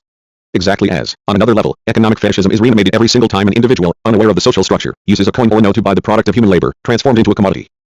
D. The problem posed by Marxism is thus revealed in all its breadth. We now know that Marxism wants to transform the world, and no longer just to interpret it. But we need to understand fully what we mean by the term world. It is not simply a matter of intensifying production, of cultivating new spaces, of industrializing agriculture, of building giant factories, of changing the state and then finishing once and for all with that monster, of all cold monsters the coldest. These are merely means to an end, and what is that end? It is the transformation of life in its smallest, most everyday detail. The world is man's future because man is the creator of his world, and the problem is not simply to change the idea of man, to found the idea of the total man, nature and consciousness, instinct and lucidity, power over things and over his own products, and to place it at the apex of culture. The problem is not simply to achieve a dialectical unity of knowledge, to bring together the results of all the sciences in an organized and rational encyclopedic system. It is not simply to form a new type of man or to establish new general relations between men. Those are still only means. The end, the aim, is to make thought the power of man, the participation in and the consciousness of that power intervene in life in its humblest detail, more ambitious, more difficult, more remote than the means. The aim is to change life, lucidly to recreate everyday life. This is the exact opposite of the aim and the essence of religion. By revealing its positive and negative duality, the critique of everyday life will help to pose and resolve the problem of life itself. Human culture and consciousness incorporate every conquest, every past moment of history. In contrast, religion accumulates all man's helplessness. It offers a critique of life. It is itself that critique, a reactionary, destructive critique. Marxism, the consciousness of the new man and the new consciousness of the world, offers an effective, constructive critique of life. And Marxism alone. What is possible when the world the sun shines on is always new? How could everyday life be forever unchangeable, unchangeable in its boredom, its grayness, its repetition of the same actions? Many who have lost faith in the human, and who get hypocritically emotional about the immemorial gestures of peasants, mothers, or housewives, think it is everyday life is not unchangeable. It can decline, therefore it changes. And moreover, the only genuine, profound human changes are those which cut into this substance and make their mark upon it. It is fairly easy to demonstrate decline using one simple, important example, life in the country, because in many ways the traces of another life, a community life, are still more perceptible there than elsewhere. A later installment of the present study will endeavor to describe the decline of everyday life, on industrial housing estates, in so-called modern everyday activity, but for the moment we have to consider another factor, one which will make our investigation yet more complicated. Just as this decline proceeds to its ultimate consequences, possibilities become more apparent, more immediately perceptible, in this sphere than elsewhere. Human life can decline and it can progress. Up until now it has followed this dual movement, on the one hand, and in one direction, decline. On the other hand, and in another direction, progress life has got better, and we cannot entirely disagree with those optimists who insist obstinately that, favored by some unspecified theological or metaphysical providence, the human species is slowly advancing like a well-drilled army along a preordained path from barbarism to civilization. They are not entirely wrong. And likewise the theory of decadence is just as metaphysical and just as dubious as the optimism of the partisans of progress, which it opposes. The abstract idea of decadence in general conceals a very real decadence, present in the world today, albeit only momentarily, the decadence of the bourgeoisie. And yet the optimistic idea of progress lacks flexibility and dialectical understanding. It fails to grasp the different aspects of human becoming. Up until now, progress has carried within itself certain elements of regression. Spontaneous, objective, like a process of nature, this progress has not been guided by a reason. Thought has realized this at a very late stage. And it is only now that efficient reason is making an attempt to penetrate it actively, to understand its laws and to transform it into a rational progress without negative repercussions. Human life has progressed, material progress, moral progress, but that is only part of the truth. The deprivation, the alienation of life is its other aspect. In reply to the naive theoreticians of complete, continuous progress, we must demonstrate in particular the decline of everyday life since the community of antiquity, and man's growing alienation. We must present a firm answer to the Robinson Crusoe-esque idealists who denigrate the present and theorize the good old days by demonstrating the progress that has been accomplished, in knowledge and in consciousness, in power over nature. Above all, we must demonstrate the breadth and magnificence of the possibilities which are opening out for man. And which are so really possible, so near, so rationally achievable, once the political obstacles are shattered, that this proximity of what is possible can be taken for one of the meanings, painfully and frighteningly unconscious, of the famous modern disquiet, the anguish caused by existence as it still is. Now the simplest, most mundane events can show how economic and technical progress has worked. Several years ago, a worldwide firm which was trying to extend the market and put a rival firm out of business decided to distribute paraffin lamps to Chinese peasants free of charge, while its rivals, less generous or less shrewd, went on selling them. And now in several million poverty-stricken Chinese households, artificial light and immense progress shines down on muddy floors and rotten matting, because even peasants who cannot afford to buy a lamp can afford to buy paraffin. The progress capitalism brings, like its generosity, is just a means to an end. Profit. To take an example from much nearer home, in France, in the Pyrenees, just a stone's throw from dams and powerful ultramodern hydroelectric installations, there are many hamlets, thousands of houses where peasants live almost as primitive a life as the Chinese. They have no electric light either. Elsewhere, more or less everywhere, in town and country alike, electric light illuminates the peeling plaster of slums and the sordid walls of hovels. Although even in Paris there are still houses and flats without modern lighting. Mundane, without literary interest, and picked at random from an infinity of possible equally significant examples, these facts show that up until now progress has affected existing social realities only secondarily, modifying them as little as possible, according to the strict dictates of capitalist profitability. The important thing is that human beings be profitable, not that their lives be changed. As far as is possible, capitalism respects the pre-existing shape and contours of people's lives. Only grudgingly, so to speak, does it bring about any change. Criticism of capitalism as a contradictory mode of production, which is dying as a result of its contradictions, is strengthened by criticism of capitalism as the distributor of the wealth and progress it has produced, and so, constantly staring us in the face, mundane and therefore generally unnoticed. Whereas in the future it will be seen as a characteristic and scandalous trait of our era, the era of the decadent bourgeoisie, is this fact, that life is lagging behind what is possible, that it is retarded. What incredible backwardness this has up until now been constantly increasing. It parallels the growing disparity between the knowledge of the contemporary physicist and that of the average man, or between that of the Marxist sociologist and that of the bourgeois politician once pointed out. The contrast becomes staggeringly obvious, blinding. It is to be found everywhere, whichever way we turn, and it never ceases to amaze. Compare an average house in one of our towns, not with an ostentatious and absurd palace, nor with some characteristically grotesque dwelling of the haute bourgeoisie, but rather with a modern industrial installation of power station, for example. Here we find hyper-precise technology, light, and a dazzling cleanliness. Power methodically condensed into strictly contoured appliances. These machines are so amazing in the way they conceal their strength beneath an apparent immobility that more than one writer has used them to resuscitate the feeling of sanctity, of awe in the face of powerful, motionless fetishes. On the other hand, in the house where decent, average people live out their everyday lives, all is petty, disorganized. Dusty nooks and crannies. Mean, pretentious furniture. Petty bourgeois knickknacks. The strictly useless is accompanied by the absence of anything useful, and yet the cult of utility reigns. Dark rooms. Feathered dusters, brooms, carpets which are shaken out of the window, which is to say nothing of workers, lodgings and peasants, houses where the doorstep is a pool of liquid manure.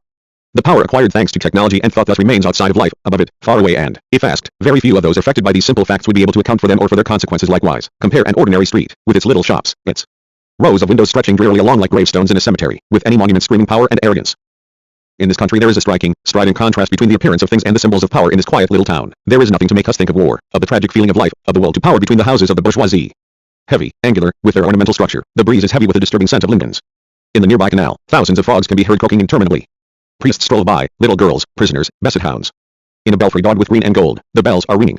There must be a mistake somewhere in this picture, and at a bend in the road, that mistake becomes clear, a monument to some victory or other, a conglomeration of steel and stone, of predatory eagles and sharp swords, of taut muscles and stubborn faces. That was how Pierre Courtauld saw Germany just after the war. But the mistake in question was not specifically German. It was universal, a mistake that allowed human power to become the will of a few men to hold power. That allowed power to be placed outside of life, to be transposed to the level of state control, in a word, to be alienated. And it is not only in Germany that the contrast is so blatantly obvious between the painful or ridiculous situation of private life, even among privileged people, and a power which only becomes public in absurdly externalized forms and manifestations. Factories that are technological marvels, and private properties are paralleled by monuments which magically concentrate not only the prestige of the state and the power of the rulers, but also all the artificiality of empty celebrations, ceremonies and rituals, not to mention a host of mystical ideas, grandiose theories and official abstractions. Their only real purpose, however, is to proclaim, to express, and indeed to betray, the will to power. The will to power? It is real power, stolen from the community, itself smashed and atomized into private individuals, and turned into power over men, set up brutally above men, instead of being power over things. and it is precisely into things that it wishes to transform human beings, depriving them of any real consciousness, and turning them into economic and political tools. As life drags on in all its weakness and humiliation, the will to power expresses itself in these cancerous monstrosities. To admire one of them is not only stupid and tasteless, it also amounts to acquiescence in the potential holocaust. Everything great and splendid is founded on power and wealth. They are the basis of beauty. This is why the rebel and the anarchic protester who decries all of history and all the works of past centuries because he sees in them only the skills and the threat of domination is making a mistake. He sees alienated forms, but not the greatness within. The rebel can only see to the end of his own private consciousness, which he levels against everything human, confusing the oppressors with the oppressed masses, who were nevertheless the basis and the meaning of history and past works. Castles, palaces, cathedrals, fortresses, all speak in their various ways of the greatness and the strength of the people who built them and against whom they were built. This real greatness shines through the fake grandeur of rulers and endows these buildings with a lasting beauty. The bourgeoisie is alone in having given its buildings a single, over-obvious meaning, impoverished, deprived of reality. That meaning is abstract wealth and brutal domination. That is why it has succeeded in producing perfect ugliness and perfect vulgarity. The man who denigrates the past, and who nearly always denigrates the present and the possible as well, cannot understand this dialectic of art, this dual character of works and of history. He does not even sense it protesting against bourgeois stupidity and oppression. The anarchic individualist is enclosed in private consciousness, itself a product of the bourgeois era, and no longer understands human power and the community upon which that power is founded. The historical forms of this community, from the village to the nation, escape him. He is, and only wants to be, a human atom, in the scientifically archaic sense of the word, where atom meant the lowest isolatable reality.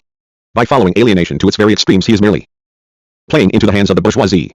Embryonic or unconscious, this kind of anarchism is very widespread. There is a kind of revolt, a kind of criticism of life, that implies and results in the acceptance of this life as the only one possible. As a direct consequence, this attitude precludes any understanding of what is humanly possible. Our towns may be read like a book. The comparison is not completely exact. A book signifies, whereas towns and rural areas are what they signify. Towns show us the history of power and of human possibilities which, while becoming increasingly broad, have at the same time been increasingly taken over and controlled, until that point of total control, set up entirely above life and community, which is bourgeois control. Rural areas tell us above all of the dislocation of primitive community, of poor technical progress, of the decline of a way of life which is much less different from that of ancient times than is generally believed. Towns tell us of the almost total decomposition of community, of the atomization of society into private individuals as a result of the activities and way of life of a bourgeoisie which still dares claim that it represents the general interest. On the other hand, provided our purpose in deciphering them is neither the search for the superficially picturesque, after the fashion of a Jules Romains, nor the search for would-be modern myths, then our towns will show us something quite different, the rebirth and reforming of community in factories and working-class neighborhoods.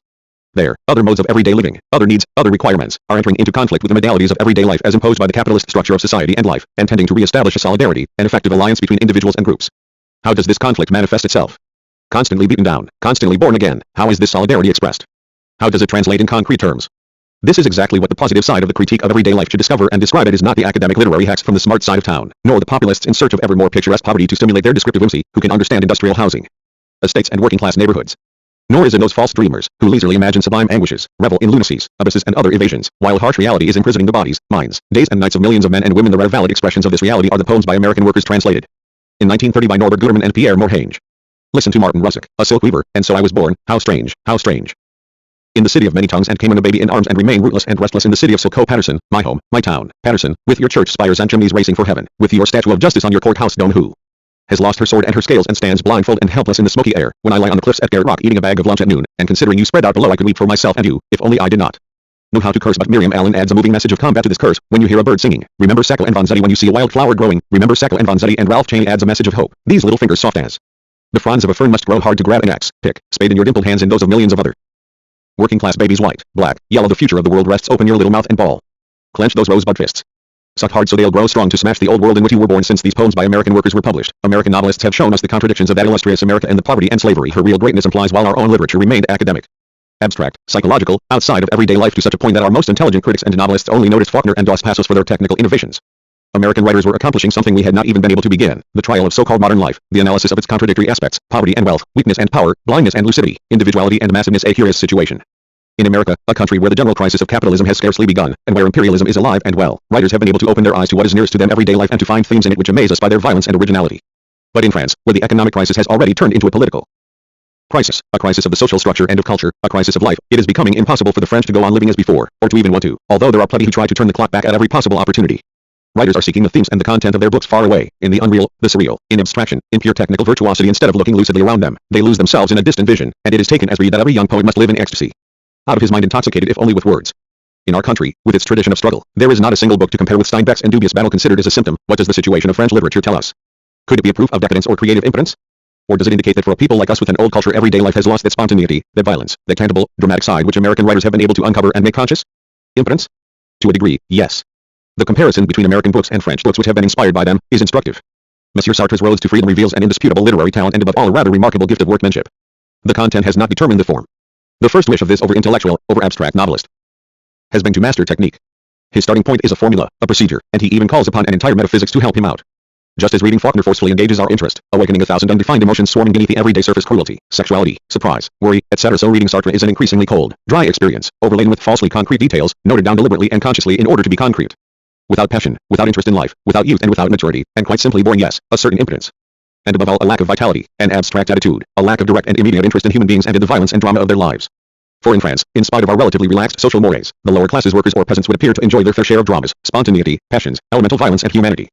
Be that as it may, we do not know how to see them or to understand them, and it is the dreary, rigidly codified lives of the petty bourgeoisie and the middle classes which have imposed their style upon nearly all our literature. Class divisions, which are much more accentuated here than in America, stop our writers from watching the people live and from knowing how to watch them. For many years the rigid parameters and false freedom of petty bourgeois life were thought to express eternal reason, and to prove its validity. And when these parameters are threatened, petty bourgeois anguish takes on metaphysical proportions for one and all. Only a few writers, Gide, Valéry Larbaud, Cocteau, have brought another element to our literature: facility, a free and easy air, cynicism, refined sophistication, the exquisite taste of the cultivated haute bourgeoisie. But no new way of looking at the world, Monsieur Gide's ridiculous claims notwithstanding. Petty bourgeois individualism has reached the extreme limit of exhaustion, and that goes for the intellectual as well as the writer. In the human sand, each grain, which is so dreadfully similar to all the others, unless we look at it through a psychological microscope, thinks it is rightfully original, and even unique. Individualism ends up as the impersonality of the individual. It is the dialectical result of the private consciousness and of its internal contradiction. The separation of the human being from the human nothing is easier to express literally than the abstract psychology of this individuality, devoid of any content which might be difficult to express. Only a little knowledge of grammar is necessary. And there is plenty of that around. But unfortunately the tone of all these confidences and all these descriptions happens to be that of impersonality. Therefore of boredom the accusation that the Marxist dialectician levels at modern French literature as a whole is not that it expresses individuality, but rather that it expresses only false individuality, a facade of individuality, and abstraction. Nor is it by working in an element of anguish that a young writer can give his descriptions or his story the direct, visual, physical, moving style, so much more individualized and varied, that one finds in Faulkner's characters and novels. To see things properly, it is not enough simply to look. People who look at life purely as witnesses, spectators, are not rare. And one of the strangest lessons to be learned from our literature is that professional spectators, judges by vocation and witnesses by predestination, contemplate life with less understanding and grasp of its rich content than anyone else. There really is no substitute for participation. And it is not that there is any shortage of subjects to write about. For example, in France the mixture of moral doctrines and politics has produced a species composed of some very varied types: the worthy father type, the sexton type, the Pharisee type sweating with fear and guilty conscience, etc. Shared characteristics: immensely serious, generous or morally scrupulous to a fault, the kind of loyalty that fully expects its reward, in honors and influence, not to mention money, a few moral ideals linked to a very limited sense of immediate realities, and above all an excessive sensitivity any attack on their ideals is taken as a personal affront. Meeting places and social habitat of the species in question, certain political parties, which shall remain nameless. This human species, so characteristic of our times, has not yet appeared in literature. And yet how picturesque, how comic it is. There is nothing like the sight of an old lag from the dungeons of political idealism haranguing a critic, actually quite moderate, beating his breast with a combination of self-pity, terror at such sacrilege, and disappointment for not yet having received the honors and the positions his long martyrdom deserve. Shouting, "You young wretch, you are insulting an old Republican." Why this silence? Could it not be that a large proportion of our witnesses and judges of our writers are recruited from these same Pharisees of idealism? And is this not the reason why our era has allowed itself to be literally dominated by Gideon cynicism, spite of everything that might be said, and indeed has been said, against Gide? Abstract culture places an almost opaque screen. If it were completely opaque the situation would be simpler. Between the cultivated man and everyday life, abstract culture not only supplies him with words and ideas, but also with an attitude which forces him to seek the meaning of his life and his consciousness outside of himself and his real relations with the world. The exact nature of deprivation and the relation between the private consciousness and the public consciousness changes as a function of social level for the cultivated man, one who has received what is traditionally called culture. This relation undergoes a curious inversion. For him his thought, his culture, are a part of his most intimate self. He carries them with him in the silence of his office, in the even more barren silence of his inner life. He tends to forget that thought is human and not private. He will readily talk about his social life, when he means his relations with family, friends and business partners, that is his private life.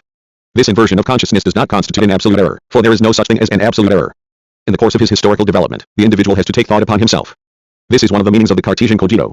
In the context of individualism, of a highly fragmented division of labor, and of the division of society into classes, this absolutely necessary action, this assumption of human thought, finds expression in an inversion of consciousness, a relative error, but one which has serious consequences.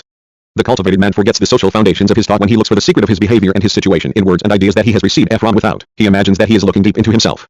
And at the very moment when he thinks the search for his own self is over, he is actually leaving himself, taking the path of alienation. Consequently his practical, everyday life, his real relations, he sees as external to him. The structure of his consciousness tends to annihilate any genuine consciousness of his life. In individual life this error of structural origin is expressed by conflicts, by specific psychological errors, by a shift of consciousness, so exacerbating what has up to now been the natural and inevitable tendency of consciousness to lag behind. Without resorting to any kind of psychoanalysis, we could use this error, to which all cultivated consciousnesses within an individualist structure are prone, to explain a number of barely asocial minor neuroses, accepted if not encouraged, which have until now been considered the bailiwick of psychoanalysis to attain a consciousness of life and its movement, its reality and its unfulfilled possibilities, but without losing anything of culture. Our first task must be to break the limiting, narrow, erroneous form of this culture. Intellectuals, cultivated men, are convinced in advance. Why? That everyday life has only triviality to offer. In fact this belief plays an important role in so-called existential philosophy, which condemns all non-metaphysical life to triviality and inauthenticity. The study of everyday life shows clearly that people with secrets, with inner lives, with mysteries, lead mundane everyday lives. Thus mysterious young girls and women are mainly passive, with little reality. They hide behind the feminine mystery, which offers them a glamour and a means of control which they cannot find elsewhere.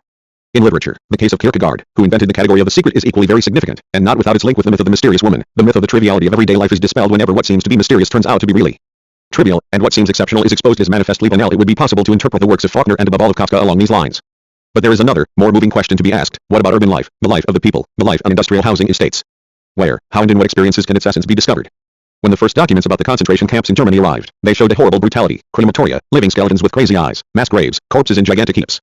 News coverage, photos, then films, all the objective accounts but from outside the world of the concentration camps stressed this first impression. They seem to be revealing atrocities outside our experience, outside Western civilization and outside civilization itself. Since then, the survivors have returned. And some of them have made the effort to speak of what they saw and endured.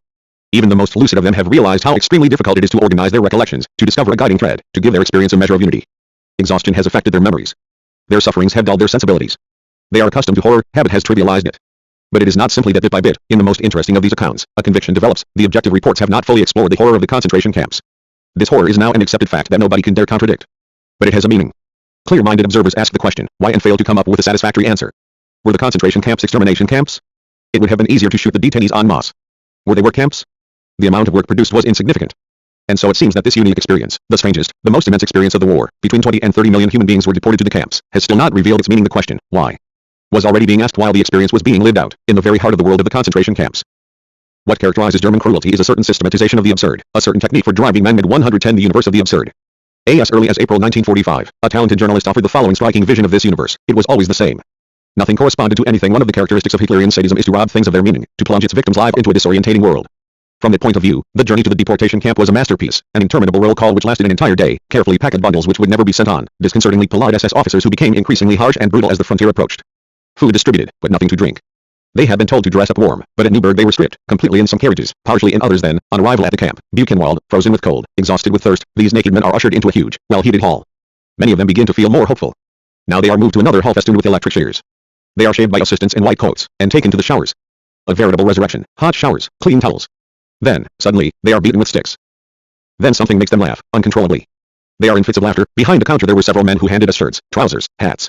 They were clothes taken from blokes who had been arrested all over Europe.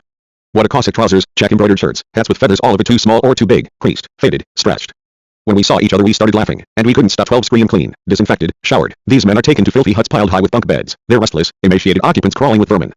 The torture begins in a recent book. Pelagea Lewinsky explains how she had to break with the moral way of thinking she had been used to until that point. When they arrive, the detainees are packed into a bare hall. A young woman goes into labor. Her friends become concerned. They lay her out on the floor. A woman doctor, also a deportee, tries to take care of, but the expected stretcher fails to materialize. The women are surprised, but nevertheless find reasons from the other world for the delay: shortage of staff, poor organization, and yet someone has the bright idea of her asking one of the detainees who is already there. Her answer stuns everyone. It's irrelevant. 113 And according to Pelagea Lewinsky, everyone began concentrating on one dreadful question: what is Auschwitz? And Pelagea Lewinsky is still asking herself the question: what is Auschwitz? The full meaning goes beyond the brute, objective facts. People who were there feel this. Their accounts are clearly marked by the effort to go back in time, back to the numbness, the suffering which killed their feelings and their power to remember, in order to recapture the things objective reports have been unable to grasp. David Rousset has tried to define what he calls the universe of the concentration camp. The camps are Arabesque. Life at Buchenwald is lived under the sign of an outrageous humor, a tragic buffoonery. The universe of the concentration camp is still another world, a monstrous universe where human thought falters and ends up lost. A nightmarish Kafkaesque world where everything seems organized according to some implacable, rigid, rational mind. But which one? Since everything here is unnatural, dehumanized, mad, manic. 14.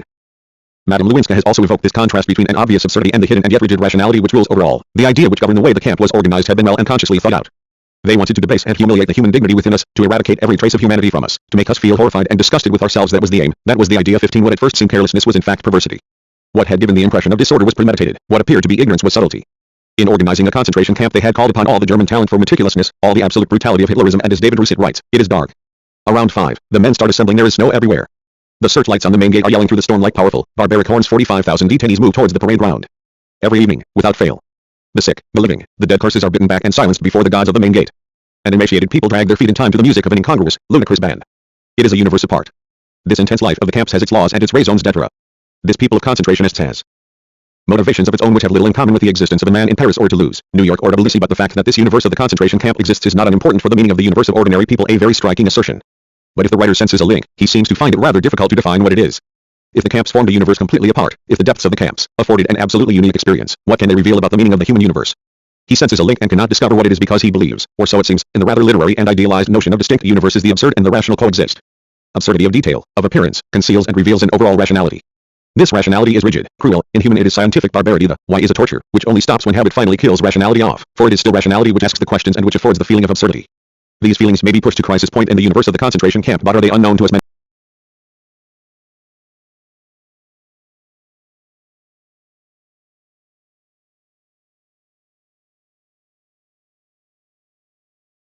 These feelings may be pushed to crisis point in the concentration camp, but are they unknown to us men of Paris or Toulouse, New York or Tbilisi?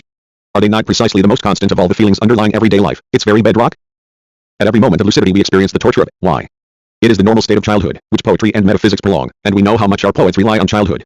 In moments of lucidity we sense the social mystery all around us, in our most modern times. Why this? Why that? Habit and familiarity gradually dull our curiosity and bring, not peace, but a comforting indifference. And yet, how many times do we feel ourselves carried away by some enormous power, absurd and yet fearful? And yet, how many times do we feel ourselves carried away by some enormous power, absurd and yet fearfully rational?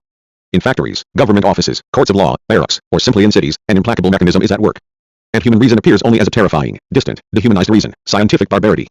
If we are not so stupid as to believe that we have a hold over reason simply because we utter the word, or that it can be invoked like some cheap goddess, then the only time we are aware of reason within ourselves is when it raises its head to provoke a feeling of absurdity and to pose the generally unanswerable question, why? Hidden beneath what appears to be human reason lies an irrational reality. But lying even more deeply hidden beneath what appears to be absurd is a dehumanized rationality. Where? All around us, though not so much in rural areas as in urban modern towns, all or nearly all accounts of the universe of the concentration camp are reminiscent of the strange universe of Kafka. It is an enlightening reference. Kafka's universe is not and is not intended to be extraordinary, nor does it aspire to be a universe. It is everyday life, or Kafka's view of it, meticulously described and captured in its essence. How should we interpret the castle? Is the hidden, malicious, punctilious, tedious power which drives K towards his fate in the village dominated by the castle the power of bureaucracy? Of reason? Of providence or divine grace? How easy it is to pass from the social mystery to the theological one. It matters little whether it is the one or the other. The essential thing is that the everyday life of the modern man in modern towns and on industrial housing estates, and above all the life of the ordinary man, the poor man, the worker like in the castle, is tragically controlled by unresolved contradictions and by the most painful contradiction of all, that between absurdity and reason, both equally inhuman, both indivisibly united. And if we are to understand the everyday universe of the modern man, surely we must abandon the illusions created by moral doctrines, together with the illusions which form such a thick screen between consciousness and the real of the beneficial reason and a fully realized individuality. It seems that Madame Lewinsky left her illusions behind without falling into another illusion, that of another world. I can only admire the skill with which the Germans had introduced the modern science of man into the way they organized life in the camp. Not only had they applied a system of conditions which killed people, but also, with great precision, they had used the science of psychology in order to disorganize the human soul, to destroy the human being morally. Who were the women detained in Auschwitz? A motley crew, with every nationality, every faith, every social class, every kind of delinquent. Alongside a handful of political detainees, there were people arrested in street raids, in cafes, in trains, people dealing on the black market or hunting brothels. Had this mass of detainees been swept together by chance? Nothing was left to chance at Auschwitz. The Germans made sure that no community could be formed in the camp. They consciously created a jungle where brutal egoism, trickery, the lack of all deference towards anyone physically weaker, stifled any sense of human solidarity. And here is probably the true vision of the concentration camp, the one which sums the experience up, in this jungle which represented a condensed social image of the Third Reich. Humanitarian scruples and thoughtfulness became a ridiculous weakness, while the bestial struggle to go on living was intended to produce a camp elite in the image of the one that governed Germany. Men with a developed social sense, people with a certain cultural or ideological standard, had to perish crushed beneath the blind and primitive animality, paying the price for having subtler minds, for a generosity of spirit which in Hitler's book meant nothing but weakness and inferiority. 20 As if in a small state, a social organization was created which was based, and not at all fortuitously, on the Hitlerian theory of the people, the masters and the state at the base, a large gray mass of slaves working hard. At the apex the ruling class, white-collar women detainees, all powerful, with the power of life and death over the majority. Well-fed, well-housed, enjoying even the right to love, with the SS and the male detainees. 21 And here is Auschwitz, capitalist housing estate. If the material conditions of the camp improved, it was the upper strata which benefited, the women who had all the wealth what they had plundered from the slaves. The workers and agricultural laborers went on sleeping in the same huts, went on toiling, being beaten, and dying. 22 That the concentration camps had other meanings, that they satisfied Hitlerian sadism, that they collected millions of potential hostages, etc. is doubtless true, but the dominant, essential meaning seems to be this: if fascism represents the most extreme form of capitalism, the concentration camp is the most extreme and paroxysmal form of a modern housing estate, or of an industrial town. There are many intermediary stages between our towns and the concentration camps: miners, villages, temporary housing on construction sites, villages for immigrant workers. Nevertheless, the link is clear, and it is in the experience of the darkest tragedy, in the seemingly exceptional, at the pinnacle of absurdity, in the pathetic antagonism between man and the still inhuman reason, that the very essence of our everyday lives, of the most mundane of everyday lives, stands revealed. Will they understand, those who have never been able to see what is all around them? Will the cruel light of the concentration camps at last enable them to understand what towns and modern life really are? And will they be able to understand that the possibilities of man and reason can be transformed into the most monstrous of realities? Up until now, human possibilities have only been made available in a limited way, even though it is the masses, the human community, who by their labor supply those possibilities with their material basis through a lack of imagination derived from a lack of dialectical reason. Most people, among the masses themselves, do not think that things can ever really change. They are quite ready to believe that there will always be the same little shop, or a shop like it in the same place, or that the same house, the same field, will remain where they are forever. There are writers who have allowed their imagination to be stimulated by what is possible. They have dreamed. They have looked into the future. And what have they seen? Fabulous palaces, buildings, entire cities devoted to pleasure, cosmic excursions. How many of them have tried to picture what would be in store for everyday life, if bit by bit it were to be raised to the level of what modern technology and science allows? If wealth and power were no longer outside of the community. If those cancerous monstrosities, art for art's sake, thought for thought's sake, power for the sake of power over men, were to disappear.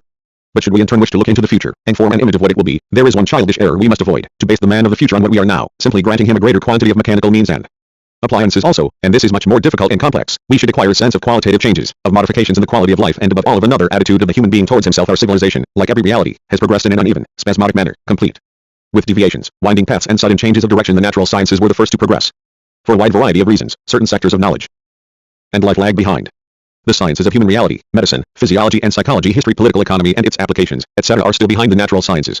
As for practical, everyday life fundamental sector, nevertheless it is so backward that it can often appear unchanged or merely downgraded at certain privileged moments of lucidity or action. An increasingly large number of individuals are able to partake of science, of technical power over nature, of political power, organization, state, political life. Rarely, these individuals may succeed in thinking on the level of the total man, the level of the possible, but aside from such privileged moments, even these individuals live almost every instant at a vastly inferior level.